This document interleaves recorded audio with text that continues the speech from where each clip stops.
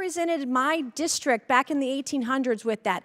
The last black member of the U.S. House of Representatives before Reconstruction came from South Carolina, George P. Murray, the black man, former slave, and entrepreneur who founded the Republican Party in South Carolina. One of the founding members was named Robert Smalls, who commandeered a Confederate ship and gave it to Union soldiers and served his country admirably in the process. In my district, it was Harriet Tubman, and you can see it in the movie Harriet, who rescued more than 700 slaves in one night in Beaufort County, South Carolina. So I am very well aware of our rich history and try to recognize it as best as I can in the position that I have. And I resent the fact that you're going to throw that in my face up here. I'm one of the few people that you'll see on my side of the aisle trying to do the right thing to the right people every single day. And I would like to yield the remaining balance of time to my colleague from Florida.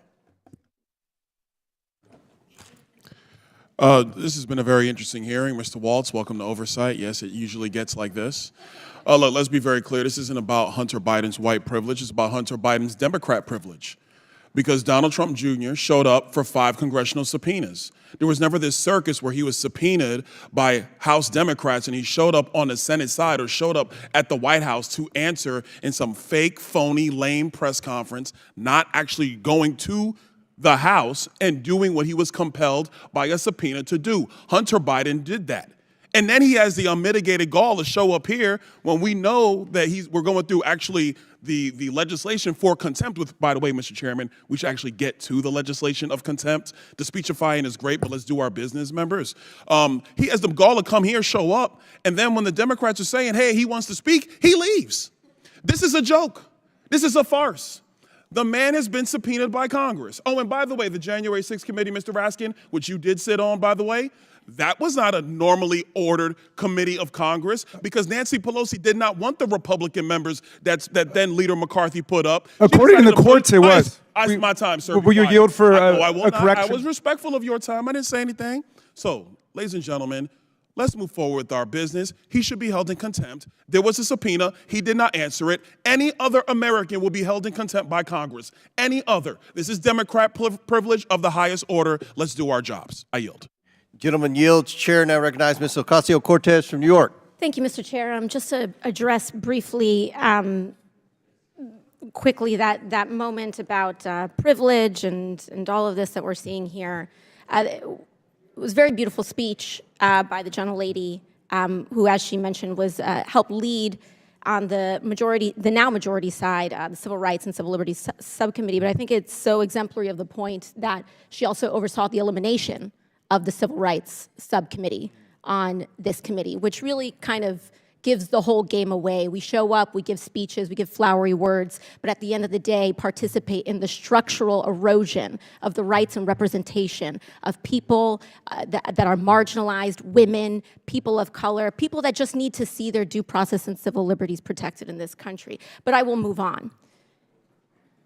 As also the Republican side had mentioned in their many raisings of the January 6th committee, that it's not just Hunter Biden, you, me, any individual subject to equal treatment under the law, to be held up to accountability under the law, but it is also these committees and this committee that is subject to oversight and law.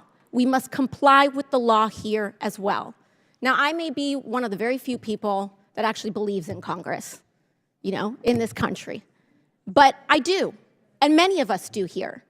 And we have an obligation to engage in good faith participation to execute and comply with a subpoena.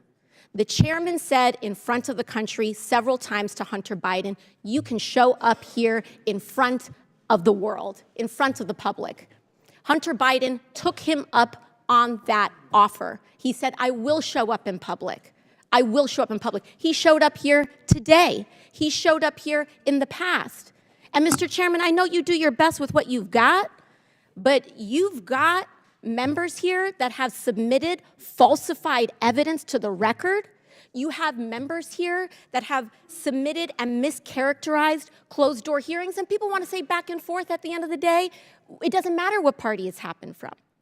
You've got members who've engaged in revenge porn in this committee. So it is understandable why Hunter Biden would want to testify in front of the public for the American people to be able to witness that testimony for themselves. You've got members who've defied subpoenas. You've got members who we are 1 year into the term asking what the rules are at the beginning of the committee. The book was given to us on day one. And so what we should do is allow the man to testify. I believe in the power of the Oversight Committee. Frankly, I believe in it regardless of whether Republicans or Democrats have the chair, because I believe that this committee should have the power of oversight, and we cannot do that on a partisan basis. And so for that, I implore this committee to allow Hunter Biden to testify publicly. I implore and I ask for that to happen. And we cannot do that by getting engaged in this back and forth on a defiance of the subpoena. Let him comply. Let him do it today. Let him do it tomorrow. But let the man do it. And with that, I yield back to the ranking member. Thank you, Ms. Ocasio-Cortez. I think you went right to the heart of the issue here. If this ended up going to court, Mr. Chairman, and I hope it doesn't, I really hope that this committee will act in a way to negotiate and achieve a compromise with the witness. But if it goes to the court, it's going to present a novel question. What happens when a committee represented by its distinguished chairman goes out in public and repeatedly invites and challenges a witness to come before the committee, and then that witness gives the answer, yes, I will come in? At that point, the committee pulls a bait and switch and says, well, we actually don't want you to come before the full committee as was offered repeatedly in public by the chairman, but instead, we'd like you to come to a back room and do it there in a closed deposition. Now, undoubtedly, if that had been the original offer, the committee would stand in a very good place, the way we did with Mr. Biggs and Mr. Perry and Mr. Jordan, because they were told to come in, they were subpoenaed, and they blew off the subpoenas of the committee, which is why I don't think anybody should be voting on that side other than Ms. Mace, because Ms. Mace is the one who took the position that the rule of law means something. And I take the position, if we give somebody a subpoena, they should come in. But there's a very sticky problem now. What happens when we give them one offer A and then switch it over to offer B? That's why I hope you will work it out, Mr. Chairman. Thank you for yielding. Gentlelady's time's expired. To respond to the gentlelady, he can come in for a hearing after the deposition. Chair now recognizes Ms. McClain for 5 minutes. So I just want to bring everything back home. This hearing is a contempt of Congress hearing for Hunter Biden. It's not about January 6th. It's not about Mr. Perry. It's not about white privilege. It's a contempt of Congress hearing about Hunter Biden. Although I appreciate the diversion tactics, like my colleague from Florida said, let's get back to our business, which is actually the contempt of Congress. I also want to thank my colleague, Ms. Cortez. I agree. Let him comply. Right? Let him comply. And with our ranking member, let's follow the rule of law. So in contrast, let me read the rules of the committee real quickly. It's on page 9 of the rule book, right? And it talks about notices. Notices for the taking of depositions shall specify the date, the time and the place of examination. Depositions may continue from day to day. Then you go to section D, consultation with the ranking minority member of the committee shall include, listen for it, 3 calendar days notice. So although I'm sure any defendant would like to come in and say, Judge, I want to come in on this day, and the defendant is going to tell the judge and the legal system how the trial is going to run, unfortunately, that's not how it works. It's really simple. So I do agree with you. Let him comply. Let him comply with the subpoena that we gave him. He chose not to. So therefore, we are holding Hunter Biden in contempt of Congress. And I would also like to say, you had the opportunity when you all were in charge, or y'all were in charge, to do the same with the members on our side of the aisle. You didn't do that. That's not our fault. That's yours. So we're here to talk about Hunter Biden. For everyone watching today, and for my colleagues on the other side of the aisle, I want to be clear again what this hearing is really about. Hunter Biden was subpoenaed to answer Congress, right? That's it. Questions. But he violated federal law by failing to appear before the committee. You can't spin that, for my colleague on the other side of the aisle. You can't spin that. The bottom line is Hunter did not show up, and he committed a crime. You see, we are a land of laws, and we must follow those laws. And that's what we're here to do today. Instead, he was on the grounds of the U.S. Capitol where he made a public statement without taking questions from the media, conveniently. So instead of showing up for his legal obligation, he showed up just steps away from a hearing room to spit in the face of this Congress. And unfortunately, that is Hunter Biden's MO. We're merely doing our job. What we're doing here today is showing the country that Hunter will not receive special treatment due to his last name. It's very, very simple. And he will be held to the same standard that every other American citizen would be expected to do. Can you imagine if you're average America and you get a subpoena and you go in and tell the judge, hey, let me tell you, here's how it's going to work, judge. I'm not showing up. I'm not showing up. I'm going to do it my way. I know we have laws, but don't worry about those laws because that would never fly.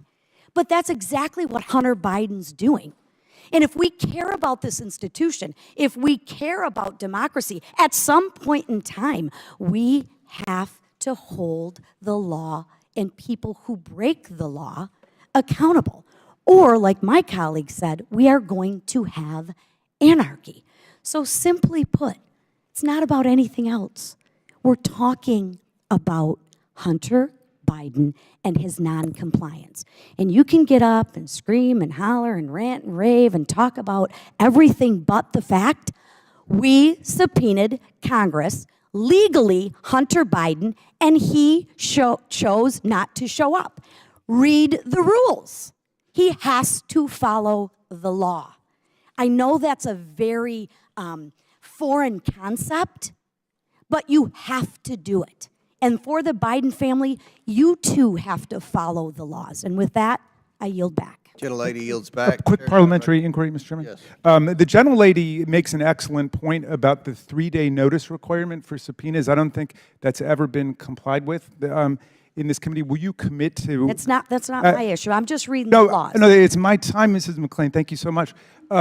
Would you commit to honor the 3-day notice requirement that Mrs. McClain properly invoked?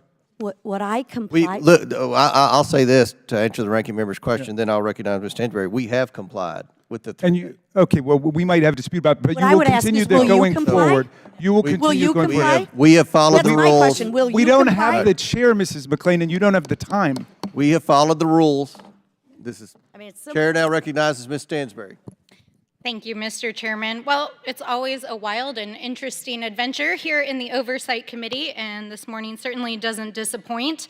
I want to talk for a few moments about the resolution that's been proposed in the ANS here, because that's what we're here to debate this morning, and really the content of that, including the assertions about the investigation that led to the moment that we're at here today. But I am really glad that my colleague mentioned that we are a land of laws and that every citizen should have to comply with them, including members of this committee, not to mention a chairman, who was subpoenaed during the last Congress and refused to respond. So if we're going to apply these laws, then they must apply equally, I would think, to even members of this committee, and certainly to the front runner in the GOP's presidential election, which I'll get to in a moment.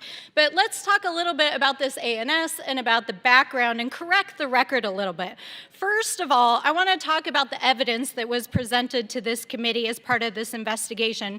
More than 62 1,000 pages of records from the National Archives on top of 20,000 pages that were already made publicly available, 30,000 pages of private bank records, 2,000 pages of activity reports provided by the Treasury Department, dozens of hours of testimony from special counsel, U.S. attorneys, DOJ officials, FBI, IRS agents, financial advisors, friends, business partners, evidence provided by the Ways and Means Committee, and expert witness testimony by the GOP's own witnesses right here in this committee in September who sat right there at that table and said there was not sufficient evidence to support proceeding with an impeachment. In fact, there are numerous members of the GOP currently serving in Congress who do not believe there is sufficient evidence. So my question is, where are the receipts? You have reviewed thousands of pages of documents, countless hours of testimony, talked to expert witnesses, including your own witnesses, that can't provide a single iota of evidence of wrongdoing by this president. But last week, House Democrats released this. We have the receipts. In fact, they're all right here in the Mazars report.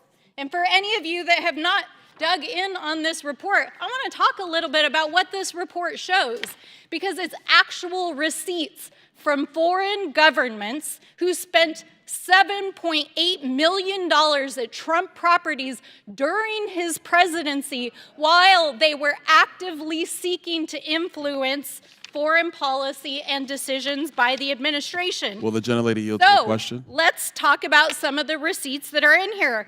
Malaysia, over $250,000 was spent by representatives of Malaysia while their ex-president was being investigated for a massive corruption scheme and which Trump's ex-fundraiser was indicted for illegally lobbying on.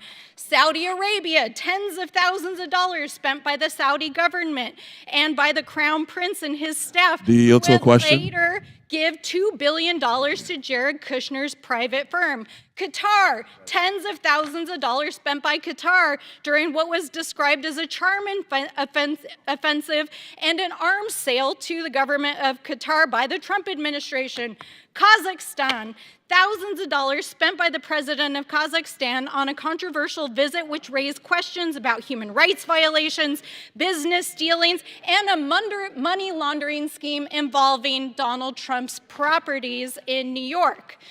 So my question is, if the GOP actually cares about criminal activity, how about they investigate the receipts that we have right here? Can I answer that question? Of influence peddling by Donald Trump, and a man who is currently facing trial in 4 jurisdictions on 91 counts of criminal activity, who's been twice impeached by this body and is currently trying to run for president again. I would love to answer your question. Of this committee has already endorsed. This is not factually based. This is a farce.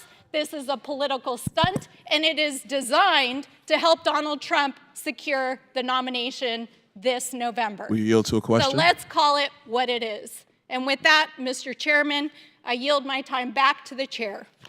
4 seconds. 4 seconds, 3, 2, all right. Time's expired. Mr. Chairman, I ask unanimous consent to enter information for the record.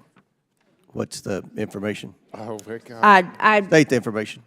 Thank you. I reserve the right to object. The minority has not provided a copy of the material for the record. In the past, she's displayed pornography. Is pornography allowed to be, or pornographic photos allowed to be displayed in this committee room, Mr. Chairman? It's not pornography. Okay, well, you're the expert. I'm not an expert, Mr. Raskin. Seems like it. Mr. Chairman, I object to the this unanimous is, consent Mr. Chairman, request. Mr. I Chairman. object. Hold All on. you need is one objection. We need decorum. I'm gonna let the lady state, and then if you object still, we'll go from there. Mr. Chairman, don't we have the opportunity to review the material before I it's reclaim my provided? time. I reclaim my time. Mr. Chair, I reclaim my time. I'd like to enter for the record an excerpt from a bank statement. there's a bank objection, statement that's Mr. Chairman. public in regards object? to Hunter Biden Mr. Mifune and has his already bank objected. accounts in his payments. Mr. Chairman, I object Okay. to the styrofoam board. It's not a Reclaiming document. order, reclaiming order, reclaiming order. We'll, Clearly, Democrats today don't want the truth to come out. Mr. Chairman, But this just I- means that I would any like to member will enter be able for to the add to record- their 5 minutes by putting on a display of Mr. placards. Chairman, I'd like to enter for the record. I think all Mr. Chairman, I members- from I a object. bank report that shows Can we get proof some order of here? Hunter Mr. Biden's Chairman, bank account where are we in and the- human Is it all right, time to trafficking. okay. Let's hold off on this. There's several objections. We're going to talk staffs between each other, and then we'll go from there. But I understand, I think what you're saying is from the laptop. Someone on this committee accused me of revenge porn, and I have a right to respond to that, and I'd like to introduce But within the rules of the evidence committee, don't. everyone. for the Mr. Chairman, record. This is important evidence for the record, and it pertains to our investigation into Joe Biden and Hunter Biden. And this comes So from do it behind closed doors like you do Look, it. Object. It doesn't appear to be bad, but you ought to. but Mr. Chairman, she's got is the 9 relevance placards of there. it? Does she get an additional 5 But minutes or 10 minutes? I don't understand how any of you who support the Well, what's genital the order? mutilation Okay. of children and drag queens showing their body parts reclaim at parades order here. are We'll offended. suspend and let the staff discuss the evidence from the laptop being entered into the record. Chair now recognizes Mr. Fallon from Texas. Thank you, Mr. Chairman. Yeah, so Okay, hold on. We suspend, so we need to stop for a moment. Okay, hold on. We'll get this. Y'all gonna discuss? You wanna go?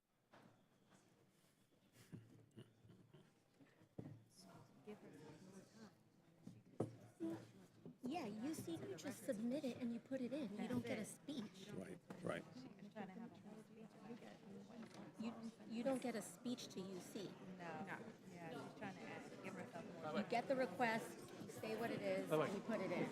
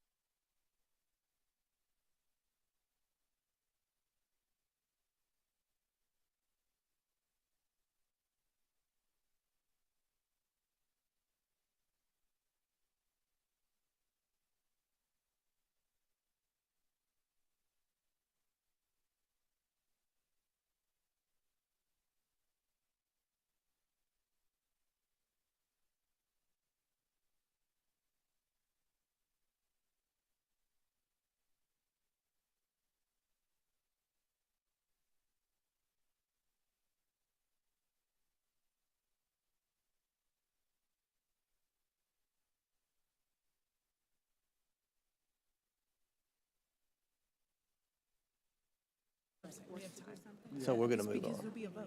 We're going to call on Fallon now. Okay. All right. Reconvene. Chair now recognizes Mr. Fallon from Texas for 5 minutes. Thank you, Mr. Chairman. You know, you have to acknowledge that there's a concentrated effort to deflect and distract, and this is not about January 6th, and unfortunately for the Democrats, it's not about Donald Trump. This is about Biden family corruption, plain and simple. And what really gets me is from just an individual and from an American to being an American is the fact that I disagree vehemently with most of our friends across the aisle when it comes to politics. I will submit that most folks that serve in Congress, whether they're Democrats or Republicans, are not corrupt. They're not on the make. They're not trying to enrich themselves. Hunter Biden is. The Biden family was. And so to sit here and defend a fella that doesn't merit that kind of defense is just interesting, and quite frankly, I find it sad as well. And I think he's a coward to come in here with this stunt, again, because, you know, you can define someone that's all about themselves by the way in which they act, and he clearly does that. That's what we're here to discuss. So let's talk about the process, because we've been told that, hey, he was here, he's ready to testify, just let him testify. For the American people, to make it very clear and digestible, when you are deposed in Congress, the majority gets an hour and the minority gets an hour, and it can go on indefinitely. So what usually happens is you can get 100 hours of questions in. You can go drill down. You can get into the efficacy of the procedure because you can go in depth, and you can hold whoever is the witness to account.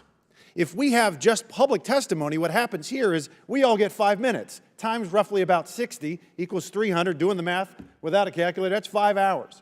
So instead of hundreds of hours, you only get 5. And witnesses are very good with their counsel to deflect and distract and answer really slowly, etc. That's why this is about procedure. 100 hours, 200 hours, and then we can come in to public testimony and ask questions about what we have read and make that public. So what I would have loved to, he was here, he left, unfortunately, because I would have loved to at least ask questions while he's in the room for the first time. I've never laid naked eyes on the man until just now. But I would have loved to have asked certain questions like, why did he feel special that he could evade paying taxes on millions of dollars of income? Why doesn't he pay it back?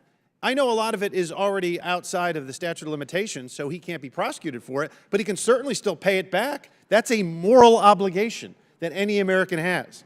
I'd like to ask him what he did, his company did, to earn $3.5 million from Yelena Baturina, who was married to a corrupt oligarch who used to be the mayor of Moscow. What did he do to have Kenish Razhikev from Kazakhstan wire him $142,300. The very next day, he bought a Porsche. What did he do for Mr. Razhikev?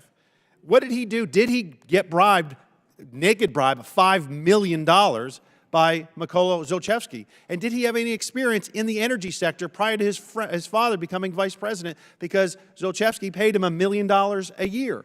Interestingly enough, the CFO of Burisma, Vedant Pazarsky, had dinner after he paid Hunter Biden millions of dollars, had dinner with his then sitting vice president dad at Cafe Milano. Did that happen? Because it seems like it did. Did Kenish Razhikev, who gave him, but essentially bought him the Porsche, he also had dinner with his dad. And yes, coincidentally, Yelena Baturina as well had dinner with his sitting vice president father at the time. Who I would also like to have asked him, having been an entrepreneur, business person myself, why create 30 shell companies if you have a legitimate business? What did your business do? What services did they provide? What goods did they sell? Who pockets seed money? I have never met anybody in business that pocketed seed money. It's the lifeblood of your venture. Why did you take millions from foreign entities? And who was the big guy? Mr. Hunter Biden, was it your dad? 10% for the big guy? When you said in that WhatsApp message that I'm sitting right here with my father, was your father really there? Will you give up your geolocations on your phone with your dad so we can determine if you guys were actually in the same room at that time? Why did you email your daughter or text her and tell her about, boy, I wish I didn't have to give 50% of my salary to dad? This all is just questions that under a deposition, when we have hundreds of hours, we could ask this. And I'm only one member of a committee of 60. I'm sure my colleagues would have plenty of questions as well. So this is what it's about. It's about justice. And think about who you're defending here. He's not worthy of your defense. Mr. Chairman, I yield back. Gentleman yields. The chair recognizes Mr. Lynch for 5 minutes. Thank you, Mr. Chairman. I will agree with my friend and colleague, the gentleman from Texas, that this is a sad day, but perhaps sad for different reasons. This whole process has become such a sham. The underlying purpose at the beginning of these hearings was that, as was the title of one of the first hearings we had, a hearing on the basis for an impeachment inquiry against President Joseph R. Biden. And at that hearing, the Republicans and the Democrats had an opportunity to bring witnesses forward that would actually provide evidence to the committee so that we could make a decision to substantiate or to undermine the call for an impeachment. And we sat in this hearing, and the Republicans brought their witnesses in, and I had to admit, witnesses that had considerable experience and expertise and impressive resumes. And so we asked them, so this is the big moment. We asked these expert witnesses that the Republicans had brought in, are there any basis or underpinnings that would warrant an impeachment inquiry at this point? And these witnesses had reviewed almost all of the 14,000 documents that have been provided, transaction reports, Treasury reports, and I'll give you the answers. These are the Republican witnesses. This is Jonathan Turley and I think Bruce Dubinsky was a consultant. One witness said, and I quote him, he did not believe that any of the current evidence would support articles of an impeachment, close quote. That's the Republican witness that you had your moment. You had your moment to bring in the witnesses. Would the gentleman yield? No, I will not yield. I will not yield. The other witness that the Republicans brought forward against President Biden, he said under questioning he had no basis to even suggest that there was corruption, fraud, or any wrongdoing on the part of the president. Now, we are all familiar with Hunter Biden's, his conduct.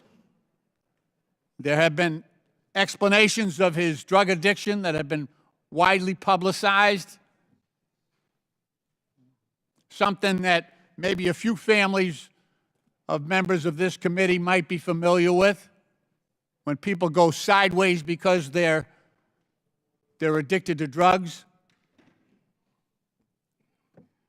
But the very moment to pursue the underlying purpose of these hearings has been completely diverted. There's been no evidence brought forward against the President of the United States. And as to this witness coming here today, or his reluctance to submit himself to private investigations, can be, I think, credibly explained given the lack of trust that has surrounded these hearings. There have been story after story about leaks coming from those private interviews.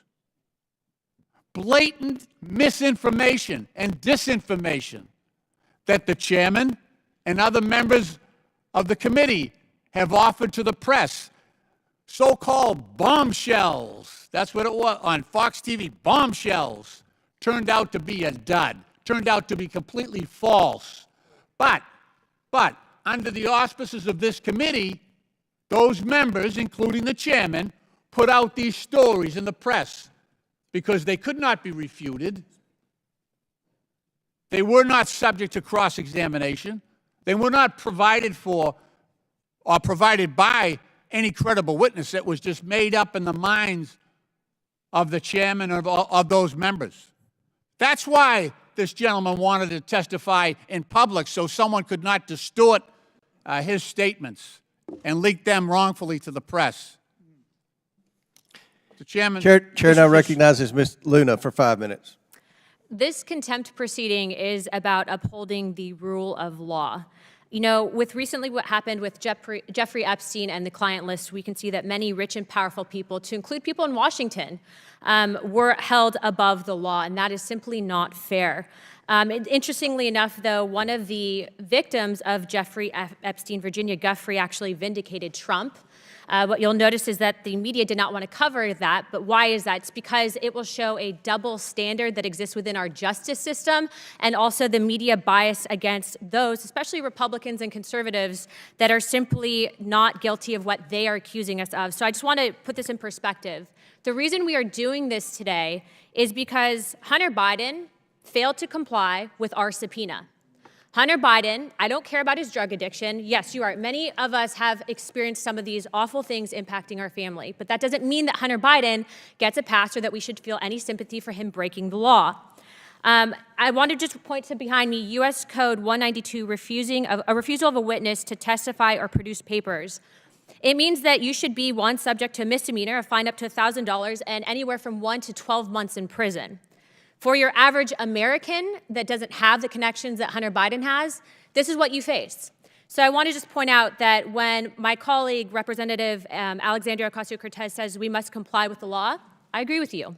When Ranking Member Raskin pointed out that that Donald Trump's allies should be held and we should not tolerate these contemptuous violations of the rule of law, I agree with that. But then let's use these exact same standards against their own. Frankly, I think that as of right now, there is a double standard that exists. We have to hold him accountable. He broke the law. He will be held accountable, and that's exactly why I'm supporting this contempt proceeding. Thank you. Chair now recognizes Ms. Tlaib for 5 minutes. Thank you, Mr. Chair. I'm going to yield to our ranking member, but before I do, I just, after coming back and being in our districts for so long, no one is asking me about this. They can't pay their bills. There is a lot of cost of living struggle all over our districts, and I just wish we would use this committee to talk about those issues. I mean, even on having the Sadler folks in here and talking about that, the cost of insulin. I mean, Mr. Chair, I would love to work with you in a bipartisan way to talk about those issues that I think really there's responsibility all over the place in regards to the fact that so many of our American residents and communities across the country are struggling.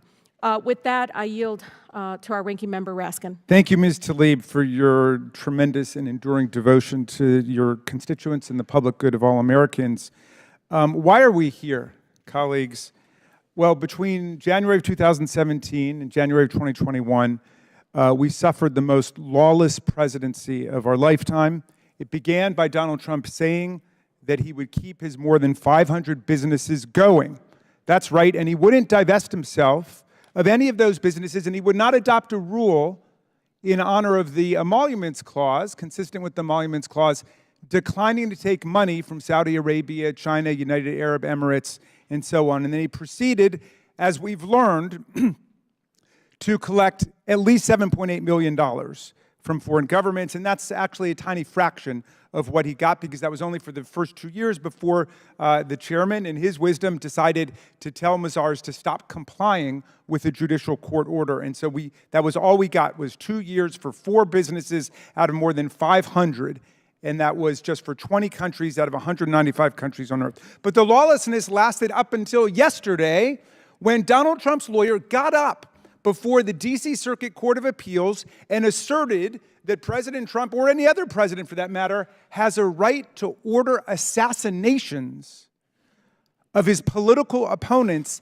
and not be prosecuted for it unless he's impeached and convicted first, which is completely at odds with the text of the Constitution, the history of the Constitution, but he asserted a right to assassinate other citizens unless first he's impeached or convicted, which means all you got to do is kill your political opponents and then kill enough of your political opponents in the House and Senate to keep yourself from being impeached or convicted. My friends, please don't look at your phones and papers right now. This goes to the heart of the republic. Take a position on it. Even if you're going to support it, take a position on it. Don't stick your heads in the sand. Donald Trump is doing this to our country.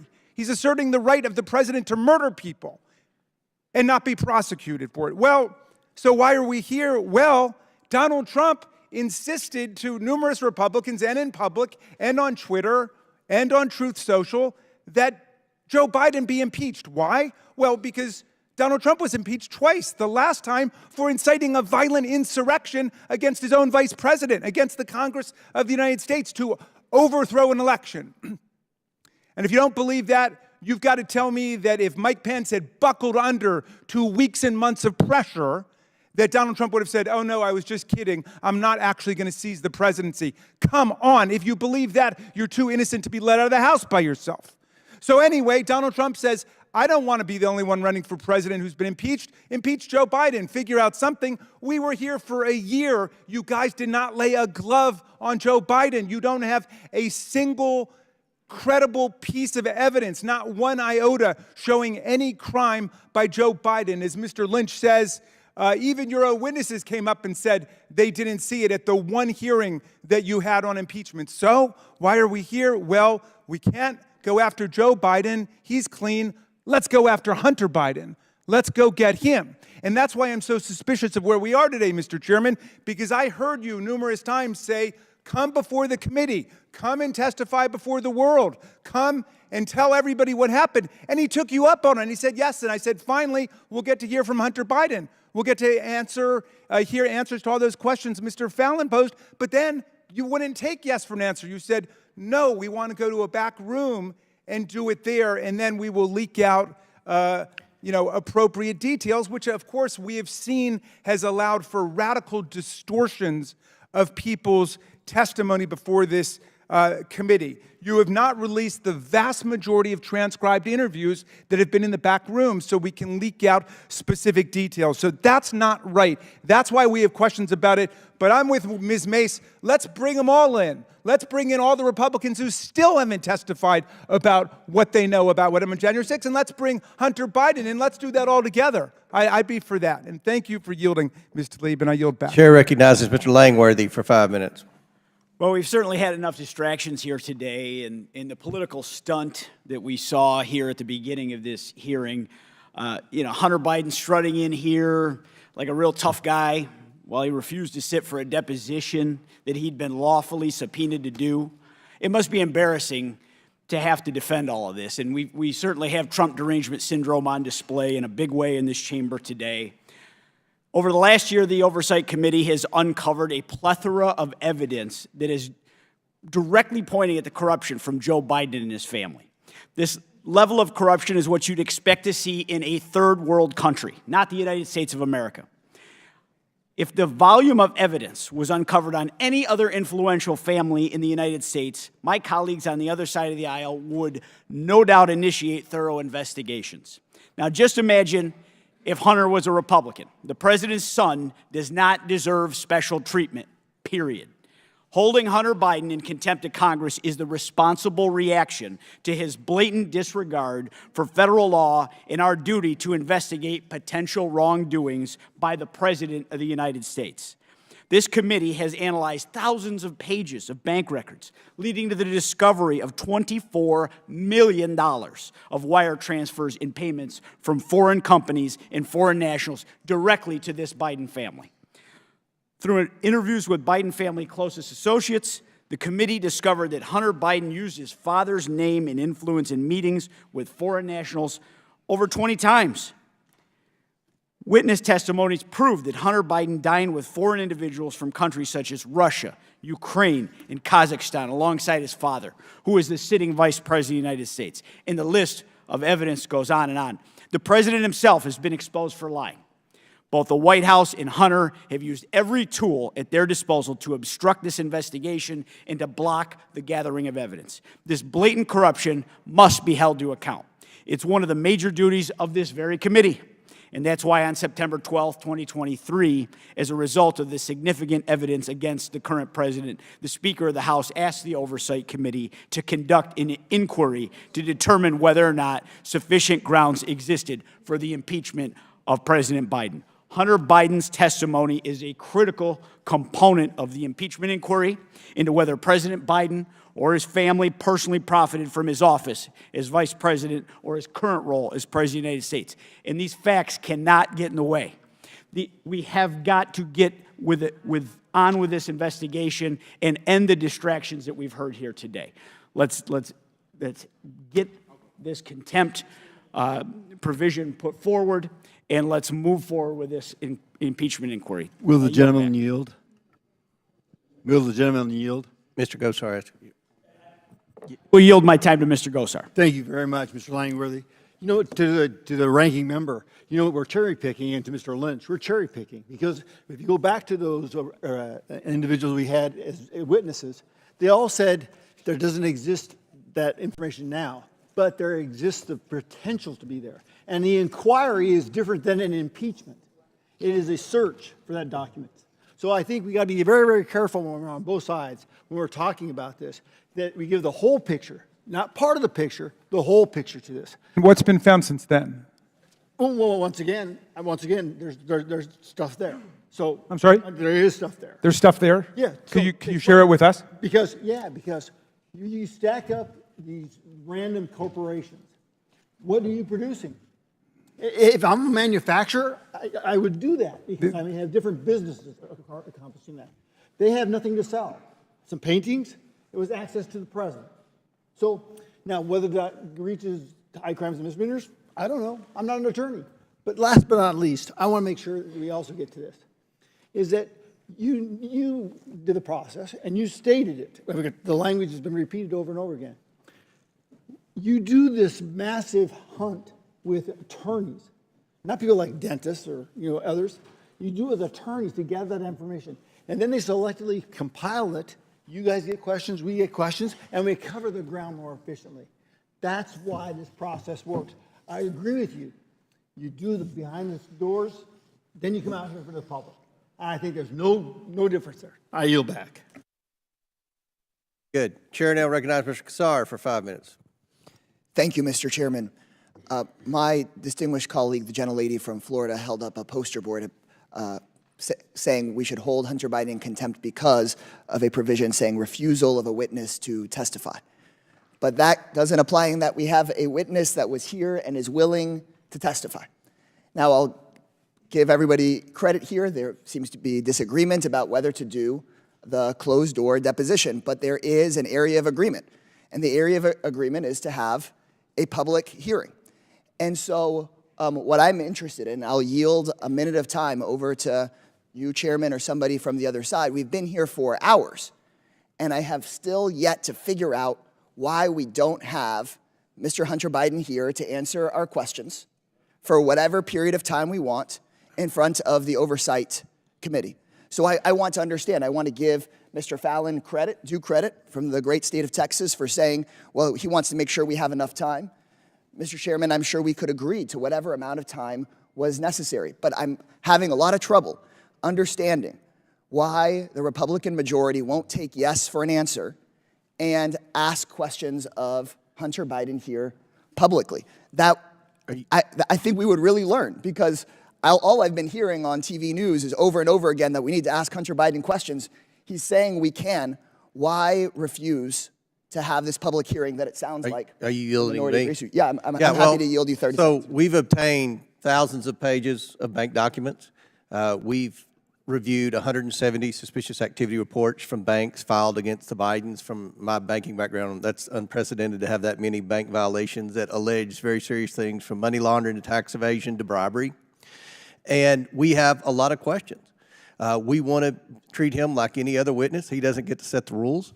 We will depose him. And look, we split time with Democrats. You all get an equal amount of time with Hunter Biden. Then we'll have a public hearing. But I guess my question is, if there is disagreement, and it sounds like there is, around the deposition, why not have the public hearing? Is there a reason? We will after the deposition. I understand, Mr. Chairman, but nobody has explained to me clearly yet, And I think to your own districts, to my district, why not call Hunter Biden in tomorrow? Why not ask him in next week?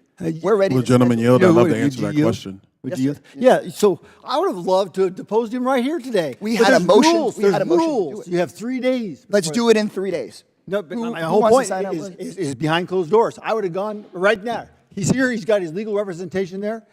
Let's play this game. But we have rules that say you have 3 days. I'm not playing game one. I'm sure we could waive the 3 days. Second, we could have it here in 3 days if there's agreement about if what we're hearing from the Republican side over and over and over again is they've got questions for Hunter Biden. The quotes from this hearing. Hunter Biden's testimony is critical. I want to delve into questions I have for Mr. Biden. Why not ask for those? Why not ask for that tomorrow? The deposition tomorrow? No, we would have him here in public tomorrow in front of everyone. I understand you're saying after the deposition, but my question for you is just very clearly, why not have the public hearing tomorrow? Will the gentleman yield to that question? Yes, sir. Mr. Chairman, if and you Mr. may. Donalds, I want to compliment you because I remember our first Oversight Committee hearing, you said it would be good to have these real conversations, so I genuinely I am all for this, Mr. Kassar. I actually enjoy this part if we ever get to it. Look, the reality is, and you have attorneys on your side of the aisle, there is never any proceeding that takes place without a deposition of the witness.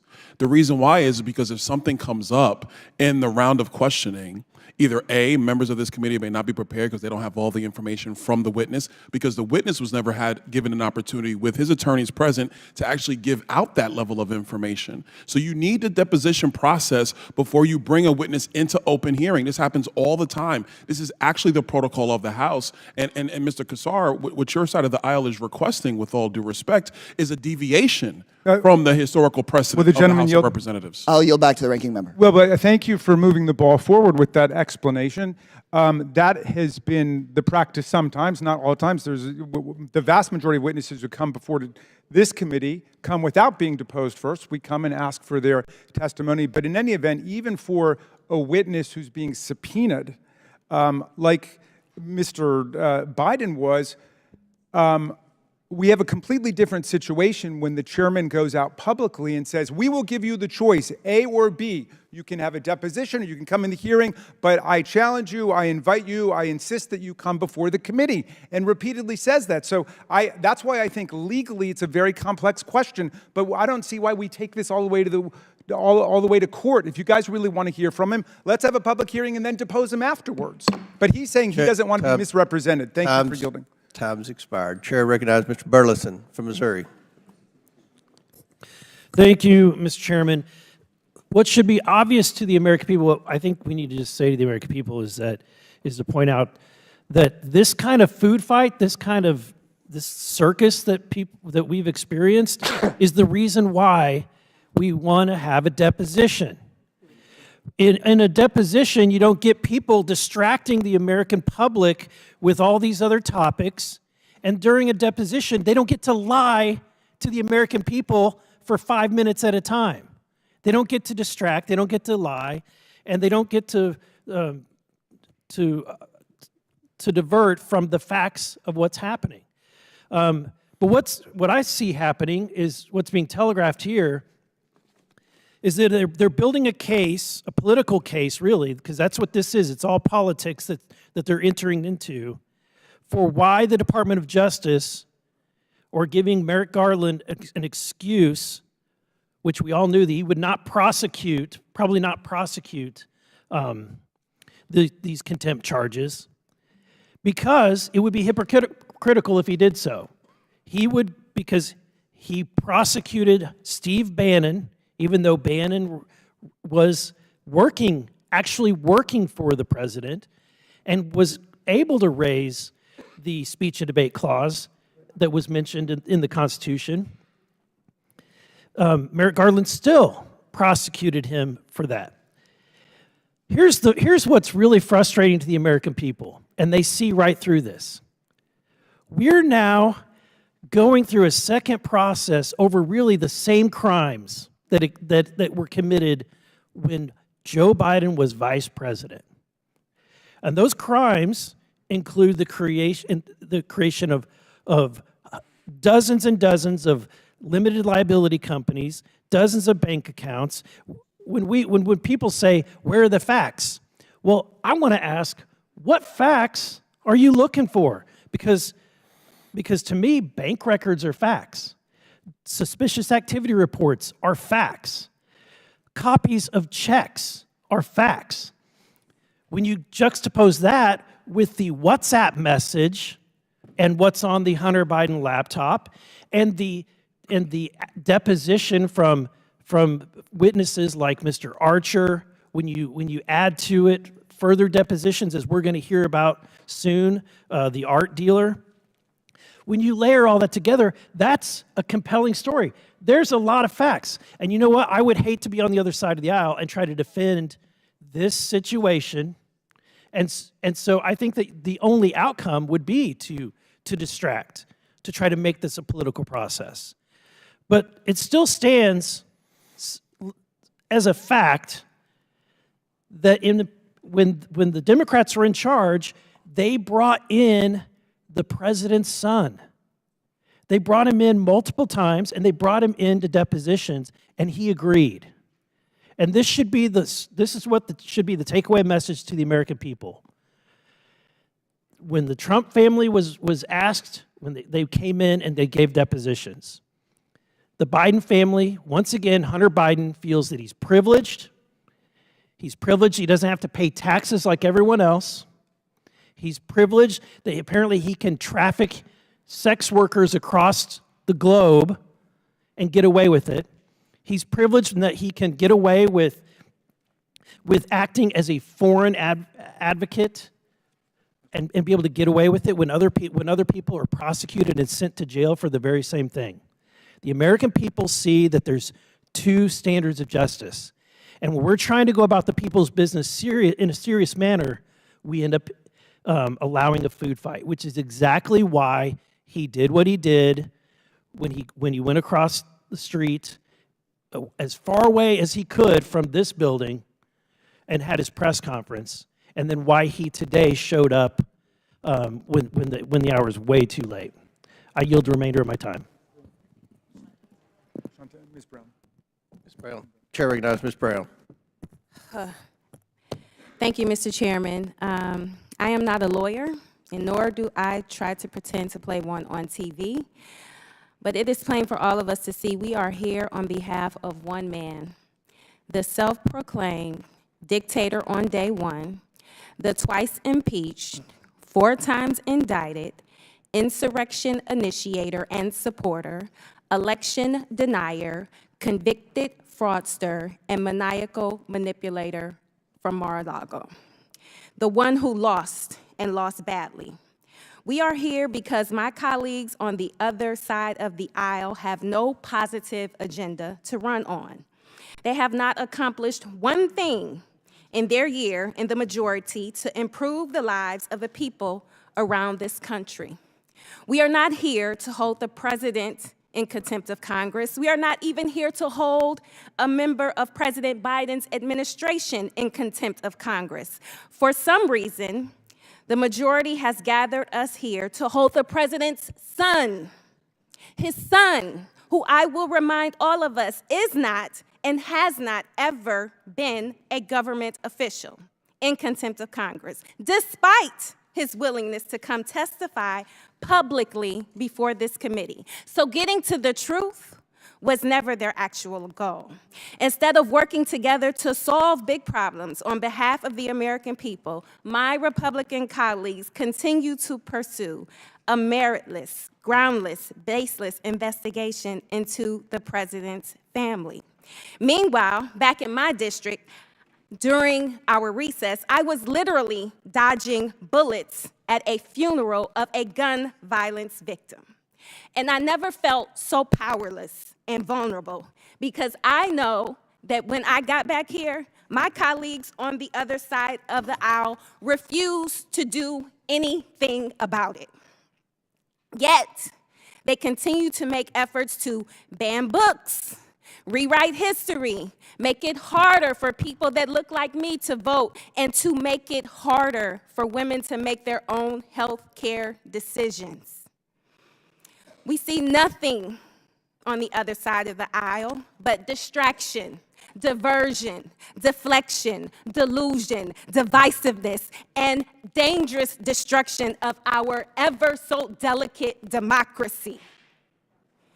So with that, I am tired of the political theater. I want to get to work for the people back home in the 11th Congressional District because they, quite frankly, don't care about Hunter Biden. Will the gentleman And with yield? that, I will yield the balance of my time to my ranking member. Ms. Brown, thank you so much. You know, you started off by saying something pretty profound, which is we are here instead of doing the business of the American people because the Republicans have offered us no positive agenda in their year in office. We know we've wasted countless weeks in them just trying to pick a speaker. And we've wasted countless weeks with their inertia and their do-nothing policies. But Ms. Brown, I don't know if you recall, I just don't want people having to take your word for it. I think numerous Republicans have gotten up on the floor of the House complaining about the fact that they have no agenda.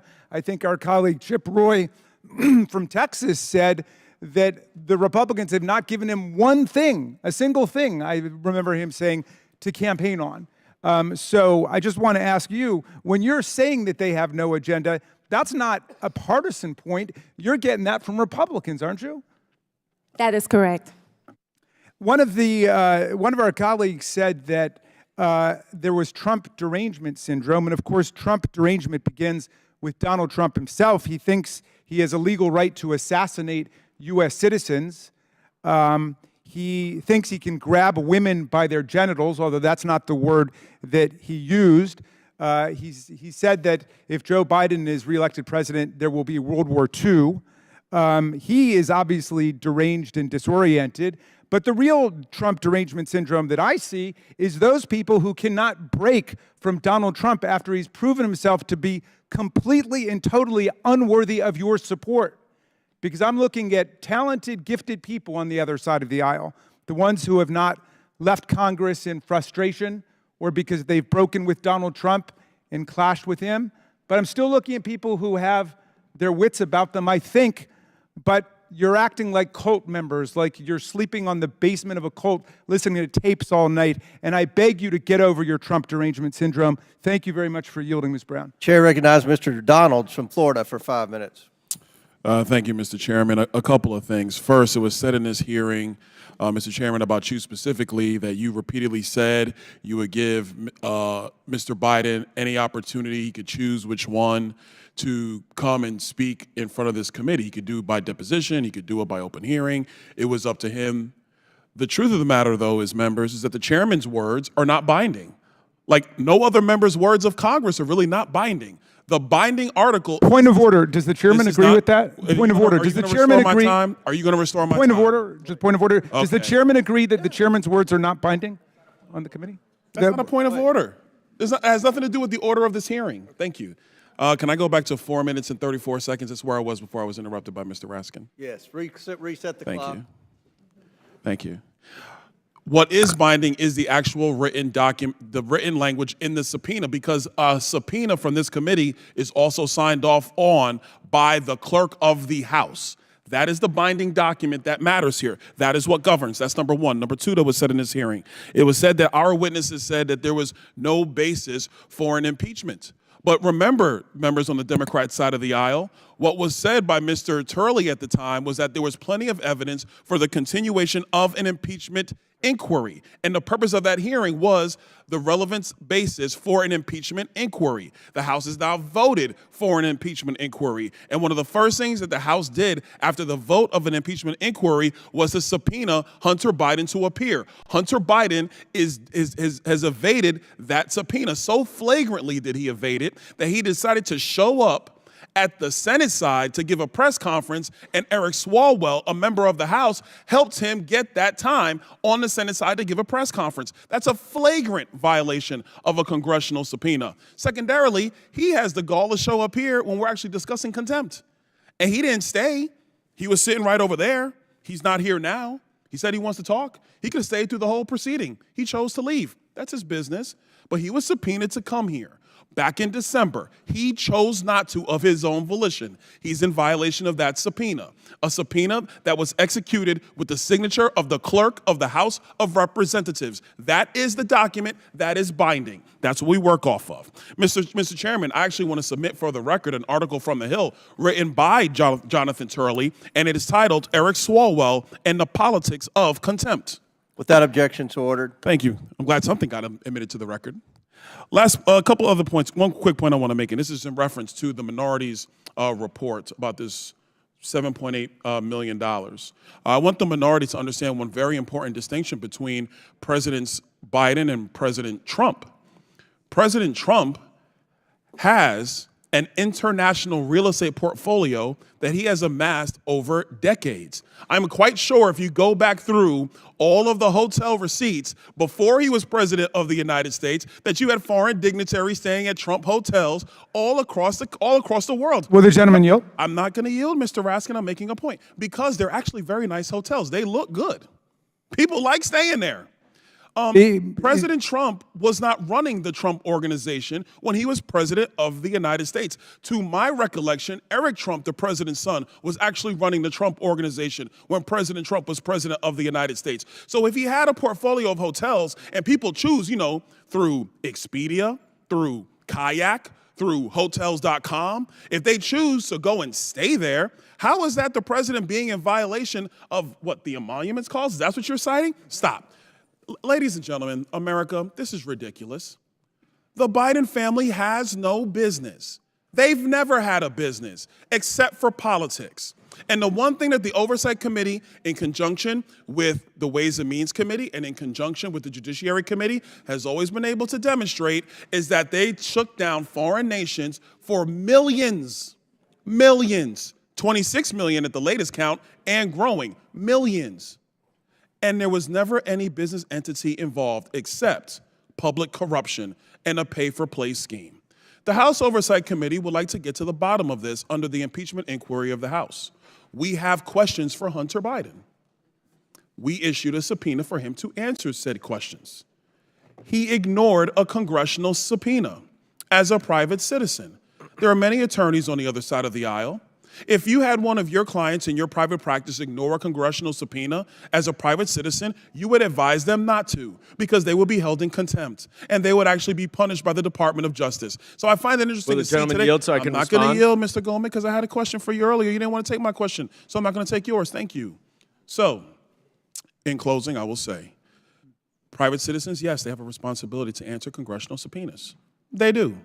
Hunter Biden had it, and he was flagrant. He decided to give a press conference. So we're going to do this business, and he should be held in contempt by the full House of Representatives. I yield back, Mr. Chairman. Very good. Chair now recognizes Ms. Norton from Washington, D.C. for 5 minutes. I yield my 5 minutes to Mr. Raskin. I'd like to thank the distinguished delegate from the District of Columbia, and I need to correct the record because of several false statements made about the Foreign Emoluments Clause, Article 1, Section 9, Clause 8, although I do appreciate the gentleman from Florida's attempt to at least engage on the matter of substance that was raised so powerfully by Ms. Crockett. Now let's start with this. Article 1, Section 9, Clause 8 says that neither the President nor any member of Congress can receive a present, an emolument, which means a payment, an office or a title from a prince, a king, a foreign government, quote, Mr. Donald, of any kind whatever.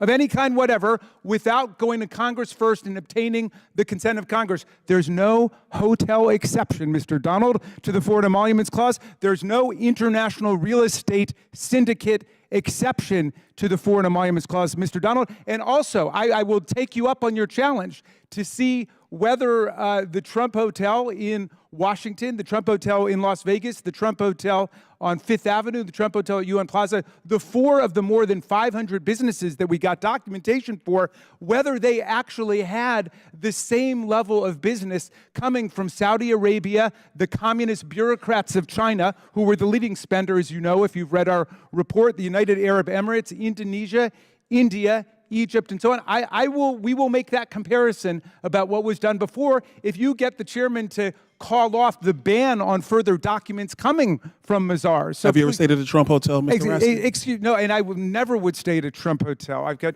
too much self-respect and stay at concern bad for hotels. hygiene. So, but in any event, Mr. Donald, you're totally wrong about what the Foreign Emoluments Clause stands for. Abraham Lincoln was given 2 elephant tusks by the king of Siam during the Civil War, and he liked them very much. He wanted to keep them, but he went to Congress, which is what every other president did before and every president did since, right up until Donald Trump, and he asked whether he could keep the tusks, and Congress, though they loved Honest Abe, said, no, you can't keep them. I mean, John F. Kennedy was offered citizenship by the people of Ireland because they loved him so much, and he refused to take it, saying that even though it didn't violate the letter of the Emoluments Clause, it violated the spirit of the Emoluments Clause. And Donald Trump converted the presidency into an instrument for self-enrichment. He raked in millions of dollars from the most corrupt governments on earth, who came in with specific favors that we document in our report that they got from Donald Trump. I beseech my colleagues, I will read any book, any magazine, any speech you've given that you want me to read. Read this report and come back and tell me if you think Donald Trump did the right thing in converting the White House into a for-profit operation. No other president in American history has come anywhere close. And you ask why he's so determined to stay in office that he would unleash violence against his own vice president, the brother of your colleague, of our colleague. Why would he do that? It's because it was a money-making operation, and it was a great business grift for a guy who went bankrupt several times. And yet, out of some misguided partisan loyalty, you're going to stick with him. I don't even know why you stick with him. He was a Democrat longer than he was a Republican. He wanted to run for president on the Reform Party. You guys have been taken over by an absolute con man. And now you're acting like members of a religious cult who don't even remember how you got in the first place. We say return the profits, Donald Trump, $7.8 million. I've got a letter, Mr. Chairman, I'm going to share with you telling Donald Trump to return these $7.8 million. It's a small fraction of what he raked in.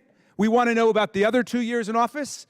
We want to know about the other businesses, not just those 4 that we were able to get information on. And we want to know about every country on earth, not just the 20 autocracies and dictatorships that we found. This is our government. This is our Constitution. And we're going to stand up for it against Donald Trump and anybody who follows him to the path of oblivion. Abraham Lincoln started your party as a third party to replace the Whigs because they wouldn't take a moral stand against slavery. It was a pro-freedom, anti-slavery, pro-union, pro-honesty party. And your party has been reduced to a corrupt, authoritarian cult of personality. And everybody does whatever Donald Trump tells them to do, which is what we're doing here today with this stupid attempt to hold Hunter Biden in contempt when he has come forward to say he will testify and give you everything you want, as the chairman of the committee repeatedly offered in public. So forgive my outrage and indignation, but enough is enough. Let's get back to the business of the people, as Ms. Chair Brown recognizes said. Mr. Higgins for 5 minutes. Thank you, Mr. Chairman. Mr. Chairman, the American people may be surprised to know some of my colleagues across the aisle hasn't served as long as we have. Might be surprised to know that Representative Raskin and I had been building quite a colleague friendship in my original years of service. Prior to J6 especially, we would visit and we would debate constitutionalist questions, and he honored me by observation of my what he would sometimes call compelling arguments, contradictory to his own. So it's with sincerity that I say congratulations to my colleague, Mr. Raskin, because you have obviously fully recovered from your cancer treatments. Thank you, my dear friend, and I do love you. You're quite animated, and I believe there's a direct correlation between your testimony against former President Trump and his poll numbers, because I'm watching a live feed. The more you talk about him, the more his numbers go up. So I may yield you more time. But I would, honestly, I'd like to ask you, if I could, regarding the deposition, just from a calm, if we could take a step back from the emotion here and the political conflict and this sort of prepared for battle debate we're in here. Just regarding depositions, we've all been through depositions in one way or another. They're very cold and calculated, and you have your attorney there, and then the bad guys, who's always those the other guys, they have their attorneys, and you're either being sued or you're part of a suit. You're either the defendant or the plaintiff, and you're in a room for hours until all the questions have been asked. So, sincerely, why, if you were Hunter's attorney or advisor, why would you advise him not to participate in a deposition wherein his own attorney is there, it's private, and everything is transcribed, his words cannot be twisted by the fake news? Just tell us, Mr. Raskin, and I yield for your answer. Thank you kindly. And I should tell you that your feelings are not unrequited. I still have very fond and warm feelings for you. I'm sorry that January 6th came between us, and I look forward to a day in our republic when we will be really good friends again. But in a direct answer to your question, if I were his lawyer and I were his advisor, I would never advise him not to come and testify before the committee, except for one thing. And this is why, and I started out this way. But specifically, I'm asking about depositions. Yes, about deposition. Because we want the deposition first, I would clarify, no, and then the public testimony. Just to answer your question, I would recommend it, except that they were publicly given the offer numerous times to come before the whole committee, and they state a fear on their part, which is not unreasonable, that their words will be distorted and the transcript of the interview will never be released, because the vast majority of the transcribed interviews have not been released. And I would use this as an opportunity to call on the chairman. Let me just say that I think that's solid counsel. But that brings us to our next point, my next point, which is that as a free American, which, I mean, to a certain extent, we still have some individual rights and freedoms, including to not comply with a subpoena. But so as a free American, Hunter Biden has a right to not comply with the congressional subpoena, but we have the right to take the next step as a Congress.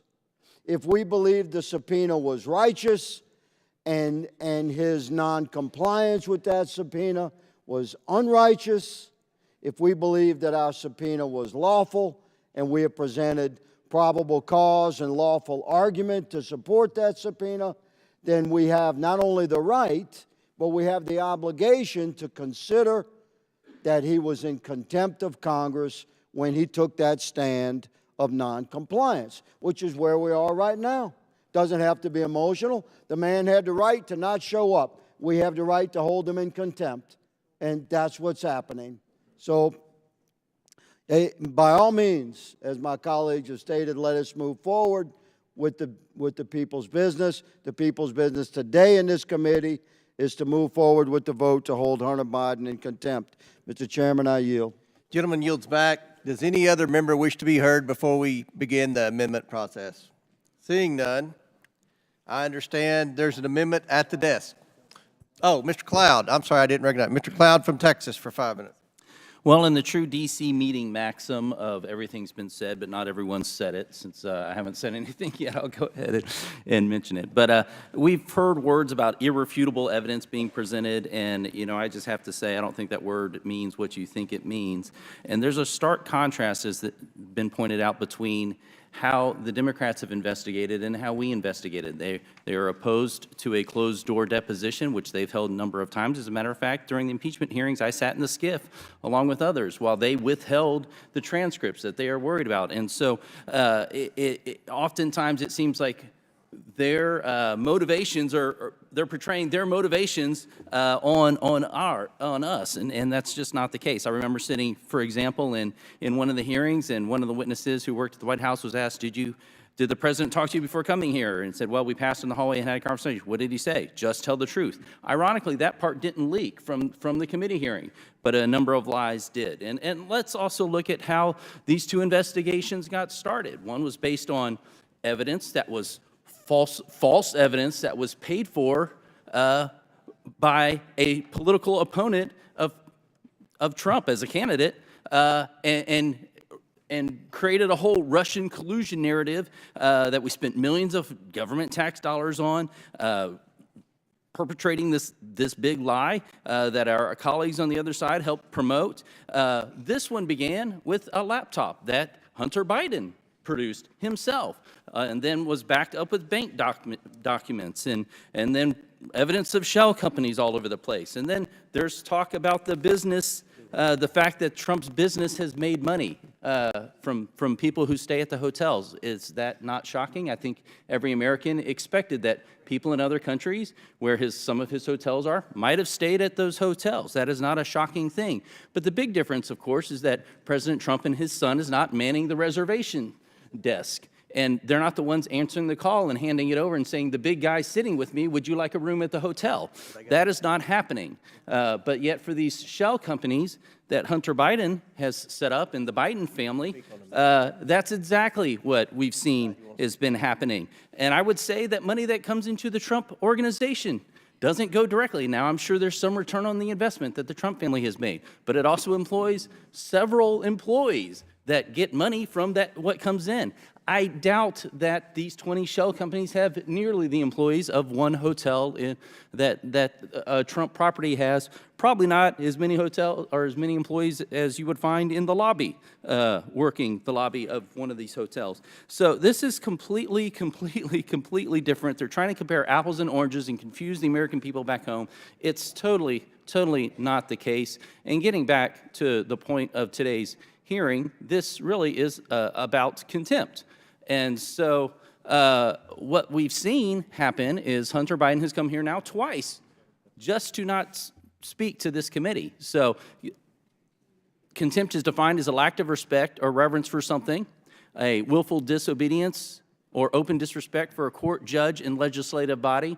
He flew all the way over here the day he was scheduled for a deposition just to not appear and to kind of thumb his nose here at this body. Today he showed up, and the minority is trying to make the case, well, he showed up to speak. We've been here a couple times. I've been in a couple committee hearings, not nearly as many of the members here. Never have I seen a witness show up when they want to show up on any sort of thing to say, hey, I'm here to speak on what I want to speak about. That is not how Congress works. That's not how any meeting on the Hill works. That's ridiculous to think that somebody's going to be able to show up and just mandate the agenda for today's meeting, which is further evidence of why he is holding Congress in contempt. He thinks he's above the law. He thinks it has no weight on him, and understandably so for the moment, because the DOJ refuses to follow up on anything and has done their best effort to work with the IRS and other agencies to shield and protect the Biden family. This is important. We have to hold them in contempt, and I yield back.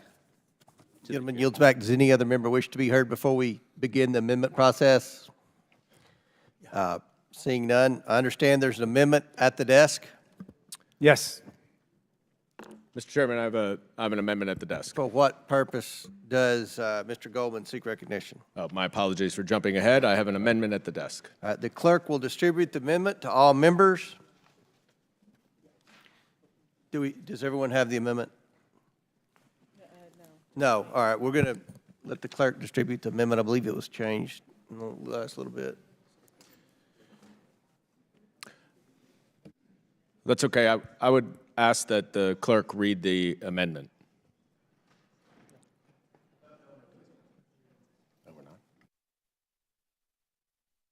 My apologies. I withdraw.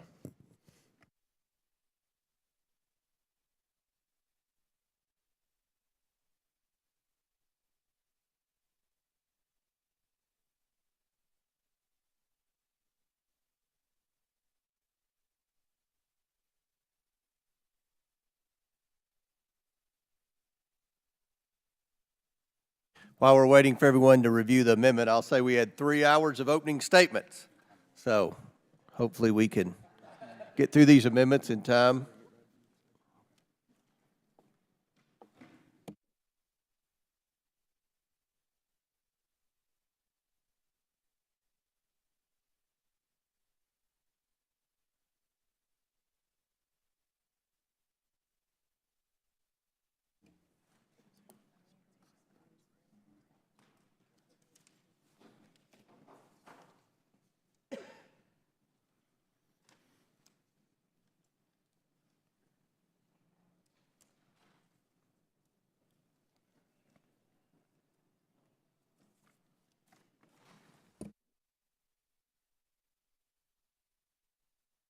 Just a note, we're working on printing the amendment because we just got it.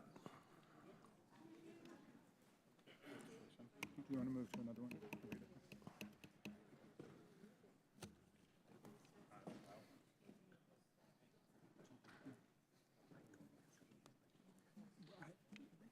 I can go now if you want to just use the time and I can do mine. I mean, I can do the time and most of the papers ready.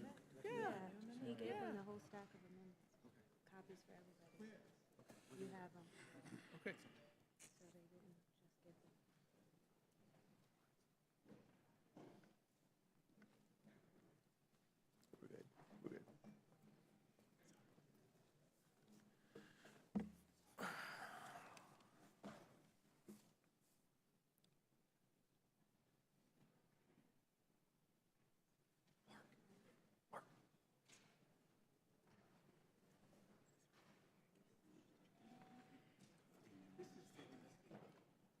So they didn't just give them.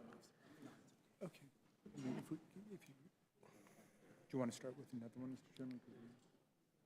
Mr. Garcia is ready to go.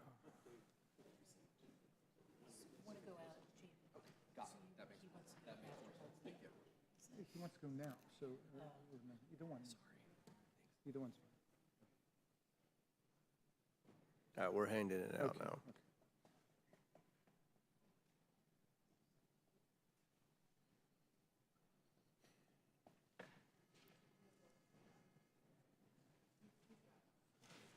I'm going to proceed with the clerk to read it.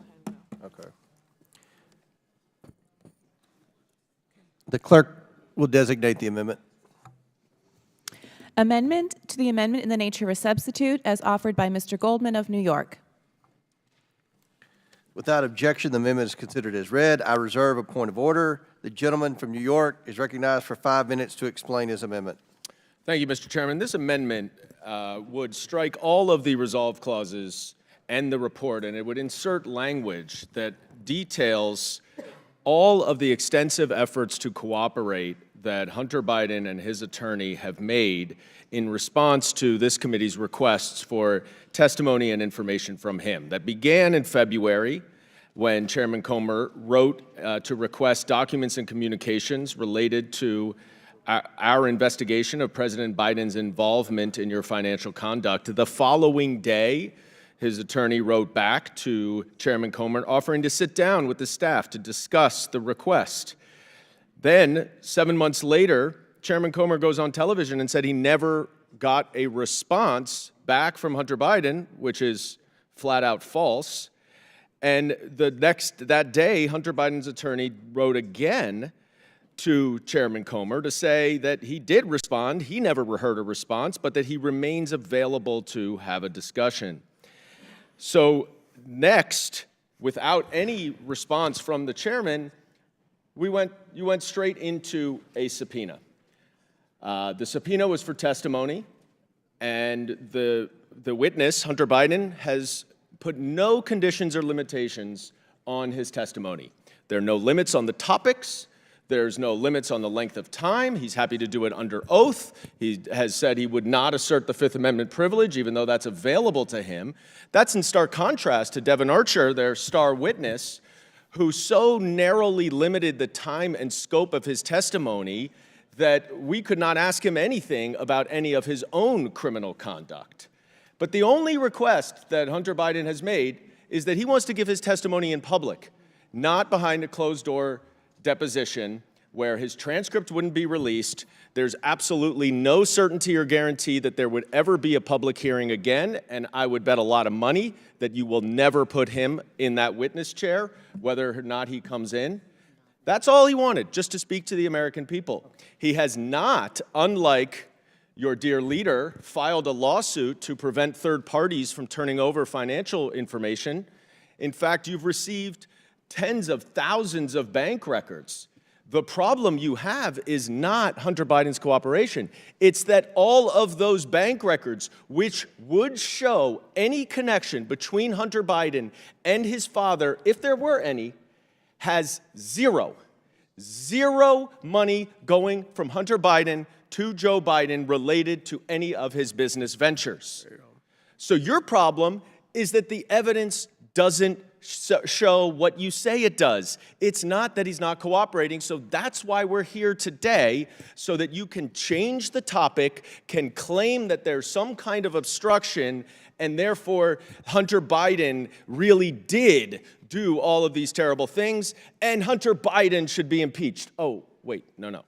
It's not Hunter Biden who's being impeached here.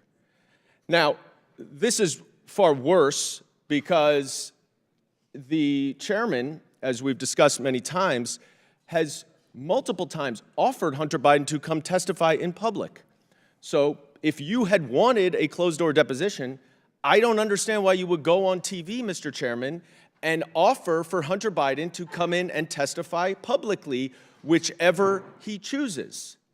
So why no public hearing? Why won't you have a public hearing? The only request, this is an incredibly cooperative witness. We've all dealt with many witnesses who put a lot of restrictions on their testimony.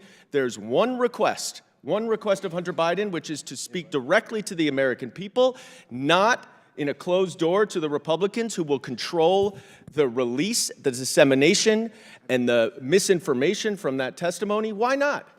Well, one of your own colleagues went on the House floor last fall and said that this impeachment investigation was, quote, failure theater, unquote. A Republican said that. So the theory here must be, let's avoid the theater part of that and just keep the failure behind closed doors. Last month, Hunter Biden showed up to the Capitol on the day that he was subpoenaed, ready to testify in this hearing room. You refused to take his testimony. That very same afternoon, you went on the House floor to vote for an impeachment resolution on the rationale that you needed to pass a resolution to get more evidence. You reject evidence in the morning, and then you cry foul about no evidence in the afternoon. He's ready to testify, and this is a dangerous precedent you're setting if every single line in every single subpoena must be adhered to, or you're going to hold in contempt. I know my colleagues on the other side of the aisle who defied subpoenas outright would be very afraid if that became the standard here. And I yield back. And I'll recognize myself. I oppose this amendment. This amendment claims that Hunter Biden has cooperated with this committee's investigation. How has he cooperated with the investigation if he has not abided by a congressional subpoena? Abby Lowell has never discussed scope or logic with us. And we have identified at least 2 checks directly to Joe Biden where we traced the money directly through the Biden influence peddling schemes. That is a fact. We have published evidence. This isn't like Adam Schiff and the Steele dossier where you just make stuff up. We have produced bank records, and bank records don't lie. So Mr. Biden mocked our legitimate congressional impeachment inquiry and flew to D.C. to hang out outside of Congress and did not show his face for a deposition. He is not in compliance. He openly defied a congressional subpoena. Do any other members wish to speak on this amendment? Mr. Chairman. Chair recognizes Mr. Raskin. I want to yield back to Mr. Goldman. Before I do, I just want to pose a question to you. When you said that there was documented checks involving the president in an influence scheme, are you referring to the auto loan repayment checks between Joe and Hunter Biden? You mean the Porsche you got from Uzbekistan? Which auto are you? I don't know what kind of car, but are those the checks that you're referring to? The checks we're referring to were a check for $200,000 that came through the influence peddling scheme with AmeriCorps Health, and the $40,000 check that came through the influence peddling scheme with China, where I believe Mr. Bobulinski has stated publicly was a company that Joe Biden was supposed to be 10% owner. Okay, I'll reclaim my time. I think in both cases, I mean, there were a lot of words there, Mr. Chairman, but I think you're referring to the auto loan repayment with Hunter Biden. You're referring to the James Biden repayment. But if you've got documented receipts of foreign governments giving money directly to President Joe Biden, that's an outrageous violation of the Emoluments Clause, like the $7.8 million that Donald Trump pocketed while he was president, which for some reason you guys don't care about because you think the Constitution only applies to Democrats and not to Donald Trump because, hey, that's an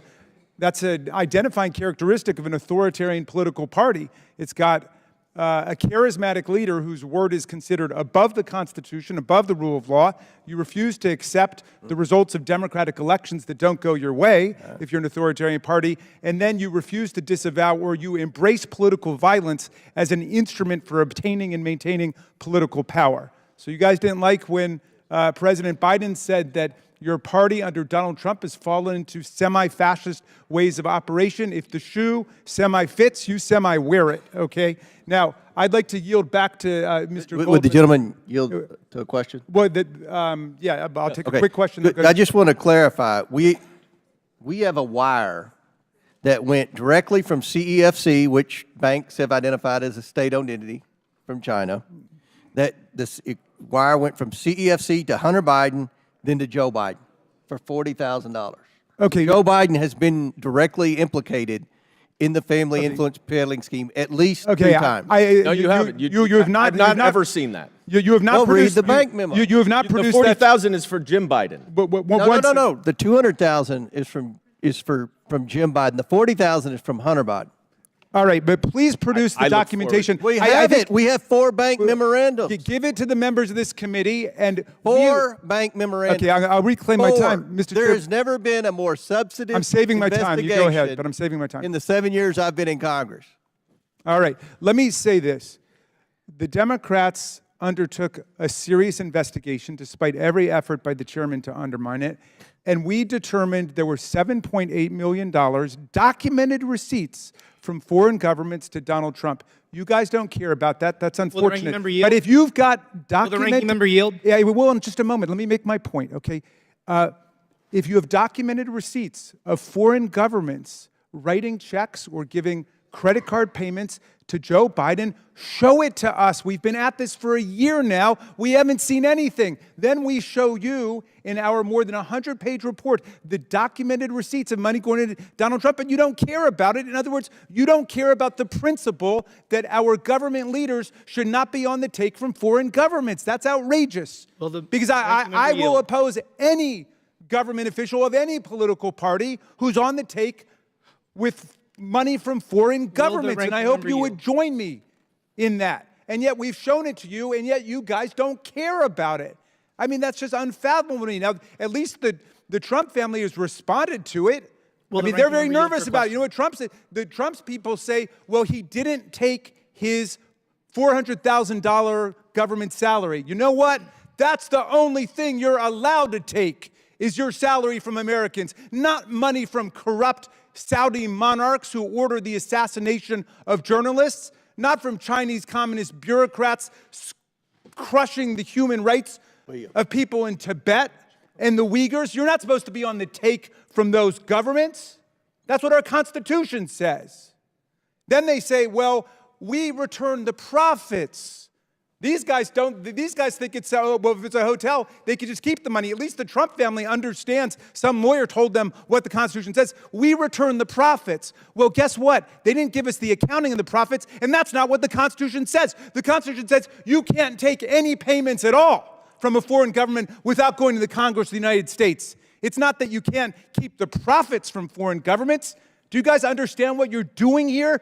You're putting that. Gentleman's time's expired. Chair recognizes Mr. Timmon from South Carolina. Thank you, Mr. Chairman. My colleagues across the aisle missed the point here. The Trump family has pre-existing businesses built over decades, hotels all over the world, and President Trump divested himself of control over those businesses to his children, and business arm's length transactions between foreign governments and between the Trump International Hotel chain, there's actually an arm's length transaction. They're getting hotel rooms, they're getting food and whatever from these hotels. So the difference is this.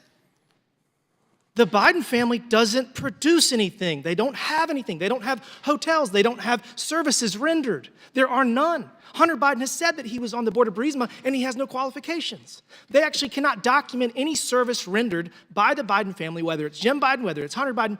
So that's the issue. The issue is that the Biden family, all they have is the big guy and his policy favoritism, and that's why we're here. And I just think y'all are muddy in the water, and it's not doing the American people justice. Would the gentleman yield? I yield back. Would the gentleman yield? Yes, I will yield to. I thank the gentleman. I do want to point out that, to the point that Mr. Timmons was making, that the operation of the Trump Hotel was a legitimate enterprise that was approved by this committee in 2013, before President Trump was elected to office. But prior to that, it was the old post office. It was losing $6 million per year. The turnaround was a plus $3 million that went to the federal government. And as Mr. Timmons pointed out, it was divested to the family, to the children. It was not run by the president. Will you yield for a question on that? I'll yield for a question. Well, when you say it was divested, are you claiming that Donald Trump surrendered any ownership interest? Because he continued to own it. He put it into a trust for his sole benefit. He said the day-to-day management would be turned over to his sons, but he was still the beneficial owner of it, and he stayed involved, as we know, because he kept talking about all the business that was coming in from abroad. Well, the gentleman's question is legitimate in the context that most elected officials put their assets in trust for their own benefit after they leave office. But it was not a blind trust. He should not be forced to divest himself of the asset, an asset that was approved by this committee. No, I'm afraid not. You're referring to... I'm reclaiming the time yielded to me by Mr. Timmons to point out that what is happening right here should concern every American citizen, because we refuse to investigate and prosecute corruption. We are constantly pounded about corruption in other countries, but we've got corruption right here that we do not. We form partisan sides on this thing, and we don't do our job. I've been here 9 years and 7 days and gone through multiple hearings in the Oversight Committee dealing with corruption, and it turns into a partisan battle when we ought to be trying to make sure that we restore the American people's confidence in this government. What Hunter Biden should have done, he should have presented himself in answer to the subpoena. I'm not trying to take sides in this. I want the evidence to speak for itself, and it will never speak for itself if we don't have people come before the committee as they're required to do. Will the gentleman yield for a question? Would you yield for one final question? I'll yield to the gentleman. Thank you kindly. And thank you for the spirit and the substance of your remarks, which I think significantly uplift the tone of the conversation. You would agree with me that the Emoluments Clause applies to government officials, and presumably you would agree with me that Hunter Biden is not and has never been a government official. So this is about a relative of the president, right? So we have Donald Trump, who's collecting $7.8 million at least. It's probably 4 or 5 times that much, and that's just during the presidency. But he was president. Reclaiming my time. And he was president. It's Mr. Timmons' time. Ranking Member, do you have any evidence that Donald Trump received any of this money you're alleging that was received by the Trump Hotel organization? Yes, he bragged about it, and in fact, he returned what he called the profits to the government, which gave the game away. So $8 million in revenue, of which you don't know what the costs were associated with that, and you don't have any evidence that the president actually received any of this money. By the way, we've got all the evidence. Have you read our report yet, Mr. Timmons? What is the amount of money that you allege he's received? $7.8 million, and it's a tiny fraction. That's just factually inaccurate. Have you read our report? That's revenue. It's not. I beseech you to read the report. I'll read any book you want me to read, any poem, any ghost story, whatever it is. Read the report, please. Read the report. Please. My time's expired, Mr. Chairman. Gentleman's time's expired. Before I recognize the next member, since Mr. Raskin's into reading, I'd like to submit to the record the last bank memorandum, the bank memorandum that details the Chinese wire that went to Hunter Biden, then to Joe Biden. It's in the bank memorandum. This is substantive memorandum. This is the 4th memorandum. If you need the other 3, we will resend them to you. Mr. Chairman, can I introduce something for the record, too, before we break? Yes, but without objection, we entered in the 4th bank memorandum into the record. Now you have something, Mr. Raskin. Yes, this comes from Newsweek. This is Republican Congressman Andy Biggs warns his party has, quote, nothing to campaign on. All right, without objection. I object. Ordered. I object. Has nothing to do with the subject at hand. Oh, well, it was very much discussed by the members today. I still object. Okay, could I call for a vote on that then, Mr. Chairman? Yeah? Yeah, all right, thank you. Let's get our members to vote. We'll do a... All right, all those in favor of entering into the record a new story, say aye. Aye. All those opposed, no. No. It's okay. Recorded vote, Mr. Chairman. Recorded vote. Recorded votes called as previously announced, further proceedings on the question will be postponed. We have votes coming up on the House floor, so, all right.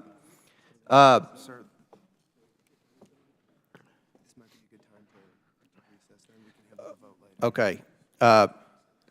We have votes on the House floor. Have they been called? Votes on the House floor are going to be called in 30 minutes. We will recess until the last vote has been recorded. Then we'll reconvene and take up the amendments and the votes. So without objection, the committee's now in recess.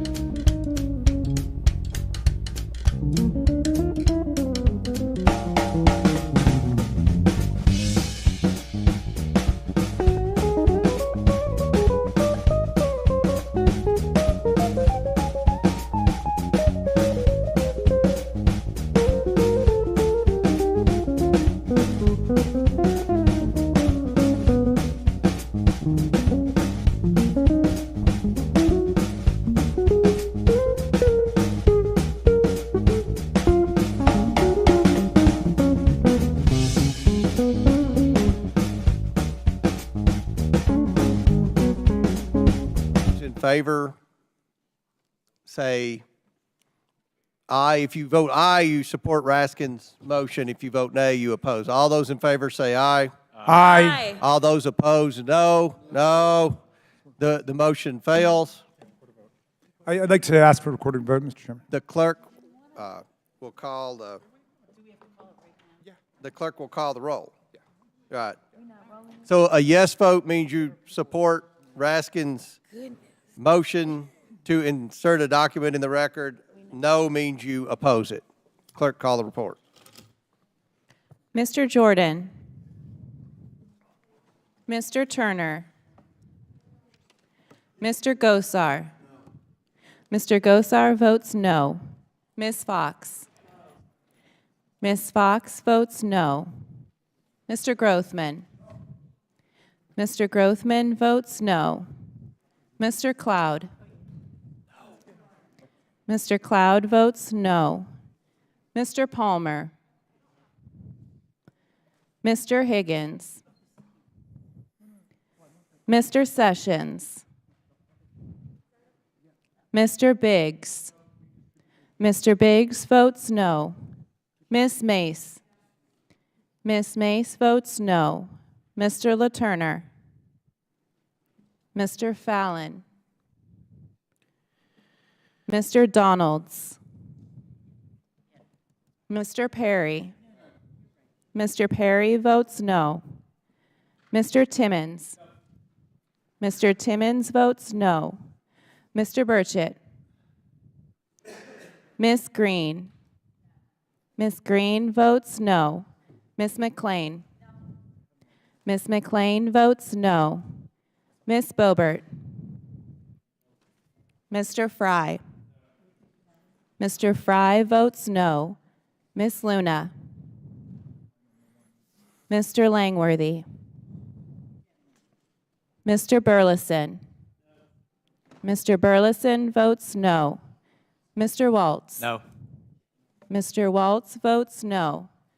Mr. Raskin. Aye. Mr. Raskin votes aye.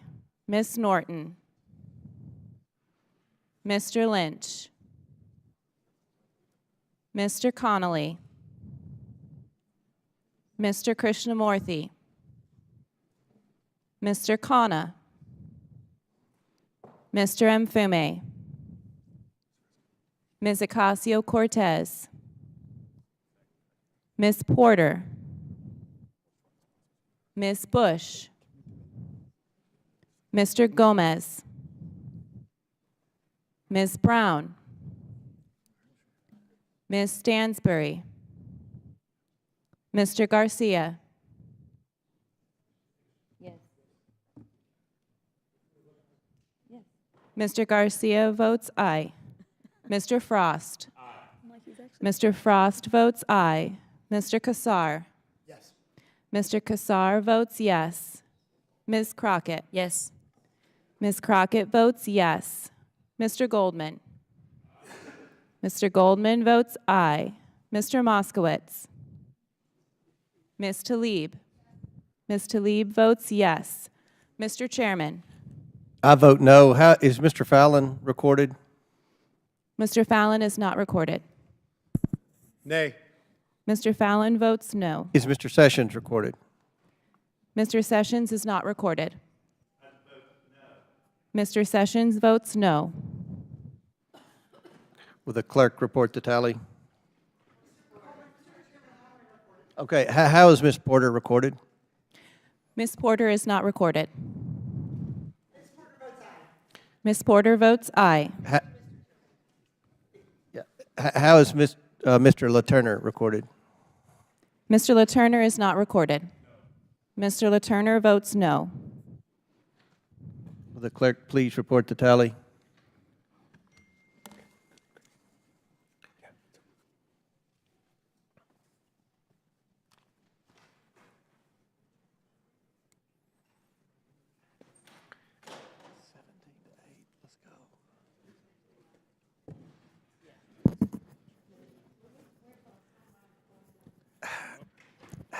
How is Ms. Norton recorded?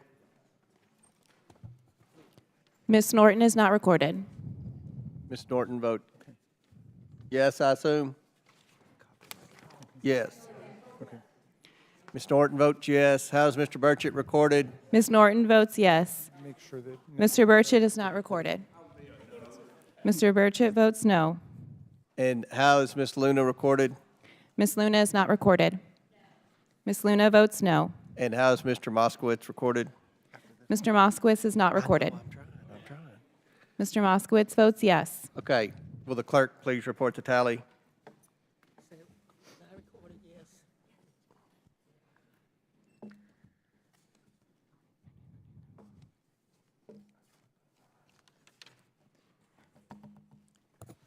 Mr. Chairman, on this vote, the ayes are 10, the nays are 19. Okay, motion fails.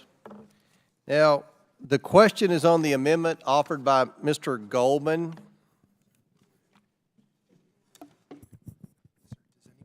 Does anyone else seek recognition? Chairman? The chair recognizes Ms. Green.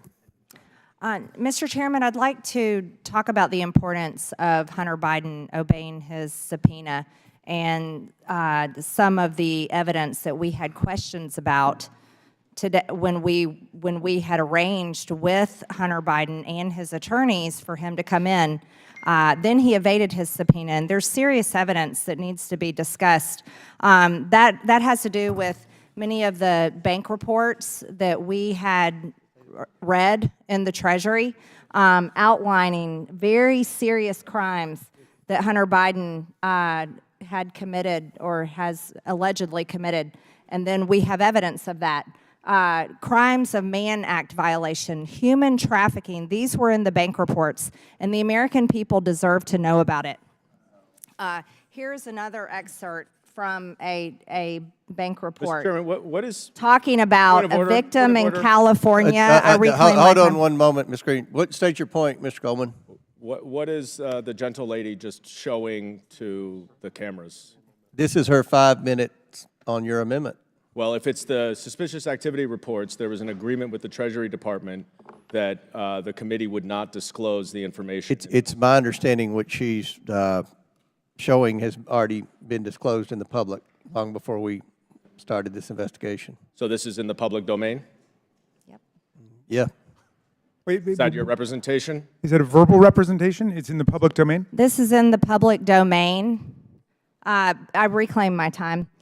Victim 1 is a California resident currently employed with FSS Management between June 2018 October 2021. Victim 1, Hunter Biden's victim, was employed by Owasco PC as evidenced by her receipt of biweekly payroll remittances from Owasco PC. However, during this same period of time, victim 1 also received large round dollar wires from Owasco PC, which reference new hire, K-wage, 10K golf member, and pay. Victim 1 received 5 wires totaling $44,508 in a 4-month period between June 12, 2018 and October 2nd, 2018. These are reports that are calling so-called employees of Hunter Biden and his law firm victims. And here's evidence of Hunter Biden violating the Mann Act. This is trafficking women across state lines for prostitution. This is an airplane ticket showing that it was purchased by Hunter Biden for this victim, where she flew from Los Angeles to Washington, D.C., and then the next day flew back to Los Angeles. The date is she flew in from Los Angeles on June 14th, 2018, and was flown back to Los Angeles the following day. And this is pictures that Hunter Biden had produced and uploaded to porn websites, and it's marked out. Chairman, These point of are parliamentary marked inquiry. out, showing Point of proof parliamentary inquiry, of Mr. Chairman. proof of Mann Okay. Act violations. Democrats should not be offended by pictures that Chairman, black out. have I been things. recognized? They should be Objection. I have offended a by point of actual parliamentary human inquiry. trafficking.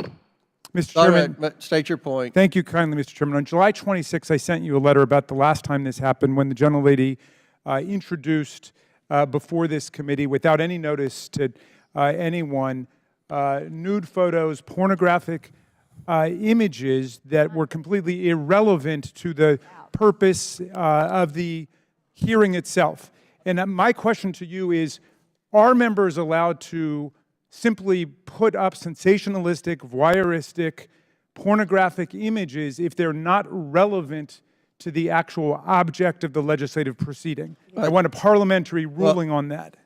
Mr. Raskin, that's probably part of the questioning for Mr. Biden, violations of the Mann Act. Ms. Green's led on that issue. No, this is a These question are of already, the rules these of the have already, committee. these pictures have already been entered into the record.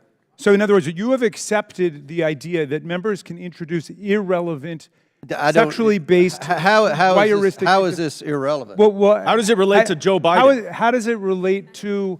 We're not doing a criminal investigation of Hunter No, Biden. we've Point had of several order, Mr. Chairman. Point of people order. that have testified in the FBI, DOJ, IRS, that they were told to stand down investigating various crimes of the Biden family. Okay. Did Joe Biden tell them to stand down? Who told the IRS, the FBI, and everyone else to stand down? This is what we're investigating. Reclaiming my time, Mr. Chairman.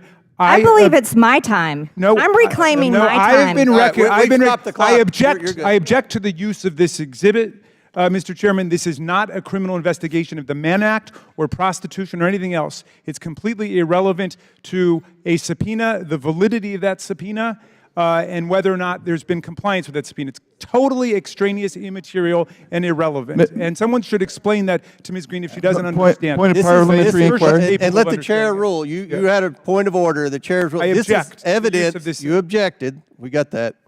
Evidence that Hunter is a material witness in this investigation. Well, does Now- that mean you can put up pornographic pictures of other people that Hunter Biden has met in his life? I mean, come on. Like, how far does that go? It's not relevant to your motion. Well, you can ask him that in the It's deposition. not relevant. No, honestly, Mr. Chairman, it's not relevant to your motion of whether or not he violated that subpoena. How did those naked pictures have anything to Mr. do with Chairman, it? point of order. This is not the Jerry Springer That's your show. point. This is the United States House of Representatives. And let me Come say on. this. about Let a me say bunch of this. things It's today not that weren't pornography. It's appropriately censored evidence in an ongoing investigation. Yes. Okay? It's appropriately censored evidence in an ongoing investigation. Censored- Mr. All right, I Biggs just want to raised say, a point. pursuant to Clause 6 of Rule 17, I object to the use of this exhibit as irrelevant, extraneous, sensationalistic, voyeuristic, and totally antithetical to the legislative purposes of this committee in this House. This is not the Jerry Springer show. Yield back. Chair recognizes Mr. Biggs for a point of order. Your clock stopped, Ms. Green. Yeah, my point of order is to And I appeal the ruling of the chair. If that was a ruling, Mr. Chairman, did you rule on it? Because I appeal your ruling. So I was recognized for my point of order, Go ahead. and I get it. He wants to have an appeal. So, but I'm trying to keep this in order as much as we can. Mr. Chairman, my question is to you: is now the objection based on relevance going to be encountered here and constrain what can be presented in this committee? And the reason I ask that is because there is virtually nothing. A comment I made in the press about it was totally tangential to this that they just tried to get in. All of that becomes irrelevant. If that's the case, then the entire Democrat testimony that we've heard today should be stricken as being irrelevant. No, I think you're irrelevant and pornographic. We're going to have a ruling, Mr. So Ms. Green is attempting to enter this into the record, unanimous consent. Mr. Raskins has objected. And we're going to vote on it, just like we voted on the last amendment. Clearly. They defend all women, don't they? Except women. Yeah, that Hunter Biden the ruling is the point of order will not be recognized, and Ms. Green is in order. If you want to object. Well, yeah, I object. And Mr. Chairman, you have the authority to bring to the full House under Rule 17 whether or not pornographic material should be entered without a clear showing of relevance. And I would ask you to bring that to the floor of the House. Let the members of the House decide whether that's the new standard, whether the Chairman, Marjorie may I Taylor have Greene standard is going to be the standard for the whole House. The quorum is within discretion of the chair. We've overruled your objection. Okay. And I appeal that. You appeal the ruling of the chair. Yes, I do. I would like to We're going to vote on that. We're going to vote on the pornography. May I finish? Hold on. All right, Mr. Gosar, you're recognized. I move to table the motion. Okay. Motion to table the motion that of Mr. Raskins. This motion is not debatable. As many as are in favor of tabling signify by saying aye. Aye. All those opposed signify by saying no. No. In the opinion of the chair, the yeas and the motion, the yeas have it, and the motion to table is agreed to. The committee will now resume. Mr. Chairman, I would move for a recorded vote. I mean, if that were a book, she would censor it, but she wants to advertise it through the House of Representatives. Is ordered. A recorded vote is ordered. If we're going courtroom, speaking objections don't work, Chief. The clerk will call the roll. You'll call the roll. If you vote yes, you table the motion. So, clerk, call the roll. Mr. Jordan. Mr. Turner. Mr. Gosar. Mr. Gosar votes yes. Ms. Fox. Ms. Fox votes yes. Mr. Grothman. Mr. Grothman votes yes. Mr. Cloud. Mr. Cloud votes yes. Mr. Palmer. Mr. Palmer votes aye. Mr. Higgins. Mr. Higgins votes aye. Mr. Sessions. Mr. Sessions votes aye. Mr. Biggs. Mr. Biggs votes aye. Ms. Mace. Mr. LaTurner. Mr. LaTurner votes aye. Mr. Fallon. Mr. Fallon votes aye. Mr. Donalds. Mr. Donalds votes yes. Mr. Perry. Mr. Perry votes aye. Mr. Timmons. Mr. Timmons votes aye. Mr. Burchett. Mr. Burchett votes aye. Ms. Green. Aye. Ms. Green votes aye. Ms. McLean. Ms. McLean votes aye. Ms. Boebert. Mr. Fry. Mr. Fry votes aye. Ms. Luna. Ms. Luna votes aye. Mr. Langworthy. Mr. Burleson. Mr. Burleson votes aye. Mr. Waltz. Mr. Waltz votes aye. Mr. Raskin. No. Mr. Raskin votes no. Ms. Norton. No. Ms. Norton votes no. Mr. Lynch. Mr. Lynch votes no. Mr. Connolly. Mr. Connolly votes no. Mr. Krishnamurthy. Mr. Khanna? Mr. Khanna votes no. Mr. Mfume? Ms. Ocasio-Cortez? Ms. Porter? Ms. Porter votes no. Ms. Bush? Ms. Bush votes no. Mr. Gomez? Ms. Brown? Ms. Stansbury? Mr. Garcia? Mr. Garcia votes no. Mr. Frost? Mr. Frost votes no. Mr. Kassar?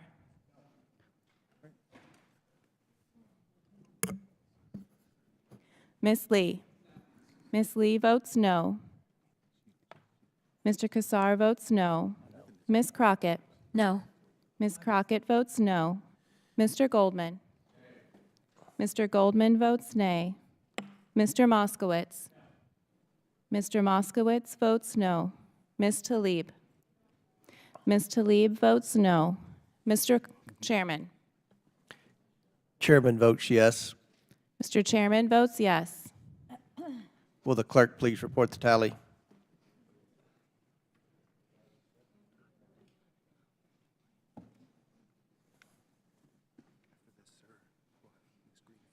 Okay.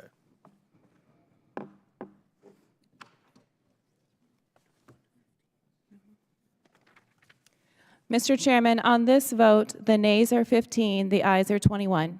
The yeas have it, and the motion to table is agreed to. The committee will now resume consideration of the Goldman Amendment. Ms. Green has 2 minutes remaining.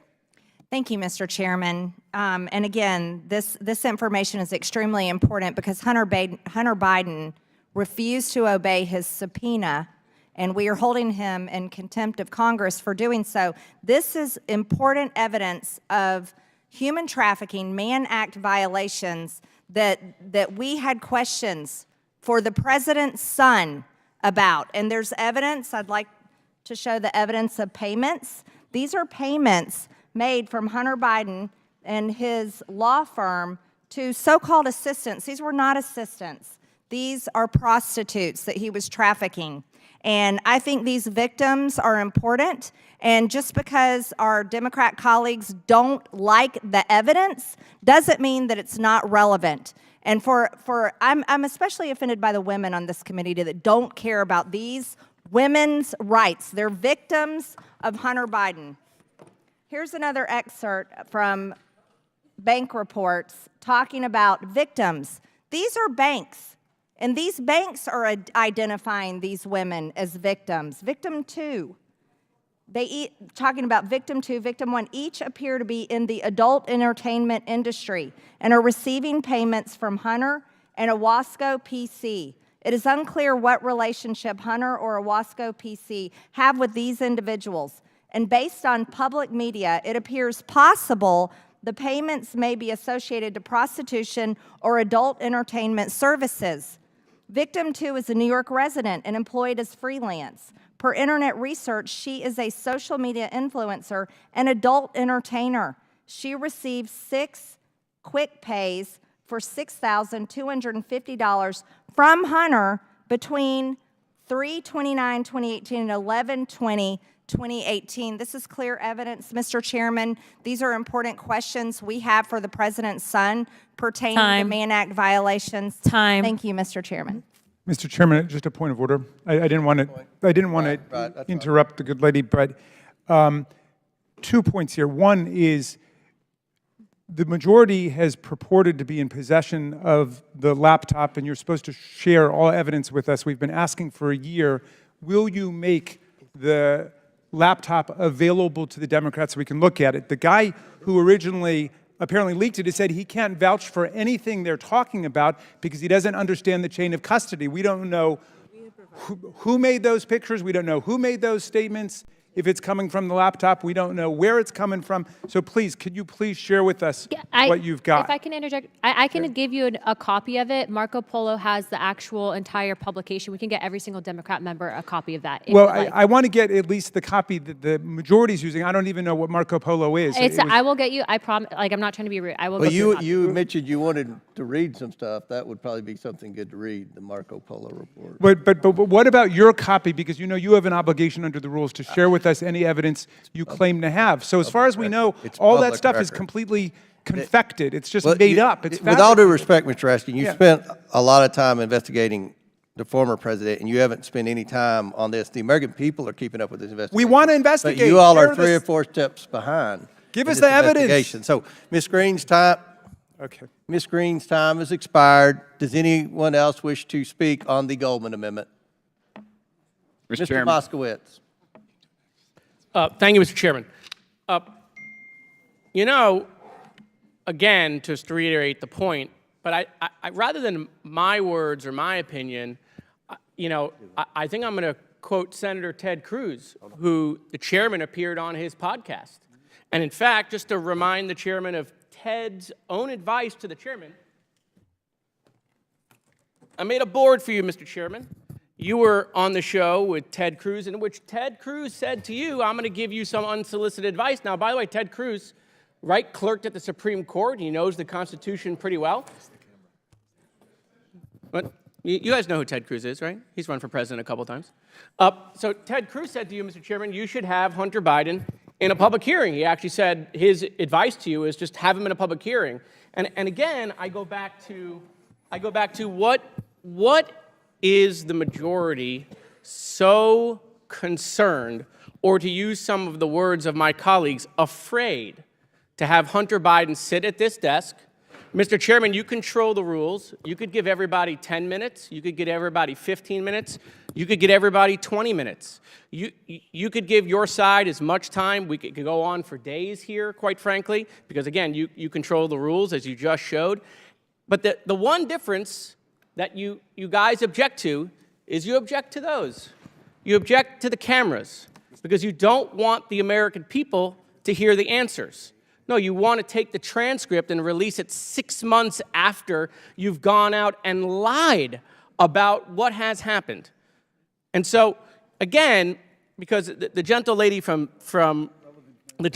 Georgia, I know is such an advocate for women's rights, as she mentioned, and is so concerned about grooming, and apparently we don't have any standards here anymore. Again, I just want to remind my colleagues, because, you know, I don't want them to forget about hypocrisy, okay? I don't want them to forget about hypocrisy.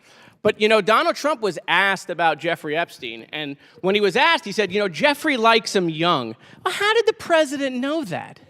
How did he know that Jeffrey Epstein likes him young? Perhaps some people are saying he was there, since you're so concerned, right? But again, I bring this up not to make jest. I bring it Point up. of order, Mr. Chairman. I bring it up.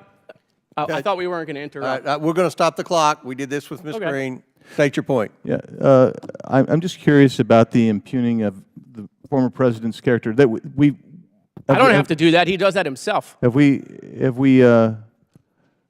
basically thrown that rule out? I'm just curious, or are we going to follow that rule? Would you accept a pornographic photo?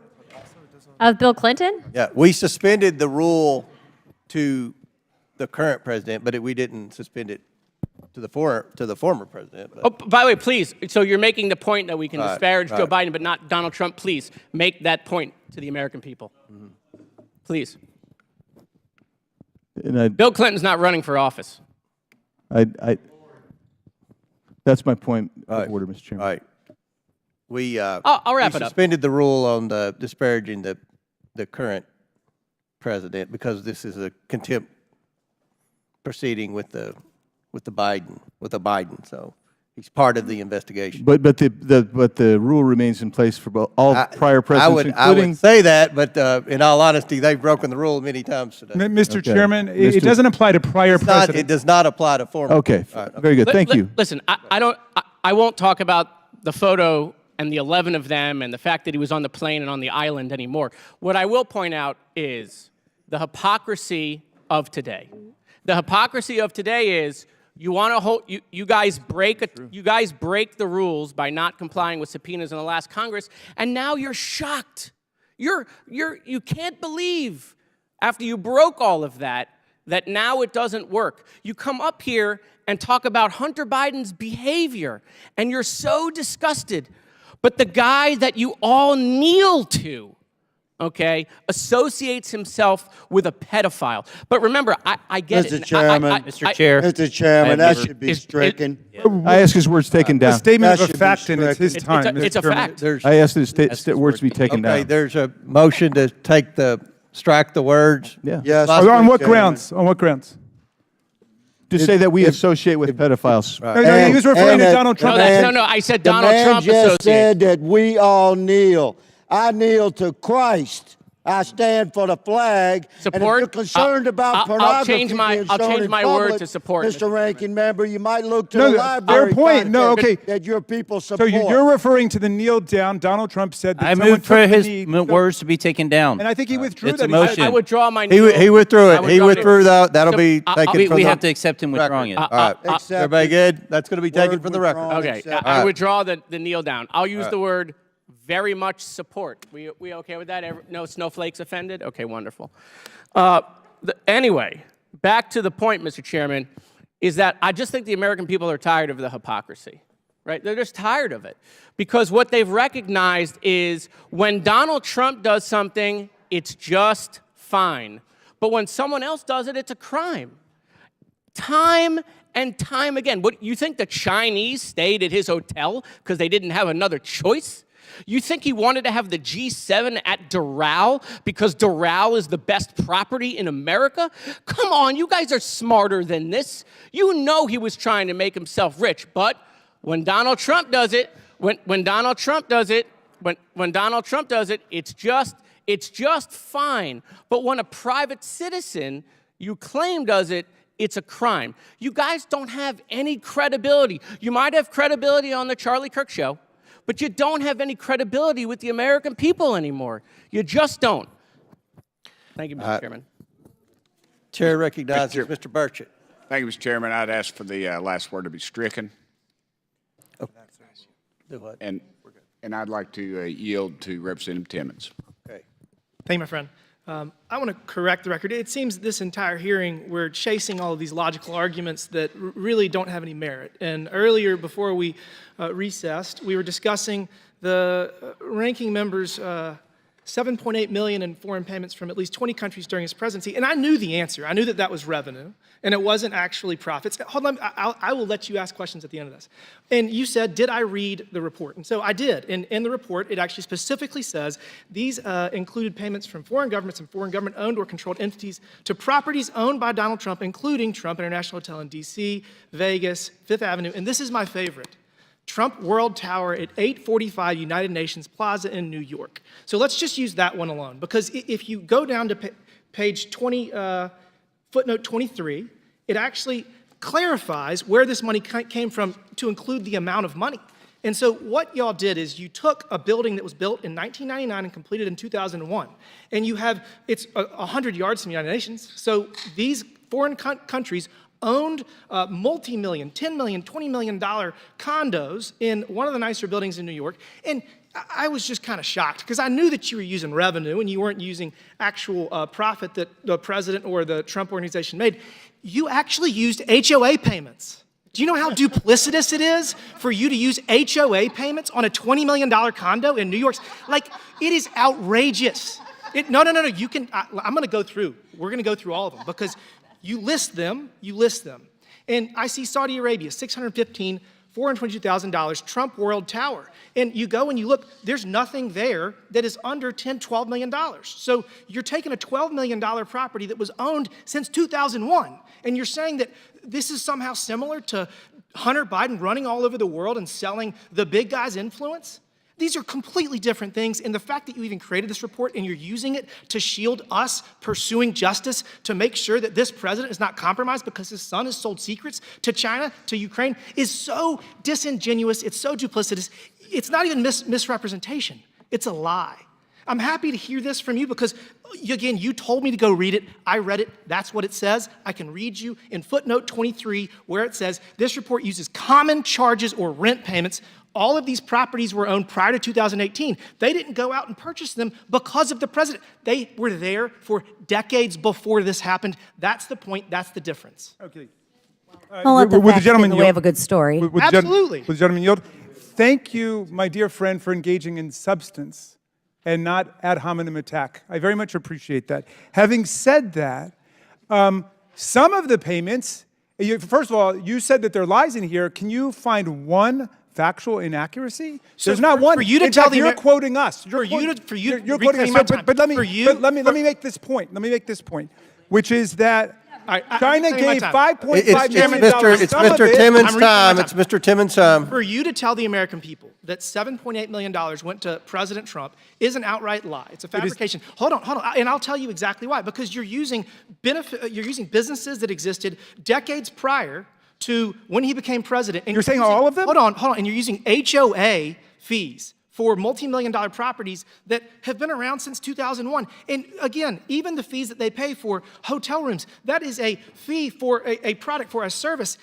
There's no service with Hunter Biden other than influence of the vice president or the president of the United States, and that is why we are here, because he will not answer questions in the exact manner that you have required for last Congress and the Congress before that. I mean, it is difficult to chase all of your logical fallacies surrounding this, but at the end of the day, he's going to do exactly what Don Jr. did. He's going to do exactly what you required of every other member, except every other person that you've subpoenaed, except for members of Congress who actually do have immunity, which you're pretending like you don't know what that means. We need to get to the bottom of this. The American people demand it. And with that, Mr. Chairman, I yield back. Excellent. Does any other member wish to speak? You wish to speak on the amendment? Yes. Ms. Stansberry is recognized for 5 minutes. Yes, thank you, Mr. Chairman. Just quickly, before I speak on the amendment, I do want to address the assertions that were just made about this report and the receipts that have been provided about the funding that came into various properties and businesses owned by Donald Trump while he was president. To address the inaccuracy put forward by Mr. Timmons, if you go to the source material, which is the actual receipts from Trump International Hotel, other hotels in New York, yes, there are condo fees. There's a number of different businesses, but it's very clear that there was influence peddling going on. So, for example, there's receipts. Will the gentlelady yield? No. There are receipts that show the Malaysian government between September 10th and 13th was spending $10,000 a night, butler service, personal trainers, lavish meals, at the same time that they were meeting with Donald Trump, and the media reports from the time say that they discussed their stay at Trump's hotel in the Oval Office. So this is just not true. Another one, UAE, during a military delegation visit in March of 2018, they were negotiating a arms package with the White House at the time. Okay. They dropped $85,000 at Trump Hotel and were discussing their stay at the hotel while they were negotiating the arms package. The Saudi Crown Prince and his staff dropped tens of thousands of dollars in Trump's hotel while Trump was in office. They were not only negotiating an arms deal, they were seeking the Iranian deal or the Iranian agreements under the previous administration to be overturned. And we know that months after Trump and Kushner left the Oval Office, that MBS committed $2 billion to Kushner against the advice of his own investment advisors. And we know that in Kazakhstan, we had Kazakh president who came and stayed again in Trump's New York and DC properties while there was these very nefarious activities going on. So I would encourage our colleagues to actually look at the receipts and then go look at the dates and what was actually happening in the media. It's very clear that whether or not Trump encouraged them to stay in his hotels or properties, or these foreign governments stayed in them and then told told Trump and his son-in-law they were seeking influence by staying at his property, and thus were trying to bribe him, which is a violation of the Emoluments Clause of the United States Constitution. So let's move back to the amendment here just for a moment. I do want to just establish a little bit of a timeline. And Mr. Chairman, if it's okay, I'd like to just ask some clarifying questions on the timeline. It's my understanding that in February of last year that you transmitted a letter to Biden's attorneys seeking documents and communications from the investigation. Is that correct? I'll go ahead and answer on your behalf because we have the records for that if it's not immediately or at your hands. Our understanding from the witness is that the chairman and his staff never responded to that request. In fact, they didn't hear back until, or they didn't hear another thing until 7 months later when in September, Mr. Comer, you appeared on a TV news station on Newsmax and said, quote, Hunter Biden is more than welcome to come in front of the committee if he wants to clear his good name, if he wants to come and say, you know, that these weren't his dealings, then he could come and clear his name. And so literally the next day on September 13th, Biden's attorney responded and wrote you back and said, you never responded to our offer. I'll come in. I'll come do a public testimony. A couple months later, after the impeachment hearing that just completely fell apart, Chairman, you went on the Ben E show and you extended another offer to Hunter Biden to come testify in front of the American people under oath. And yet again, when Biden's attorney transmitted a letter offering to do so, instead you issued a subpoena to do a closed door deposition. It's just very odd, right? Like, here we are, there's been a lot of yelling today. I think we're all getting real tired of all of this, but the reality is that Hunter Biden has even today showed up in front of the committee ready to testify under oath. So, you know, like, let's be real. And I think the reality is that of all of these tens of thousands of documents that have been provided to the majority in their investigation, none of them have actually shown any wrongdoing by the president. And so it's easier to create a smokescreen, to keep this narrative in the media, and to peddle in disinformation. Time's expired, and there's so many inaccuracies with your statement. We don't have time to address them all. But Chair recognizes Mr. Donalds for 5 minutes. Thank you, Mr. Chairman. Members, we should be voting down this amendment. It is not needed. What is clear is that the only document that matters is the fact that there was a subpoena issued by this committee signed by the clerk of the House of Representatives. That is the only thing that governs subpoenas before anybody coming to this committee. It does not matter if any member of this committee did an interview anyplace, whether it's the chairman or any other member. That is irrelevant. The only thing that matters is a signed subpoena by the chairman of this committee and the clerk of the House. The semantics about what Hunter Biden thought he could do or what Abby Lowell, his attorney, tried to get him to be able to posture or get out of it is meaningless. And the Democrats know this is meaningless. This is a subterfuge because their guy bucked a subpoena against the law. Period. Full stop. Members, vote down this amendment. I yield back. The question is on the amendment, on the Goldman amendment.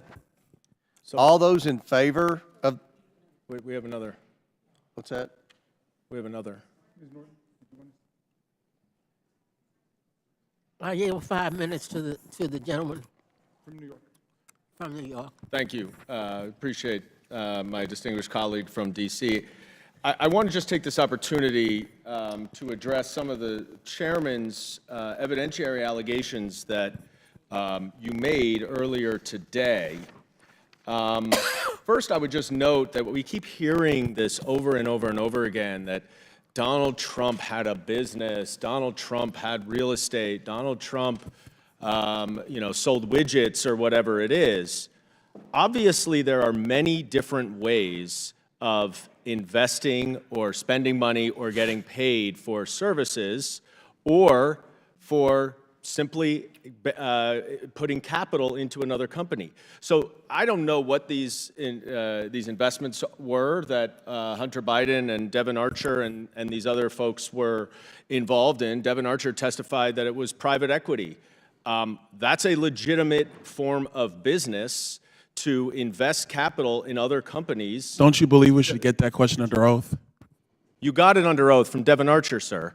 In any event, let's go back to I think the fourth bank memorandum is what you pointed me to earlier today, because you alleged, Mr. Chairman, that there is money that went directly from CEFC, a Chinese company, to Hunter Biden, then to Joe Biden in $40,000. Through the shells, yes. Oh, through the shells. You didn't say that. That you didn't say. So I went back. Well, you've had a hard time understanding what a shell company is, but anyway, go ahead. Well, you would know, wouldn't you? Oh, yeah. So that's right. Here we are looking at this Fourth Amendment. We have, well, I'll show this chart first because it shows how clear it is. You've got Chinese company going to Biden-China joint venture, going to a Hunter Biden individual entity, going to James and Sarah Biden entity, going to James and Sarah Biden personal bank account, going to Joe Biden. So that, I guess, is what is directly money from China to Joe Biden. It just had to go from a Chinese company to a joint venture that Hunter Biden entered into with another Chinese company. Would you yield the question? I just want to finish going through what you told me to go through, and then I'm happy to yield. Then it went to Hunter Biden's personal company that he generally used for a variety of his business ventures. Then it went to another entity for James and Sarah Biden. Then it went to James and Sarah Biden. Then Jim Biden, almost a month later, sent a $40,000 check to his brother, the president, which said was for a loan repayment, and the same bank records where you got this from showed that a loan went from Joe Biden to Jim Biden. That's not true. So this is the kind of duplicity that we're talking about.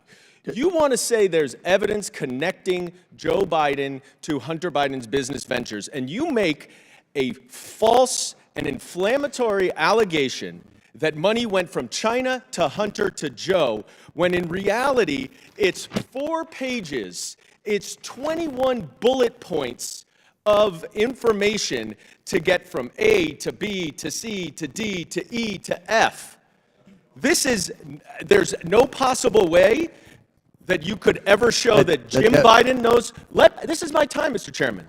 There is no possible way Jim Biden you could ever prove under any circumstances that Jim Biden knew where that money came from.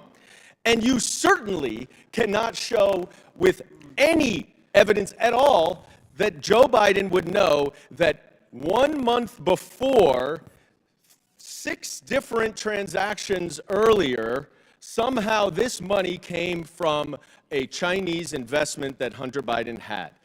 You are desperate.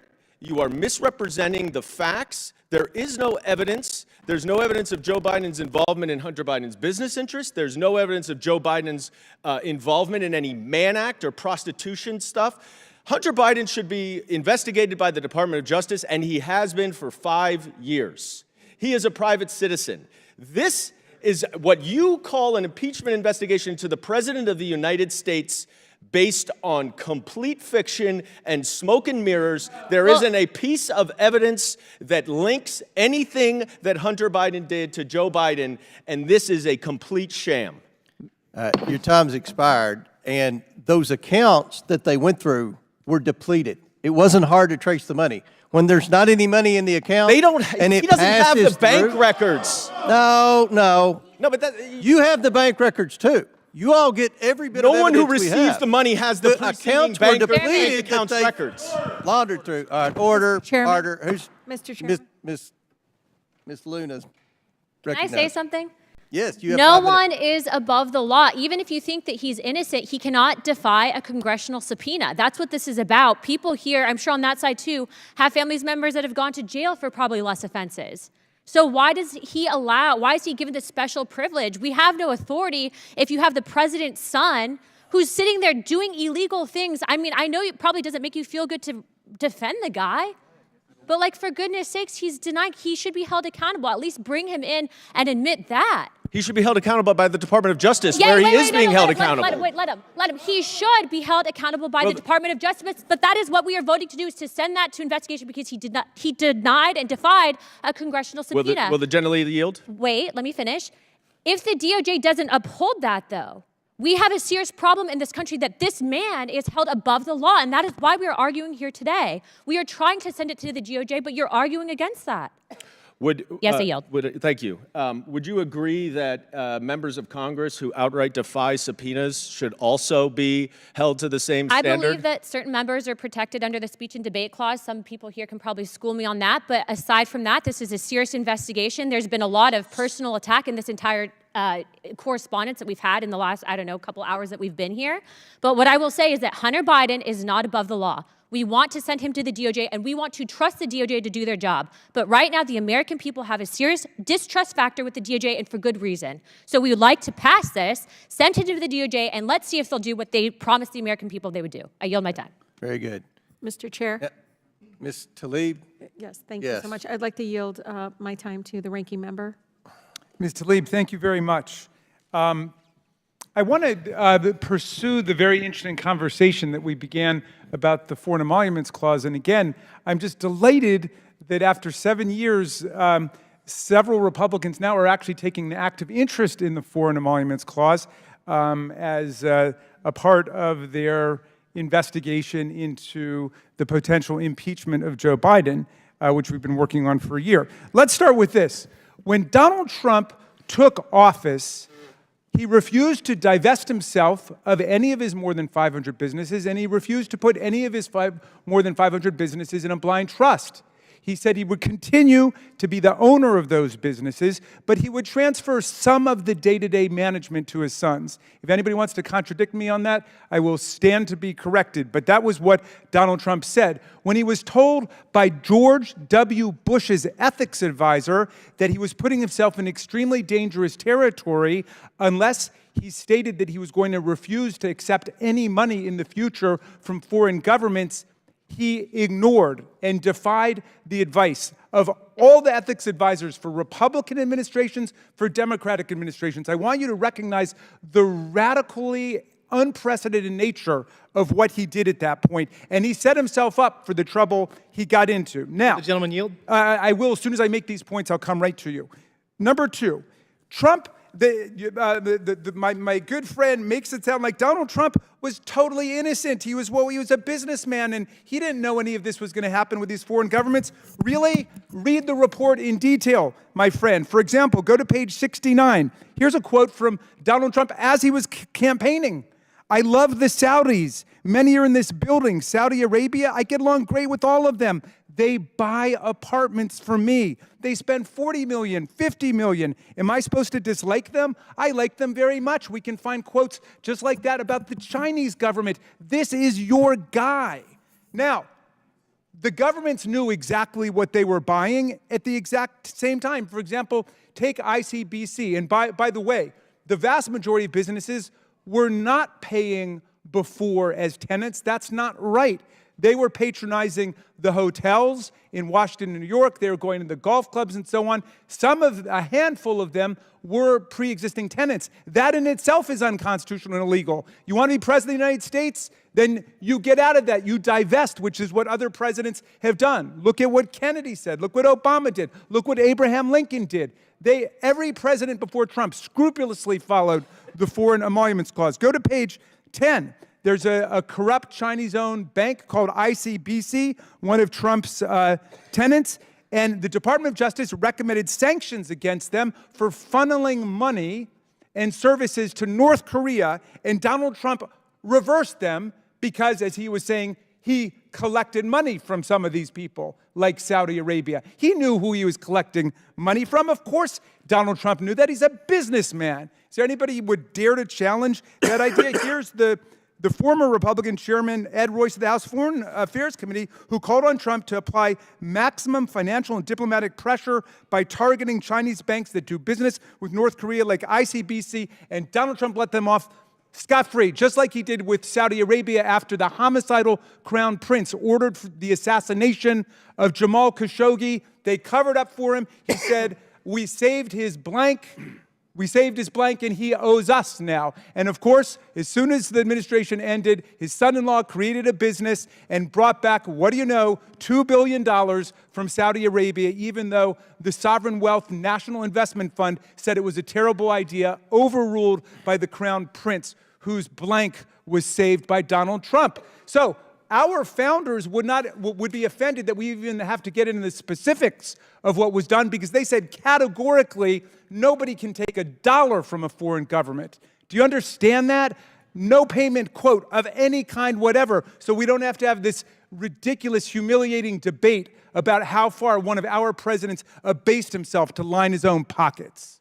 Would the gentleman yield? Sure, I would love to yield. So my thought process here is I understand that the president lost money during his tenure. Really? Yeah. Yeah, well, he went bankrupt 5 times. It doesn't surprise me if that's true, but I doubt it, because I think they made more money that year than they had in the several prior years before he became president. Well, he dropped out of the top 100, so I can tell you. Well, yeah, because they started finally checking the records. You know that your guy cooks the books a little bit, but in any event, Donald Trump Cooks the books with the rules that Congress predated made the rules for. He was just been Are we punished ready to by vote the on the state of New amendment? York. Are we ready to vote on the amendment? All right. All those in favor of the Goldman amendment signify by saying aye. Aye. All those opposed, no. No. In the opinion of the chair, the noes have it. Recorded The amendment vote, is please. Not agreed to. A recorded vote is ordered. As previously announced, further proceedings on the question will be postponed. All right. Now, Where's my I understand, Mr. Raskins, you have an amendment at the desk? I do. Let me find that. The clerk will distribute the amendment to all members. Does everyone have the Raskin amendment?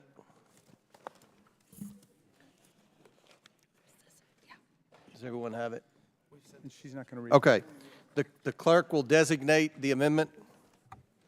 Amendment to the amendment in the nature of a substitute as offered by Mr. Raskin of Maryland. Without objection. The amendment is considered as read. I reserve a point of order.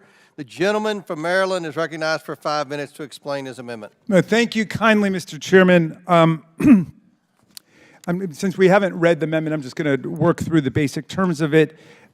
Resolved that the initial deadline for Hunter Biden to comply with the subpoena issued on November 8th was December 13th, 2023. Resolved that current members of Congress and 3 members of this committee have refused to comply with subpoenas duly issued under the authority of the United States House of Representatives, including Mr. Biggs of Arizona, Mr. Jordan of Ohio, and Mr. Perry of Pennsylvania. Resolved that the aforementioned members of Congress have firsthand knowledge and information related to the January 6, 2021 attack on the Capitol and on this body and on the Vice President of the United States that is of critical importance for the American people and the work of this committee.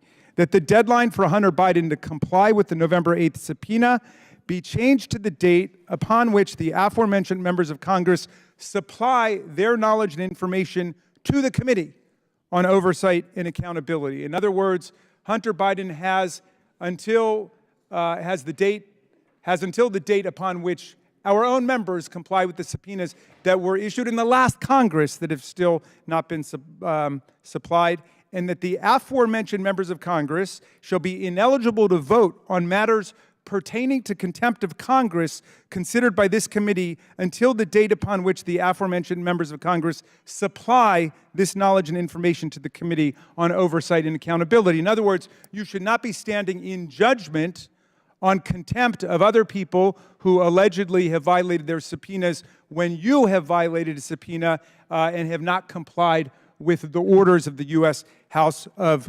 Representatives. I would also like to raise a problem that struck me as I was looking through the paperwork on this, Mr. Chairman, which is that the subpoena that was sent to Mr. Biden, which came around a week before, or a couple months before, it was issued on November 8th, 2023,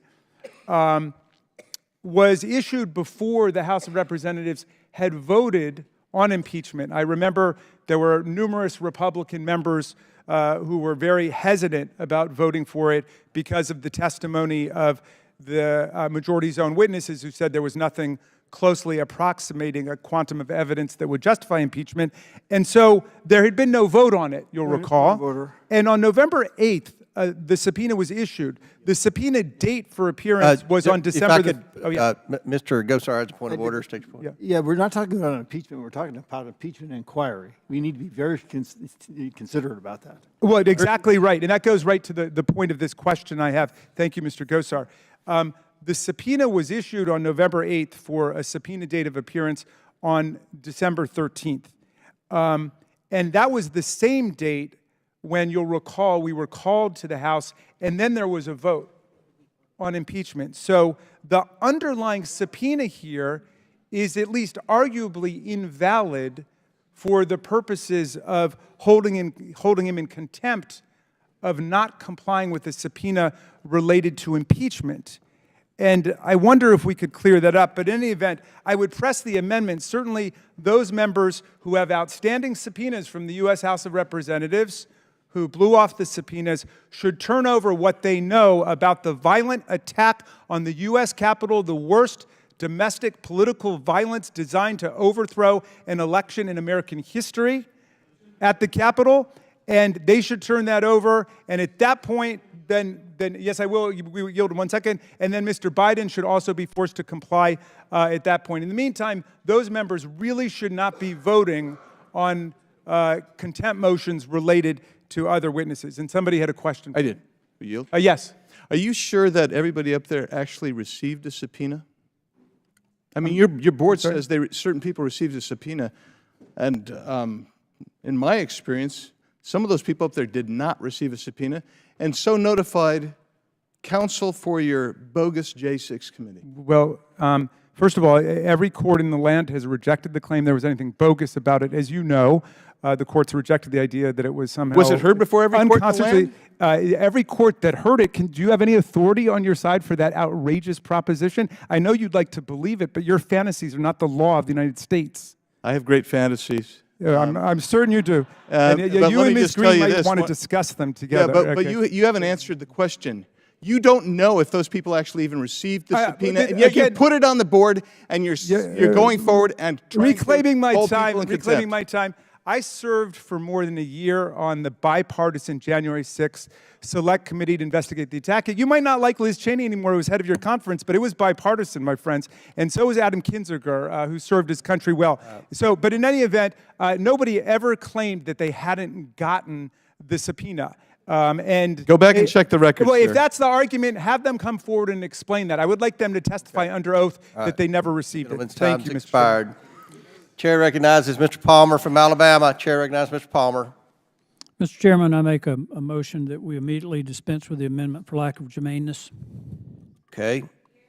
I am prepared to rule the amendment is not germane to the bill. Therefore, the amendment is not in order. Mr. Chairman, I would like to appeal the ruling of the chair. It's clearly germane. It goes right to the heart of what we're doing here today. Okay. The motion to appeal the ruling of the chair is not debatable. All those in favor of tabling the appeal. Oh, go ahead. Yes, Mr. Gosar. All right. Okay, Mr. Gosar's motion is not debatable. All those in favor of tabling the appeal of the chair signify by saying aye. Aye. All those opposed signify by saying no. No. In the opinion of the chair, the ayes have it, and the motion to appeal the ruling of the chair is tabled. The committee will now resume consideration of any further amendments before this body. Mr. Chairman, I have an amendment at the desk. It's Garcia, number 3. Who said that? Okay, Ms. Garcia. Thank you. It's Will the amendment clerk number 3. please report? Amendment to the amendment in the nature of a substitute as offered by Mr. Garcia of California. Okay, without objection, the amendment is considered as read. I reserve a point of order. Mr. Garcia is recognized for 5 minutes to explain his amendment. Thank you, Mr. Chairman. I know obviously what we're seeing today has been quite insane. We've seen pornographic images. We've talked about white privilege. But what we haven't seen is any sort of evidence linking President Biden to any sort of wrongdoing. There's been absolutely zero evidence discussed today. And as we know, all the demands for a public hearing with Hunter have gone unanswered. even today when we asked for that vote. But what we do have is plenty of evidence that we've uncovered in this committee and that have been against the Constitution with our investigation of foreign government payments to President Trump through his businesses. And what do we have as Democrats? We have receipts, proof, a timeline, screenshots. We have everything we need to prove conclusively that foreign governments were funneling money through Trump properties and into Donald Trump's pockets, all in violation of the Constitution. Now, we don't have access to all of Trump's properties, and he has hundreds, by the way, of properties and business interests. And we don't have access because our chairman actually chose to end that investigation. But my amendment will fix that by demanding a full accounting of Trump's businesses. Now, we know that we can already prove about almost $8 million of foreign payments, illegal payments against the Constitution back to the Trump organization. And that is just a tip of the iceberg, because we don't have access to the other hundreds of businesses and properties. That $8 million of receipts and payments that we have is only from a total of 4 properties of the hundreds of businesses of Donald Trump and his family. No family in history has ever benefited more than the Trumps and the Kushners. And I actually want to talk about Jared over here especially, his son-in-law. His son-in-law was brought in to run Middle East policy at the start of the Trump White House. By the way, having zero experience in doing that work, and against the objections of his Secretary of State, Rex Tillerson. Trump and Kushner, of course, made their first state visit to Saudi Arabia, overruling the State Department. This is at the same time, by the way, that Jared was actually putting together a $110 billion arms deal for the Saudis. But what was happening during that time? The Saudis were paying hundreds of thousands of dollars in room stays and foreign gifts that were illegal under the Constitution back into the Trump organization. Over and over, through hotels and properties, these shady investments by the president, his sons, and his son-in-law, who was an employee of the White House, all worked to enrich the Trump family and Donald Trump himself. And the insane part is that just months after leaving the White House, Jared Kushner received a $2 billion with a B investment fund from the Saudis to manage and being paid directly as well out of that fund that the Saudi government organized. I want to just mention also that our chairman also said, and I quote, that this crossed the line of ethics, end quote. So why have we not investigated the Trump crime family and the current and ongoing abuse by Jared Kushner as a government official? And I remind folks, Hunter actually never worked for the government. He was a private citizen. That's why I want to offer my amendment, which lays out the details of not just the $8 million in illegal, unconstitutional foreign payments, but also demands Donald Trump to pay back the taxpayers. It demands a full accounting of all of his properties, and it subpoenas the Kushner businesses so we can understand the complete grift, not just from Saudi Arabia, but the 20 other foreign governments which we have records for, and the governments that we don't have records for, like places like Russia, which we know there was a series of investments made there as well. And so with that, I urge support for this amendment. Gentleman yields. Chair recognizes Mr. Palmer from Alabama.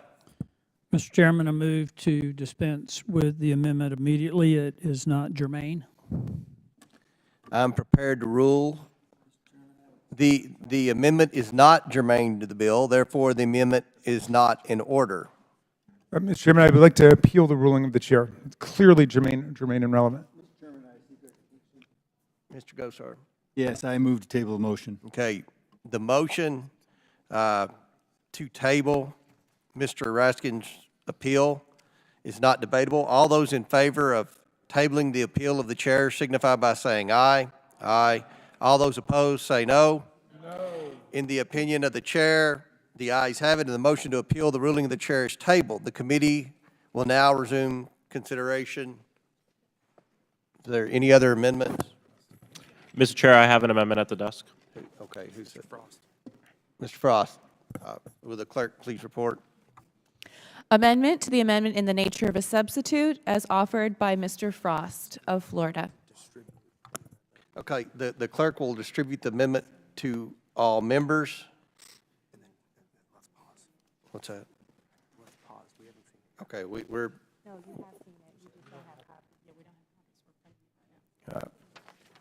We're waiting on copies of the amendment.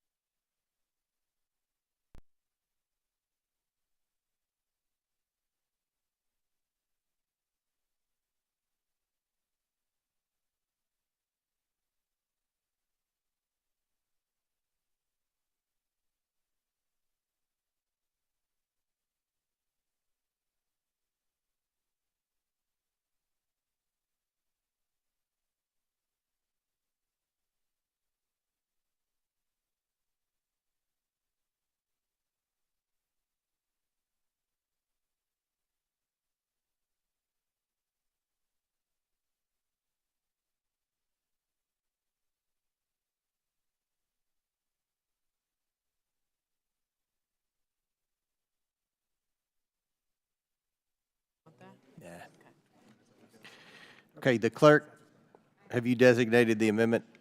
You have? Without objection, the amendment is considered as read. I reserve a point of order. Mr. Frost is recognized for 5 minutes to explain his amendment. Thank you, Mr. Chair. I'm offering an amendment to this misguided resolution that would essentially work to take out the lies and the smoke and mirrors and insert the truth of the matter before us. And the fact of the matter is that Chairman Comer has a history of selective treatment of the facts presented to him that would really make any witness concerned about any kind of closed-door procedure or deposition.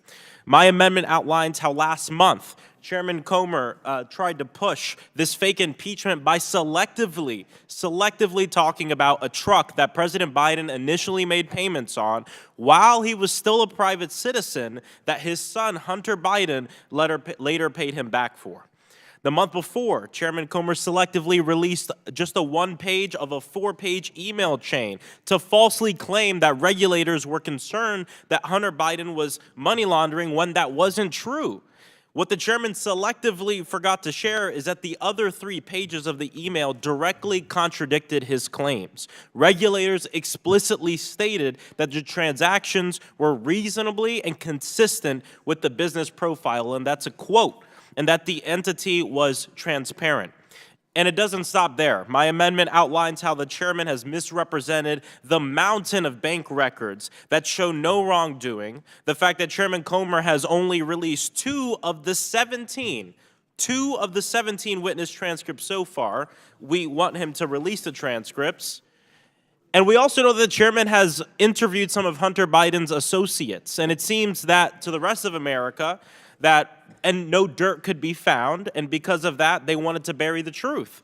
But the truth is out because the truth is that this has been a complete waste of time. Republican claims all throughout this case barely hold up to the slightest bit of scrutiny. And it's not just me saying that. We've heard it on Fox News. We've heard it from the Wall Street Journal, the Washington Post, CNN, and others who have been investigating the chairman's false claims of evidence against President Biden. And once again, it's been said time and time again, Hunter Biden took us up on the offer of sitting in that chair in this committee and publicly answering questions so that way the public can see it and so that way he doesn't have his words misrepresented in a closed-door deposition. And what this works to do is give the entire story. If you're going to vote to hold him in contempt, at least vote yes on this amendment so we can include the full story in this piece of legislation. It is the fear of the truth that has stopped the chairman from accepting Hunter Biden's offer to testify publicly, and my amendment essentially lays it all out on the table. I urge adoption of my amendment, and then let's move on and do the real work of the American people, especially in these difficult times. I yield back. Does any other member wish to speak? Mr. Chairman, I have a parliamentary inquiry. Chair recognizes Mr. Donald. Mr. Chairman, my inquiry is this, that considering, though it seems to be we're going to be going into these amendments where the context of the matter at hand has been debated since 10 a.m. this morning, I would move, Mr. Chairman, that further debate on amendments will be considered under 20 minutes of structured debate in total, 10 minutes for each side of majority and minority on the committee to fully debate the merits of each amendment going forward, Mr. Chairman. That's my question for the parliamentary. Mr. Raskin. Yeah, but I would move to accept that and move by unanimous consent that we accept that proposal. So without objection, so ordered. 10-minute debate on each side. Does any member wish to debate? Mr. Chairman. Further? Katie Porter, Ms. Porter was next. Is it this? Okay, Ms. Porter. I'm glad that my colleague from the other side has moved to limit debate because this hearing, to put it bluntly, has sucked. There is one thing that Republicans and Democrats seem to have in common today, which is that we're willing to be players in a game. Both sides, at times, using this hearing to take shots at our favorite political nemesis. And I see some members practically patting themselves on the back when they get a good insult or counterpoint in. But this isn't a game. Oversight isn't a game. Under this Republican majority, we have wasted month after month censuring, expelling, holding people in contempt, and almost impeaching. And for what? Okay. Republicans have passed nothing of substance in the House. What our Oversight Committee should be doing, instead of spending now dozens of hours arguing about Hunter Biden, is real oversight of issues that affect all Americans, like corporate price gouging, unconstitutional government surveillance, and waste at the Pentagon. The fact that members think that real Americans outside of this partisan environment on Capitol Hill care about this is everything that is wrong with Washington.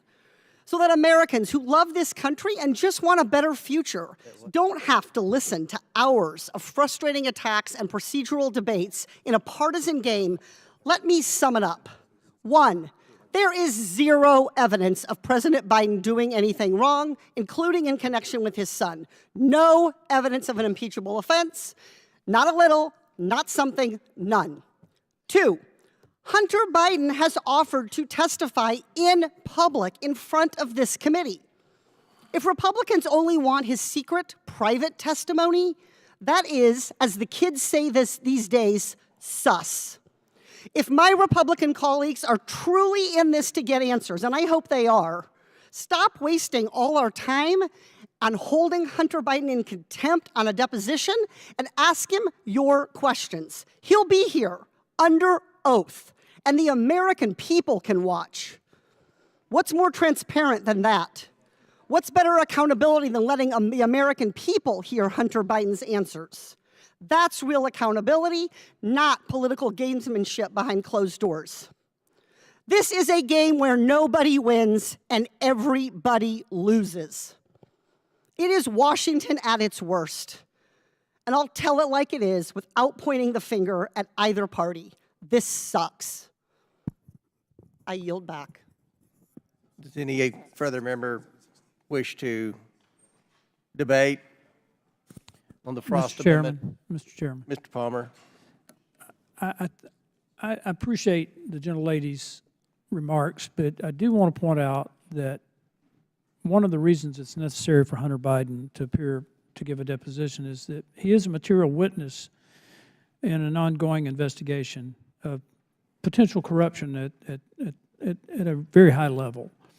I think, to your point, that this has devolved into partisan politics. When we have an obligation as members of this committee, a very solemn responsibility to pursue evidence and investigate charges legitimately and not let it become what it has become today. And I don't think we're getting there. I do think that Hunter Biden has a responsibility to respond to the subpoena through his legal counsel, if he so chooses, in a responsible way. What he did in showing up outside the steps of the Senate is contemptible. He shouldn't have done that. But we need to investigate this. We need to follow the evidence. And he needs to appear as a material witness to an ongoing investigation. If he comes in to testify before this committee, there are other issues related to his activities that I think would be germane.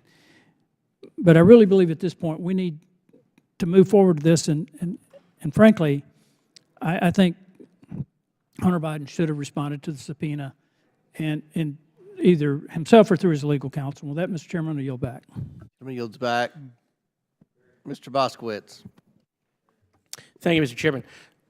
You know, I appreciate the gentleman's solemn points and pleas, but the reason why the folks on this side of the aisle have a hard time digesting that is because your curiosity on what violates the law only applies when it's politically convenient.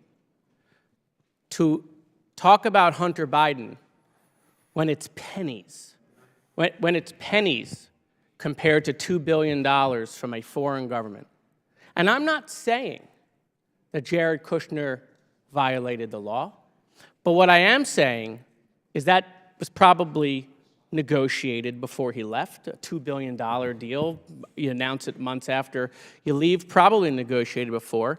He never run a hedge fund before. We talk about Hunter Biden having no experience. He never had run a hedge fund before. He was put in charge of Middle East. The $2 billion is from the Middle East. He had no experience in the Middle East. But there's no curiosity because it's Jared and because he's Trump's son-in-law. And so coming to us and pleading with us about Hunter wouldn't sound so hypocritical if there was one of you, just one of you, that would look into the camera and speak into the microphone and say, you know what, that smells pretty bad. We should look into that as well. And I think, quite frankly, the American people would believe you more about your inquiry and about Hunter if they saw your curiosity into the Biden family with the same curiosity into the Trump family. And so that's why we are where we are. It's why the American people have no faith in this institution. And it's also why, quite frankly, you know, many members of your own party have gone in front of the camera and admitted the 118th Congress has done nothing. And so we're here. We would like to do oversight and apply the law and the rules universally. But when we talk about Trump or Jared Kushner, you all look down just to make sure Donald Trump doesn't see you on camera. You can't even like look up and be interested that a foreign government, months after someone who actually worked in the White House, Hunter Biden never worked in the White House, months after someone worked in the White House and was in charge of that very region, got $2 billion. Thank you, Mr. Chairman. Would the gentleman yield? Sure, yes, I would. With great respect, your allegations have absolutely nothing to do with what this committee's investigating. And you're not curious about it, though? Well, it has absolutely nothing to do with anything that we're investigating. But don't we get to decide? There are questions. Okay, sorry. Well, I don't want to use up the time, but I made my point. I yield back. Thank you, Mr. Chairman. And I just want to respond to my friend from Florida, gentlelady from California. I think this, unfortunately, does devolve into a partisan exercise. And I just listened with interest at what you say kind of, I'm not going to use galls folks on the other side of the aisle and bothers you. And I respect that. So I want to let you know what galls or what troubles us on this side of the aisle based on all the claims that you have made, because many of us, I was one of them, sat in a skiff week after week, day after day. For an impeachment, one of the members of this committee, now, as a staff member then, a staff attorney then, knew there were lies being told to compel the impeachment, to back up the impeachment, to reinforce the impeachment. Lies. Abject, straight-up lies. Not to mention the fact that for years, the other side of the aisle pursued the then duly elected President of the United States based on pure hyperbole about some Russian hoax that has now turned into, you know, it's the same old story from the 1930s in Germany and the 1940s. If you tell a lie enough times, it becomes the truth. We sat and watched you dismantle the country and the presidency and any agenda that the American people have voted for based on that. And to date, to this minute, to this moment, I don't think one of you have ever, to use your phraseology, the kind gentleman from Florida, stood in front of a camera and said, you know, that was pretty bad. Holy smokes, I can't believe we did that. And now, with the benefit of hindsight, we look back, and I look back and I say, how could we have ever done that? How did we ever mislead the American people? How could we have lied? How can we make up for that? How can we recover the lost time? How can we recover the lost reputations? No interest whatsoever. None whatsoever. And again, this isn't about looking back at the past. This markup, this is a markup. This is not a hearing.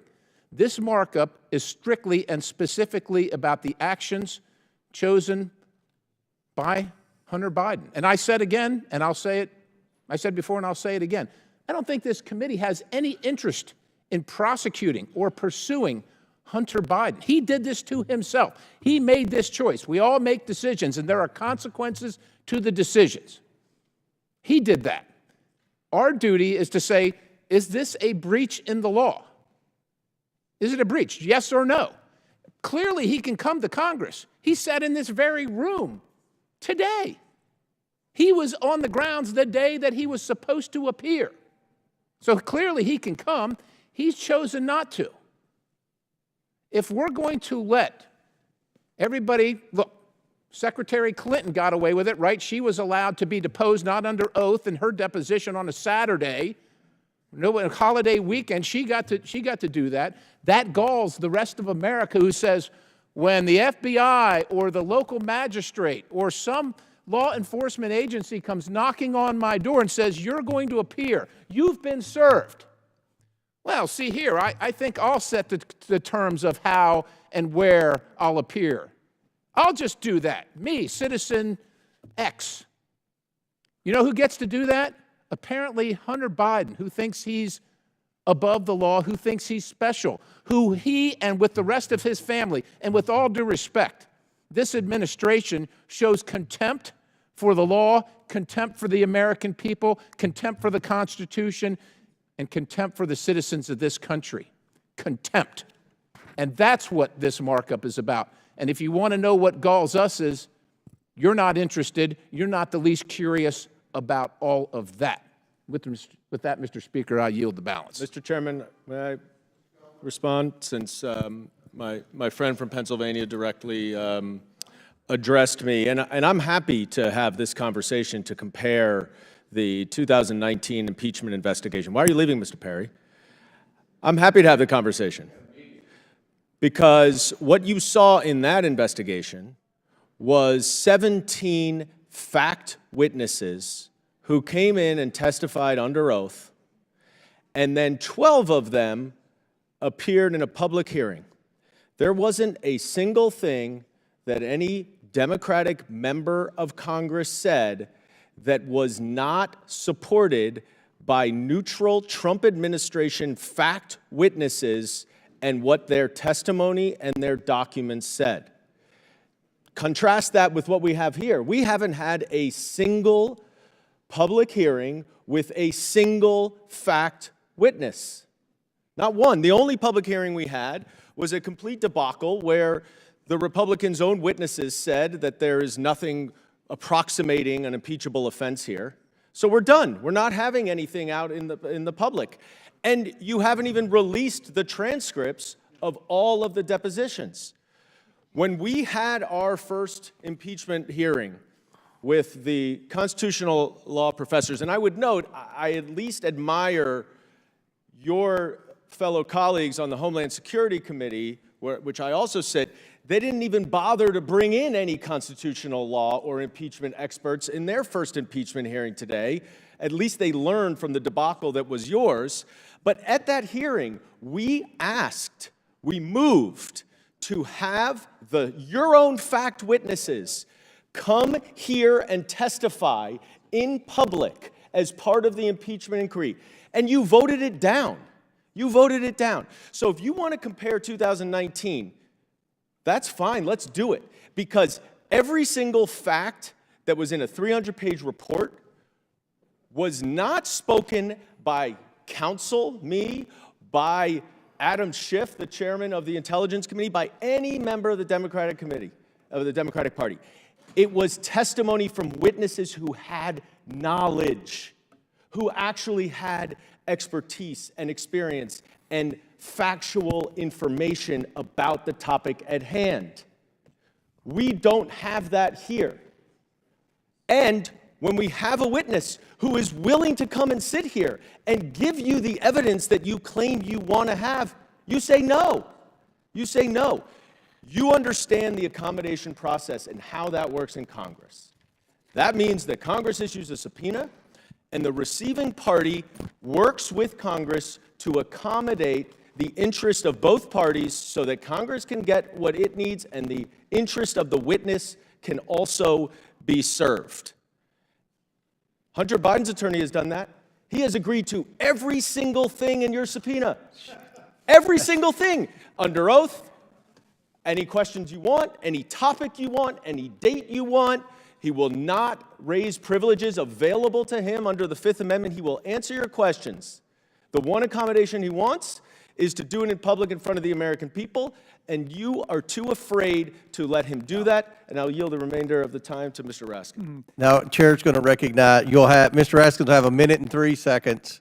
The Chair's going to recognize Mr. Gosar. I just have to throw in, you must have been absent when the IRS whistleblowers testified with respect to the number of crimes and evidence that the IRS had on the person who we're voting to hold in contempt today. You remember that was hearing? being Chair recognized prosecuted Mr. by the Gosar. Department of Justice because Chair recognized Mr. Gosar. I will tell you, the gentleman from New York has got some facts wrong.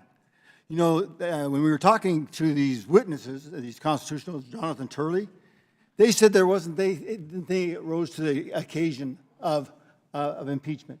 But they said there was a suspicion, and that's what the impeachment inquiry was all about, to go get that information, if there is. They all said that there was a suspicion based on these shell corporations. So they did say that. They didn't say what you just said. You mischaracterized that. So, you know, from that standpoint, we got to be very, very careful with how we're cherry picking this information. Maybe we do it, but you do it too. And you did it right there. Because they did not have. Will the gentleman yield for a question? I'll give you a quick question. What I said was, and I just want to make sure we're on the same. I said that the witness testified that there was insufficient evidence to impeach Joe Biden. It was an impeachment inquiry hearing. No. It was he said there was more than enough evidence to proceed with the impeachment inquiry. That's what we're doing. Let's be clear But did he about also what we're say doing that there here. was insufficient Wait, evidence? not Mr. Gosar's time. No. He said both. He said both. You know, and when we're comparing apples to apples on the two impeachments of Mr. Trump, you didn't even go through an impeachment inquiry. You didn't even vote on the floor on one of those. So if you're talking about apples and apples, we're not even close to that. You know, the one thing I thought was the lady justice is blindfolded. She's got the scales. You put the information in there, and she's going to give you a result. She's blindfolded. She doesn't see who that is. You know, Trey Gowdy made that comment. We're missing the point here, is that the information that we got is from factual based. There's information there that is suspicious. Why would you stack all these shell companies up? You got the IRS folks that said this were whistleblowers. They've been exonerated. I got to tell you, they're not liars. They're not liars. They do one thing, they're good at auditing. So I think what we do is we got to get back to the order of business. That is Hunter Biden violated the context of the subpoena. You know, he's not above the rule of law, so we ought to be just continuing that vote. I yield. Right. Now, Mr. Haskins has 1 minute and 3 seconds. Yep. First, to my friend, Mr. Gosar, we did not launch an impeachment inquiry for the second impeachment because Donald Trump tried to overthrow the Constitution on January 6th, 2 weeks before he left office, and we were the targets of that impeachable offense. So we all saw it. We were the witnesses, and we were the ones to vote on it, and we didn't quite have time for all of those niceties, but all of us knew exactly what happened. Secondly, I am sorry that Mr. Perry left the room at Josh Hawley's speed when Mr. Goldman began to speak there because he made two really important points. One was he said that if you get a subpoena, you comply with the subpoena, you answer it. Yes, I would like to tell him, Mr. Perry, you comply with your subpoena, but no, he decided to arrogate the law to himself and to claim that the January 6th committee was invalid, it was illegal, it was unconstitutional. All claims that were rejected by federal courts. They do not have a single case authority for that at all. And yet he's going to now lecture other people about complying with subpoena. I mean, he should, I think, delegate some of his time to some other members to speak on that. It's a little uncomfortable there. And finally, I'm sorry? The gentleman. Yes, I will yield. Yes, go ahead. Will allude to good process builds good policy, builds good politics. Would you agree? Yes, I totally agree. You don't skip, in the severity of impeachment, you never skip that process. But you did. Donald Trump was already arguing that he couldn't be tried because it was too late at that point. Okay. He was already arguing All right. that. Your all's 10 minutes has expired. Mr. Fallon, I think we have 1.5 minutes. Thank you, Mr. Chairman. You know, what this has devolved into is deny, deny, deny, counter accuse. It's an old adage, and it's unfortunate because, again, and we've been talking about this now 5, 6, 10 times, the difference between a private deposition is hundreds of hours can be expended, and you can really drill down, and you can have accountability. You can get an in-depth interview. And then at that point, after we've all read that, we can come here and each of us can get our 5 minutes. This is a very big difference, and it's a distinction that needs to be, again, reiterated and refuting some of the Democratic arguments. And then I read this actual amendment, and I see this footnote number 17, this amendment where the author says, Chairman Comer has also dishonestly and repeatedly suggested that the then Vice President Biden had the prosecutor of Ukraine fired as a part of a bribery scheme. Where's the proof? And then you read the footnotes, and they're opinion pieces. The fact is that according to the FBI, the informant, the human source, was very reliable. They paid him over $100,000, and they've been working with him for almost 10 years. Did Victor Shokin, the prosecutor, get fired? Yes. Who was advocating for that? Joe Biden was advocating for that. Mykola Zlochevsky, the corrupt oligarch who was the CEO of Burisma, paid his son millions of dollars. And Victor Shokin, the prosecutor, had seized land, a few homes, and a Rolls Royce from Zlochevsky. So he was apparently doing his job. And even when he was fired, the president of Ukraine, on the call to Joe Biden, said, we thought he was doing a good job, but you wanted him fired, so he's gone. Biden bragged about that. These are all facts. So I'm going to vote against the amendment because the amendment is factually incorrect. And I yield back. Time has expired for both sides. The question is on the Frost Amendment. All those in favor of the Frost Amendment signify by saying aye. Aye. All those opposed signify by saying no. No. In the opinion of the chair, the noes have it, and the amendment is not agreed to. Recorded vote, please. A recorded vote is ordered as previously announced. Further proceedings on the question will be postponed. Mr. Chairman. Does any member wish to be recognized? Ms. Stansbury? Yes, thank you, Mr. Chairman. I have an amendment at the desk. The clerk will distribute the amendment to all members.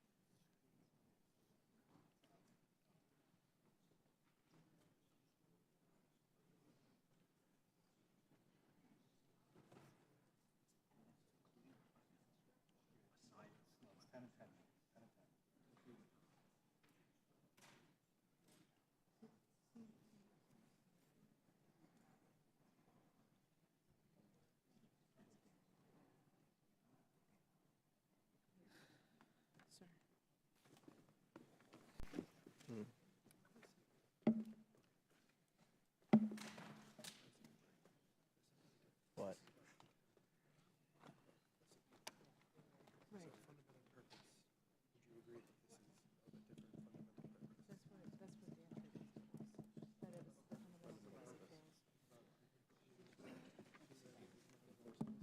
So our reading of this is non-germane, because this is trying to talk about, it's saying that the evidence shows no wrongdoing by President Biden, but this contempt report is all about Hunter Biden not showing up for a subpoena to ask him questions.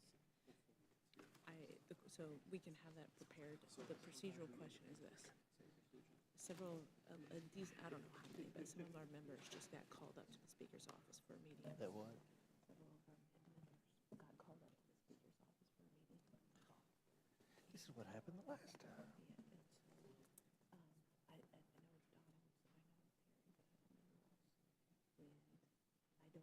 They appealed the ruling last time, they didn't ask for a recorded vote. If they ask for a recorded vote, we're going to have to hold the vote open to get people here. So what are you saying? I think we still can just pull it non germane, but just be prepared that we may. Because it's not germane. It feels like I'm on purpose. We're taking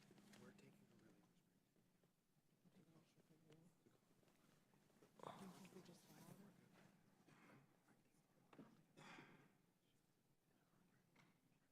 Can we tell them that we're going to rule it non germane because of that? Tell them that we're going to see what they're going to do. We're going to hit your top button.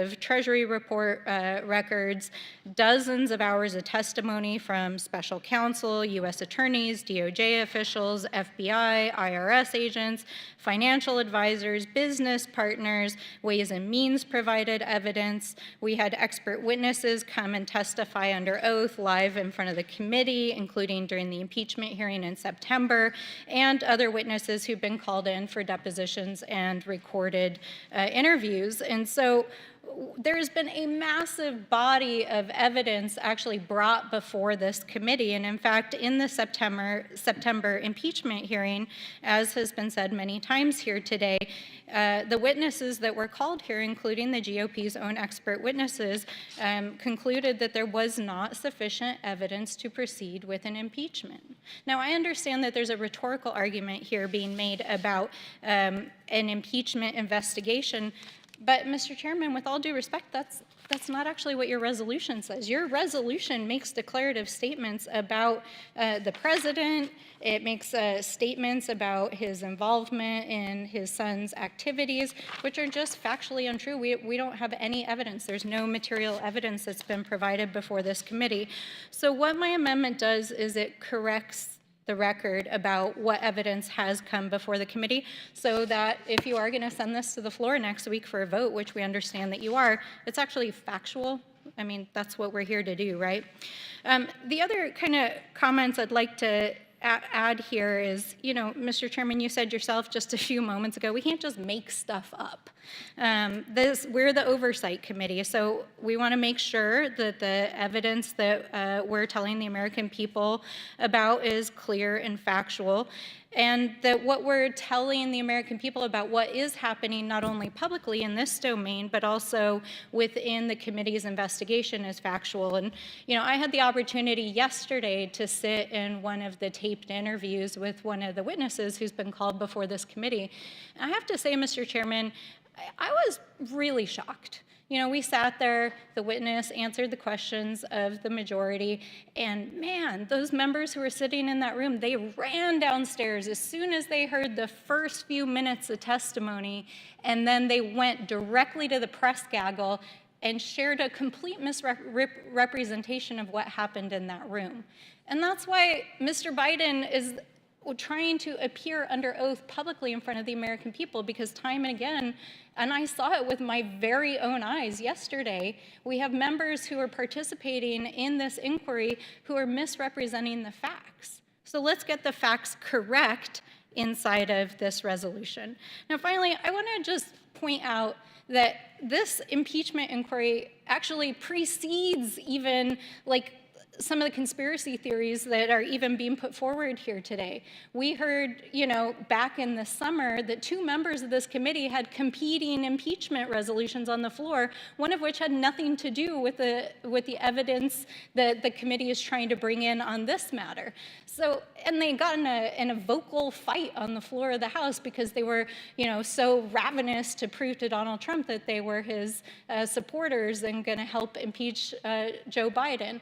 So let's not play games. This is a political activity, but if you are going to engage in a political activity, let's make sure it's factual. With that, I yield back. Mr. Chairman. Mr. Chairman.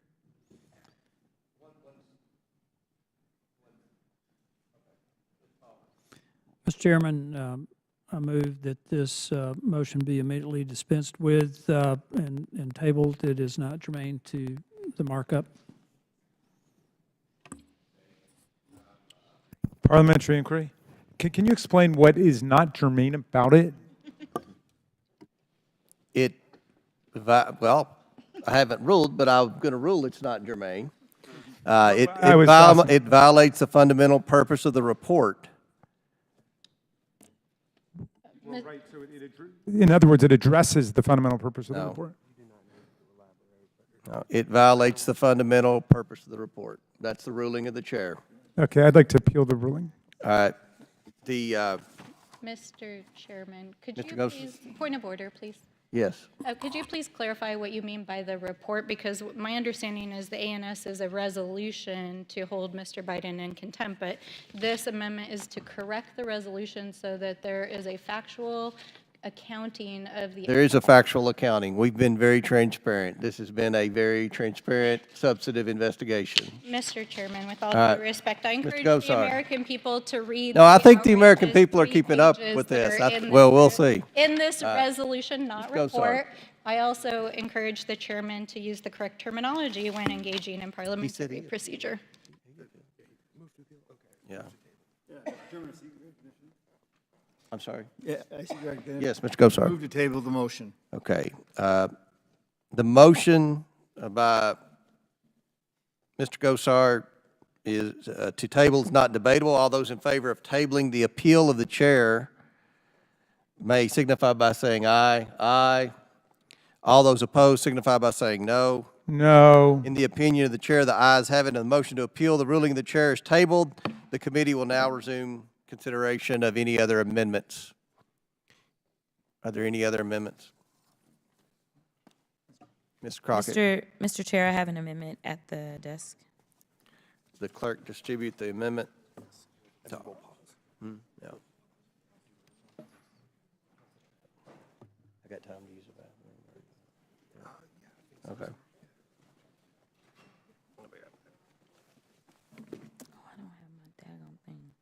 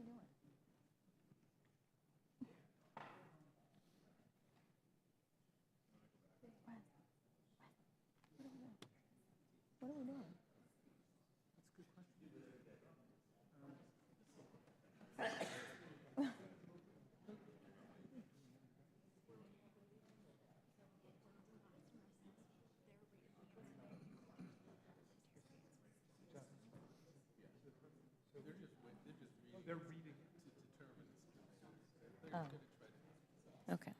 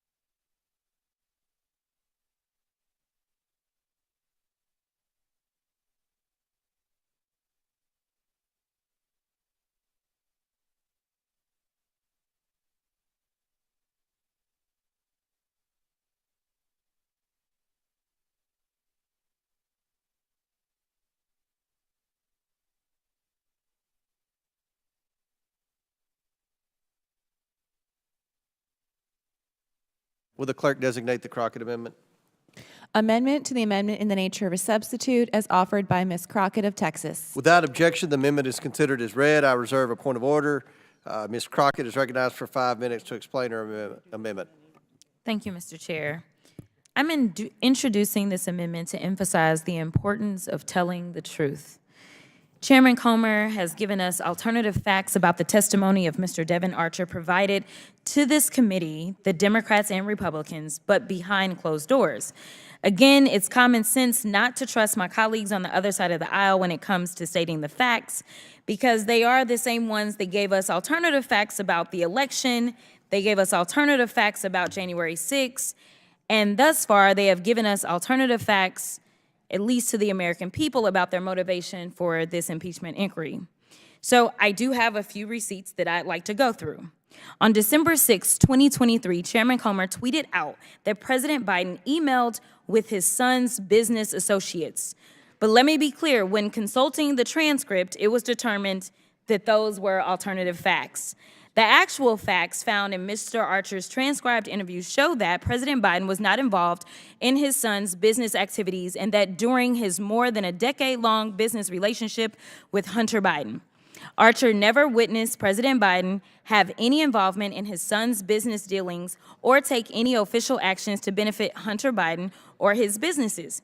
And Archer never witnessed Hunter Biden discuss the substance of his business with his father or ask his father to take any official actions.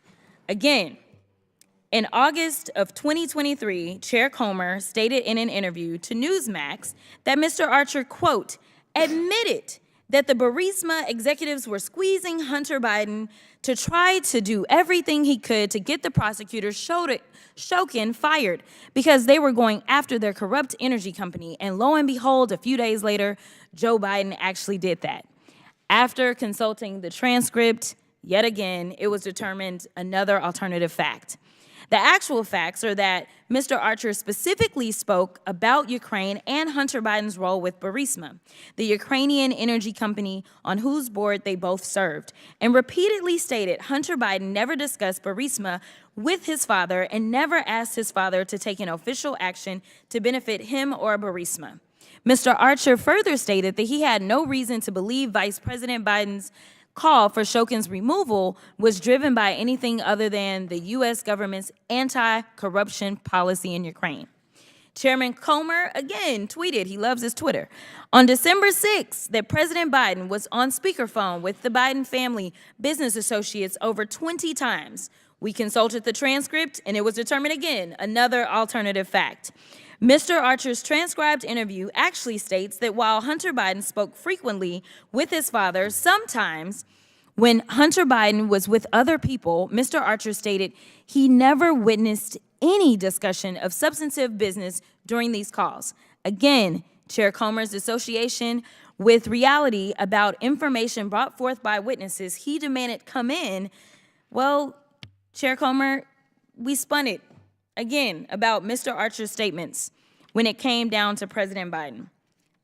When we consult the transcript over and over and over, it's been determined that the facts that have been laid out by the members of this committee on the Republican side have been alternative facts.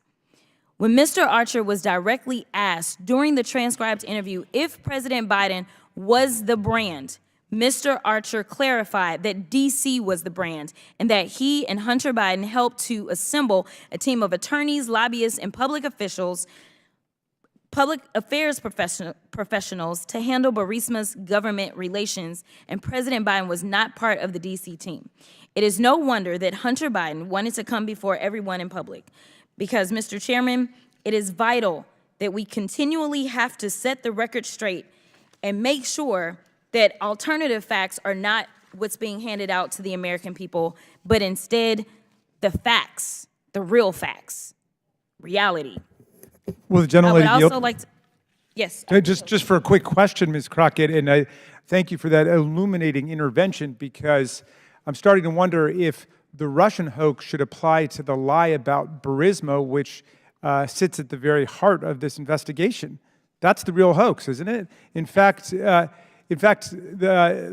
Parnas, who helped make it up, has been out there begging Chairman Comer and the Republicans to end this wild goose chase and to have him come testify about how they tried to concoct the lie in the first place. And yet, that's a witness that they don't want to hear from. I thank you. I yield back to you, Ms. Crockett. They don't want to hear that. And if we care about making sure that the American people know that we have transparency and truth on this committee, then I would implore this committee to release the transcripts publicly instead of tweeting out alternative facts about what has been testified to.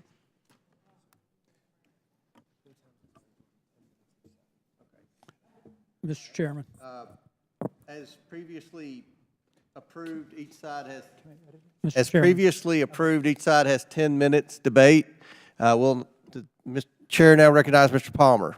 Mr. Chairman, I make a motion that we table this amendment. It is dilatory and not germane to the markup. But, Mr. Chairman, didn't we already agree, I think, to have 10 minutes on each side?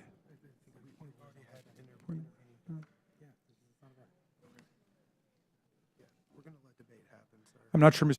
Palmer was aware of that agreement. Yeah. Okay. We've already agreed to have debate, 10 minutes debate. I'm sorry I didn't make that clear. The motion. So, does anyone wish to speak? Mr. Goldman. Thank you. I think this amendment is very important because it goes to the heart of the dispute that the chairman and the witness seem to be having, which is where would his testimony take place?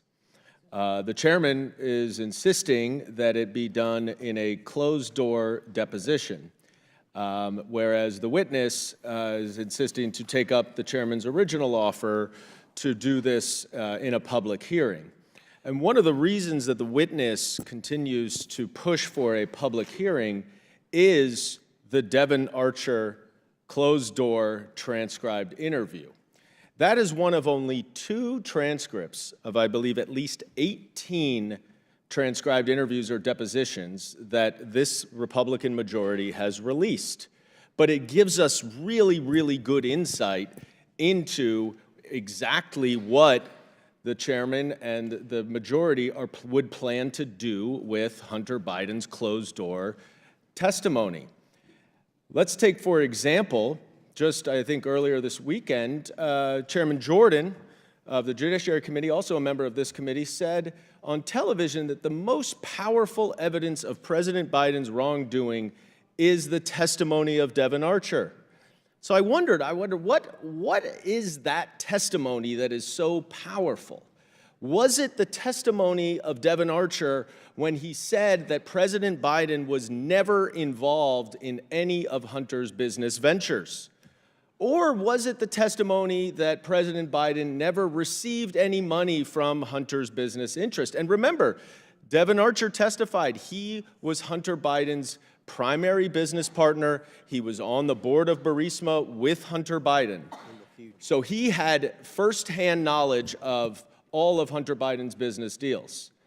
Now, maybe if it wasn't those, it was the fact that President Biden, according to Devon Archer, never received any bribes from the Ukrainian government. In fact, maybe it was even that he said that President Biden never discussed business with Hunter Biden or Hunter's business associates. It must be that he was focusing on the times when President Biden met or spoke to Hunter Biden's business associates. That clearly has to be what the chairman was talking about. So it must be that when you look at the transcript, what he was referring to is when Devon Archer repeatedly said that they never discussed business, that they only talked about, quote, niceties, including, and this is according to Devon Archer's testimony, how the weather was, and that none of the discussions ever related to business. So the best evidence that these Republicans want to put forward is testimony that completely absolves President Biden from any involvement, association, benefit from, or other interactions with Hunter Biden's business interests. Now, Chairman Comer, you were asked a few weeks ago on CNN what you thought the best evidence was of wrongdoing by President Biden, and you said that the allegations of the bribe from the Burisma founder, should we call it, I guess, the Burisma hoax now? Because unlike with Russia's interference in the 2016 election, which Special Counsel Mueller unequivocally determined was known to the Trump campaign, was welcomed by the Trump campaign, and was used by the Trump campaign, in this case, Vice President Biden's urging Ukraine to fire the Prosecutor General of Ukraine, which was consistent with official U.S. policy. It was consistent with the European Union policy. It was consistent with a bipartisan Senate delegation who urged it as well, was actually bad for Burisma, and therefore it was bad for Hunter Biden. And who should we look to determine whether that is the case? How about Devon Archer, the star witness, who was also on the board of Burisma? Nope. Devon Archer said that it was his understanding that Burisma had Shokin, the Prosecutor General, under control, and that getting rid of him would have been bad for Burisma. And of course, it was bad for Burisma, because as soon as Shokin was gone, after he had allowed a British case to lapse, the next Prosecutor General came in and did start investigating the founder of Burisma. So it turned out to be exactly correct. This is why Hunter Biden wants to testify in public, is because if you had not released that transcript and we had just relied on the false representations of the majority members of this committee about what Devon Archer said, we would never have known that Devon Archer actually absolves Joe Biden of any involvement of any wrongdoing related to Hunter Biden's business interests. And we would not know that this entire investigation, the public would not know that this entire investigation is a complete sham. And I yield back. The minority will have 4 minutes. The majority has 10 minutes. I'll go first. I must oppose this amendment, but I have to state something. And I want everyone to understand this. I want everyone to understand this. A lot has been said about people on this committee running to the press during a deposition or during an interview. During the two main interviews of this impeachment inquiry investigation, the Devin Archer interview and the George Burgess interview, the very first person on this committee to run to the reporters was none other than Dan Goldman. That is a fact. Does anyone want to dispute that right now? The very I would like you to person. identify one thing that I said that was not consistent with the transcript. You're talking about you are talking about running to the press and why don't leaking. you release the Burgess transcript? You said Hunter Biden didn't want to come because of leaks. You're the leaker. You are the leaker, Mr. Goldman. You do your now, check. You I have say 4 the minutes truth. remaining. You This is give my false time. You're information. out of order. You're out of order. I'll let you sit there and regurgitate your baloney for 6 minutes. I oppose this amendment. This amendment strikes the entire section about why Hunter Biden's testimony is necessary for the committee's legitimate oversight investigation. The amendment discusses a single deposition with Devin Archer and gets rid of all other relevant information as to why his deposition is important. The amendment distorts the reality of how the committee has handled this investigation. Devin Archer has stated publicly that claims made by the Democrats in this amendment are categorically false. Specifically, Devin Archer stated that Democrats' claims that President Biden was not involved in Hunter's businesses in any way was false. Devin Archer said that's categorically false. He said Joe Biden, quote, was aware of Hunter's business. He met with Hunter's business partners. I recommend that all members of this committee oppose this misguided amendment, and I ask to submit to the record Devin Archer's interview where he says one Democratic claim about the Biden business is categorically false, and that was what I just mentioned with respect to Joe's involvement, knowledge in his businesses. Without objection, so ordered.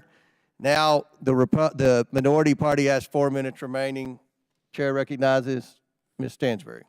Thank you, Mr. Chairman. I just very quickly want to clarify that when I mentioned that the majority had run to the press and misrepresented what happened in that interview yesterday, the point was that they misrepresented what happened in the interview.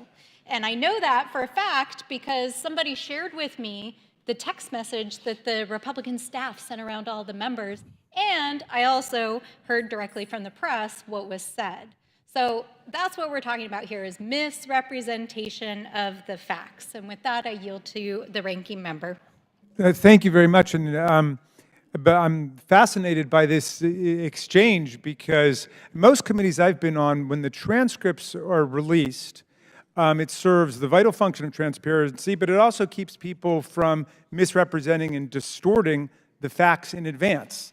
But if you withhold all but 2 transcribed interviews, I think there's something like 16 or 17 that haven't been released by the majority, then that does become an incentive to misrepresent and distort. I don't blame Mr. Goldman if he ran to the press to try to get out the true story before others go out and tell a lie about what's taking place if we're not going to turn the transcripts over. And I wonder whether you, Mr. Chairman, could commit to turn over all of the transcribed interviews to the gentleman yield for a question and to the Congress and to the people of the United States of America. Ranking member Yes, yield by all for means. a question. Yeah. Does the ranking member presume that his Republican colleagues intend to lie about transcripts?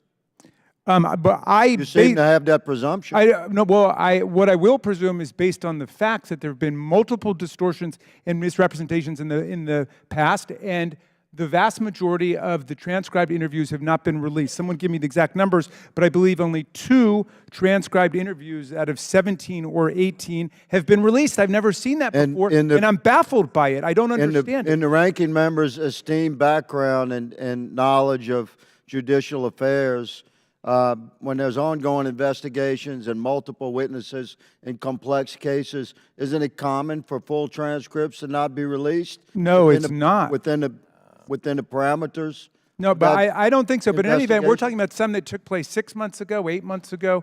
But somebody's going to give me a list of how many we're talking about here. There's 17 total. Only 2 transcribed interviews have been released. So then it does become a race to get out to say, what you think happened. Why don't we just give the people the transcribed interviews? We talk about transparency and accountability. That's the dominant theme of this committee. Isn't that something we can agree to? Will the ranking member yield for 1 minute? Yes, by all I means. yield. I have a question for the ranking member. If it is generally the practice of an investigator to withhold all of the transcripts during the investigative phase, would that normally also include releasing 2 of them? Well, that strikes me as odd. That does look like, the famed cherry picking. It's as if to say, well, 2 of these interviews helped us. 15 or 16 of them don't help us, so we're going to bury them someplace. So that's odd, but I want to presume the best of my colleagues, Mr. Higgins, and that's why I'm asking the chairman to explain what is the practice here. Well, you complain that we don't release transcripts. You complain because we do release transcripts. Honestly, we released those 2 transcripts because you had misrepresented so much what Devin Archer said. That's probably one reason he went on Tucker Carlson's show to call you out for misrepresenting what he said in the transcribed interview. But so you now are it's been able to released. get them ready. You are able to get them ready, in other words, and you thought that it was we have strategically other witnesses important. to interview. You know how it works, Mr. Raskins. You're playing like you don't know how this works. You're playing and trying to act like you've never done an investigation before when you've led both impeachments and the January 6th. I didn't lead the first impeachment, but I wouldn't want to admit to leading that first impeachment either. I would have 10 nicknames from President Trump by Okay. now if I'd All led right. that one. Well, but- you got, I think your all's time is pretty much expired. Does anyone on our side have anything to add? I don't see anything. So, who's that? Mr. Gosar. Yeah, we talk about facts. And that people should honor congressional subpoenas.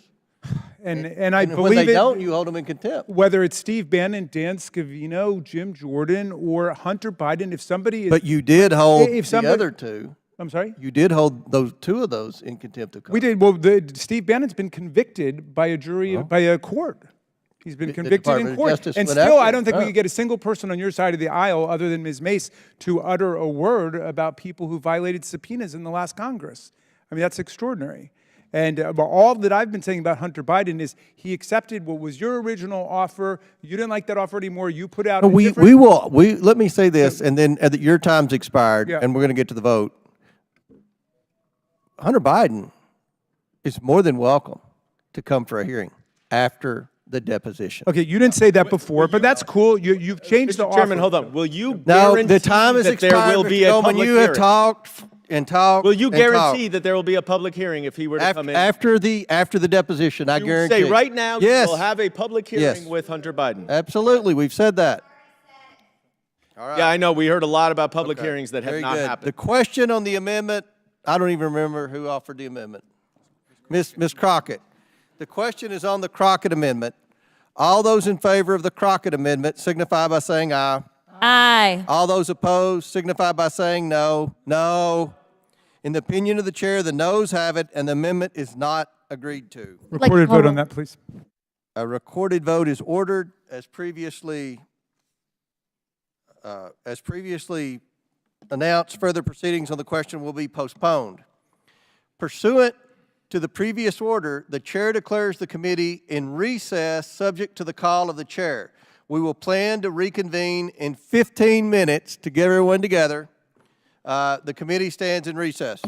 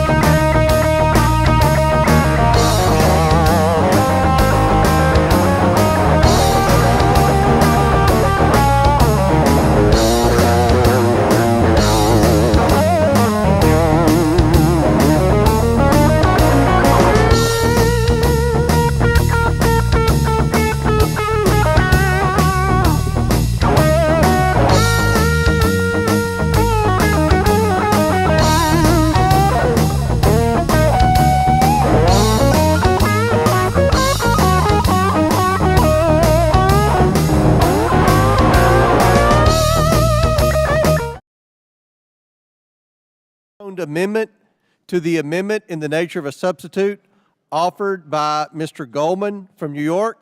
The clerk will call the roll on the Goldman amendment. Mr. Jordan, Mr. Turner, Mr. Gosar. Mr. Gosar votes no. Ms. Fox. Mr. Grothman. Mr. Grothman votes no. Mr. Cloud. Mr. Cloud votes no. Mr. Palmer. Mr. Palmer votes no. Mr. Higgins. Mr. Higgins votes no. Mr. Sessions. Mr. Sessions votes no. Mr. Biggs. Mr. Biggs votes no. Ms. Mace. Ms. Mace votes no. Mr. LaTurner. Mr. LaTurner votes no. Mr. Fallon. Mr. Donalds. Mr. Donalds votes no. Mr. Perry. Mr. Perry votes no. Mr. Timmons. Mr. Timmons votes no. Mr. Burchett. Mr. Burchett votes no. Ms. Green. Ms. Green votes no. Ms. McLean. Ms. McLean votes no. Ms. Boebert. Mr. Fry. Mr. Fry votes no. Ms. Luna. Ms. Luna votes no. Mr. Langworthy. Mr. Burleson. Mr. Burleson votes no. Mr. Waltz. Mr. Waltz votes no. Mr. Raskin. Aye. Mr. Raskin votes aye. Ms. Norton. Yes. Ms. Norton votes yes. Mr. Lynch. Mr. Lynch votes aye. Mr. Connolly. Mr. Krishnamurthy. Aye. Mr. Krishnamurthy votes aye. Mr. Khanna. Aye. Mr. Khanna votes aye. Mr. Mfume. Ms. Ocasio-Cortez. Aye. Ms. Ocasio-Cortez votes aye. Ms. Porter. Aye. Ms. Porter votes aye. Ms. Bush. Mr. Gomez. Aye.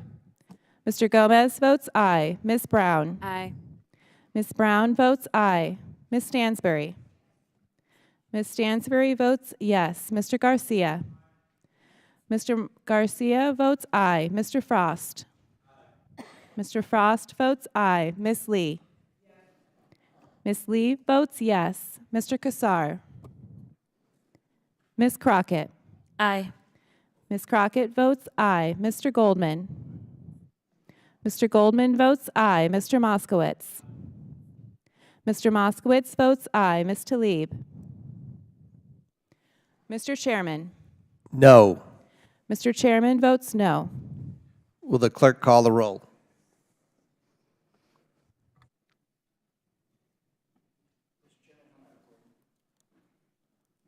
How is Mr. Kassar recorded? Mr. Kassar is not recorded. Mr. Kassar votes yes.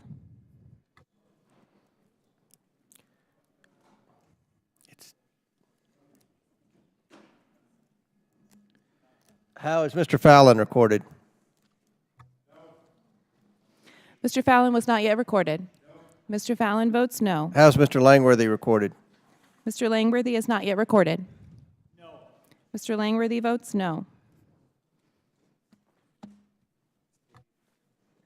How is Ms. Tlaib recorded? Ms. Tlaib is not yet recorded. She voted yes. Ms. Tlaib votes yes.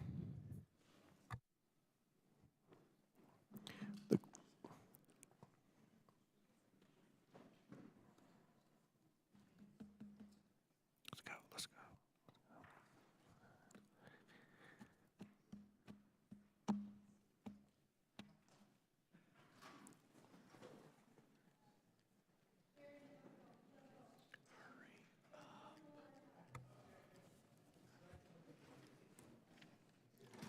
The clerk report. Mr. Chairman, on this vote, the ayes are 18, the nays are 22.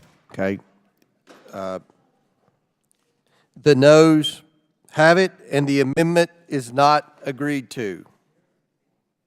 The question now is on the previously postponed amendment to the amendment in the nature of substitute offered by, who? Mr. Frost. The clerk will call the roll. Mr. Jordan, Mr. Turner, Mr. Gosar. Mr. Gosar votes no. Ms. Fox. Ms. Fox votes no. Mr. Grothman. Mr. Grothman votes no. Mr. Cloud. Mr. Cloud votes no. Mr. Palmer. Mr. Palmer votes no. Mr. Higgins. Mr. Higgins votes no. Mr. Sessions. Mr. Sessions votes no. Mr. Biggs. Mr. Biggs votes no. Ms. Mace. Ms. Mace votes no. Mr. LaTurner. Mr. LaTurner votes no. Mr. Fallon. Mr. Fallon votes no. Mr. Donalds. Mr. Donalds votes no. Mr. Perry. Mr. Perry votes no. Mr. Timmons. Mr. Timmons votes no. Mr. Burchett. Ms. Green. Ms. Green votes no. Ms. McLean. Ms. McLean votes no. Ms. Boebert. Mr. Fry. Mr. Fry votes no. Ms. Luna. Ms. Luna votes no. Mr. Langworthy. Mr. Langworthy votes no. Mr. Burleson. Mr. Burleson votes no. Mr. Waltz. Mr. Waltz votes no. Mr. Raskin. Aye. Mr. Raskin votes aye. Ms. Norton. Aye. Ms. Norton votes aye. Mr. Lynch. Aye. Mr. Lynch votes aye. Mr. Connolly. Aye. Mr. Connolly votes aye. Mr. Krishnamurthy. Mr. Krishnamurthy votes aye. Mr. Khanna. Aye. Mr. Khanna votes aye. Mr. Mfume. Aye. Mr. Mfume votes aye. Ms. Ocasio-Cortez. Ms. Ocasio-Cortez votes aye. Ms. Porter. Ms. Porter votes aye. Ms. Bush. Mr. Gomez. Mr. Gomez votes aye. Ms. Brown. Ms. Brown votes aye. Ms. Stansbury. Ms. Stansbury votes yes. Mr. Garcia. Mr. Garcia votes aye. Mr. Frost. Mr. Frost votes aye. Ms. Lee. Ms. Lee votes yes. Mr. Kassar. Mr. Kassar votes yes. Ms. Crockett. Aye. Ms. Crockett votes aye. Mr. Goldman. Mr. Goldman votes aye. Mr. Moskowitz. Mr. Moskowitz votes aye. Ms. Tlaib. Ms. Tlaib votes yes. Mr. Chairman. No. And how is Mr. Burchett recorded? Mr. Chairman votes no. Mr. Burchett is not yet recorded.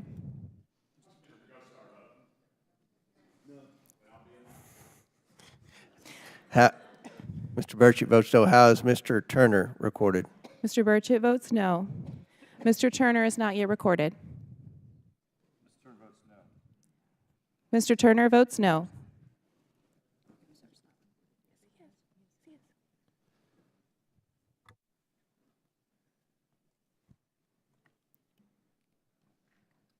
Will the clerk tally? It's 24 to 20.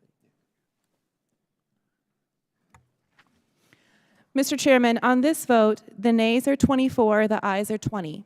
The noes have it, and the amendment is not agreed to. The question is now on the previously postponed amendment in the nature of substitute. This is the chairman's amendment. Oh, on the Crockett amendment. The clerk will call the roll on the Crockett amendment. Mr. Jordan. Mr. Turner. No. Mr. Turner votes no. Mr. Gosar. Mr. Gosar votes no. Ms. Fox. Ms. Fox votes no. Mr. Grothman. Mr. Grothman votes no. Mr. Cloud. Mr. Cloud votes no. Mr. Palmer. Mr. Palmer votes no. Mr. Higgins. Mr. Higgins votes no. Mr. Sessions. Mr. Sessions votes no. Mr. Biggs? Mr. Biggs votes no. Ms. Mace? Ms. Mace votes no. Mr. LaTurner? Mr. LaTurner votes no. Mr. Fallon? Mr. Fallon votes no. Mr. Donalds? Mr. Donalds votes no. Mr. Perry? Mr. Perry votes no. Mr. Timmons? Mr. Timmons votes no. Mr. Burchett? Mr. Burchett votes no. Ms. Green? Ms. Green votes no. Ms. McLean? Ms. McLean votes no. Ms. Boebert? Mr. Fry? Mr. Fry votes no. Ms. Luna? Ms. Luna votes no. Mr. Langworthy? Mr. Langworthy votes no. Mr. Burleson? Mr. Burleson votes no. Mr. Waltz? Mr. Waltz votes no. Mr. Raskin? Aye. Mr. Raskin votes aye. Ms. Norton? Aye. Ms. Norton votes aye. Mr. Lynch? Aye. Mr. Lynch votes aye. Mr. Connolly? Aye. Mr. Connolly votes aye. Mr. Krishnamurthy? Mr. Krishnamurthy votes aye. Mr. Khanna? Aye. Mr. Khanna votes aye. Mr. Mfume? Aye. Mr. Mfume votes aye. Ms. Ocasio-Cortez? Ms. Ocasio-Cortez votes aye. Ms. Porter? Ms. Porter votes aye. Ms. Bush? Mr. Gomez? Mr. Gomez votes aye. Ms. Brown? Ms. Brown votes aye. Ms. Stansbury? Ms. Stansbury votes yes. Mr. Garcia? Mr. Garcia votes yes. Mr. Frost? Mr. Frost votes yes. Ms. Lee? Ms. Lee votes yes. Mr. Kassar? Mr. Kassar votes yes. Ms. Crockett? Aye. Ms. Crockett votes aye. Mr. Goldman? Mr. Goldman votes aye. Mr. Moskowitz? Mr. Moskowitz votes aye. Ms. Tlaib? Ms. Tlaib votes yes. Mr. Chairman? No. Mr. Chairman votes no. Does any other member wish to vote? Seeing none, will the clerk report the tally?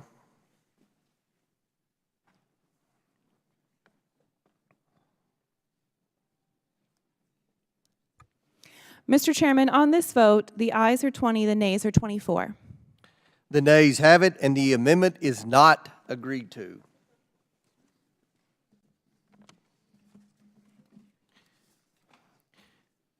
The question is now on the amendment in the nature of a substitute to the contempt report. All those in favor signify by saying aye. Aye. All those opposed signify by saying nay. In the opinion of the chair, the ayes have it. The amendment in the nature of a substitute to the report is agreed to. The question is on favorably reporting the report. The clerk will call the roll. Mr. Jordan? Mr. Turner? Mr. Turner votes yes. Mr. Gosar? Mr. Gosar votes yes. Ms. Fox? Ms. Fox votes yes. Mr. Grothman? Mr. Grothman votes yes. Mr. Cloud? Mr. Cloud votes yes. Mr. Palmer? Thank you for coming. Mr. Palmer votes yes. Mr. Higgins? Mr. Higgins votes yes. Mr. Sessions? Mr. Sessions votes yes. Mr. Biggs? Mr. Biggs votes yes. Ms. Mace? Ms. Mace votes yes. Mr. LaTurner? Mr. LaTurner votes yes. Mr. Fallon? Mr. Fallon votes yes. Mr. Donalds? Mr. Donalds votes yes. Mr. Perry? Mr. Perry votes aye. Mr. Timmons? Mr. Timmons votes aye. Mr. Burchett? Mr. Burchett votes aye. Ms. Green? Ms. Green votes yes. Ms. McLean? Ms. McLean votes yes. Ms. Boebert? Mr. Fry? Mr. Fry votes aye. Ms. Luna? Ms. Luna votes aye. Mr. Langworthy? Mr. Langworthy votes aye. Mr. Burleson? Mr. Burleson votes aye. Mr. Waltz? Mr. Waltz votes aye. Mr. Raskin? No. Mr. Raskin votes no. Ms. Norton? No. Ms. Norton votes no. Mr. Lynch? No. Mr. Lynch votes no. Mr. Connolly? Nay. Mr. Connolly votes nay. Mr. Krishnamurthy? No.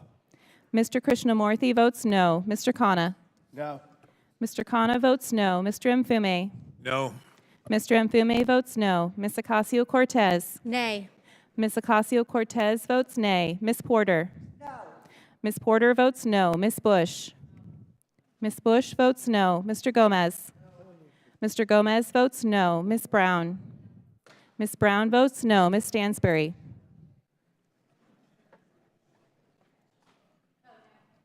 Ms. Stansbury votes no. Mr. Garcia?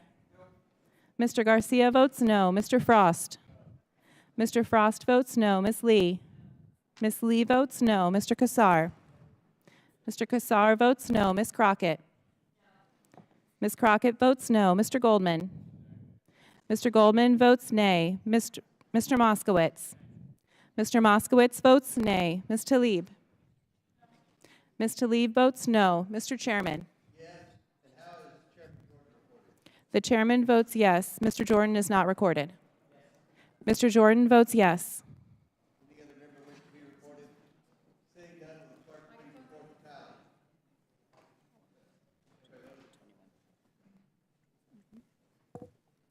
Mr. Chairman, on this vote, the ayes are 25, the nays are 21.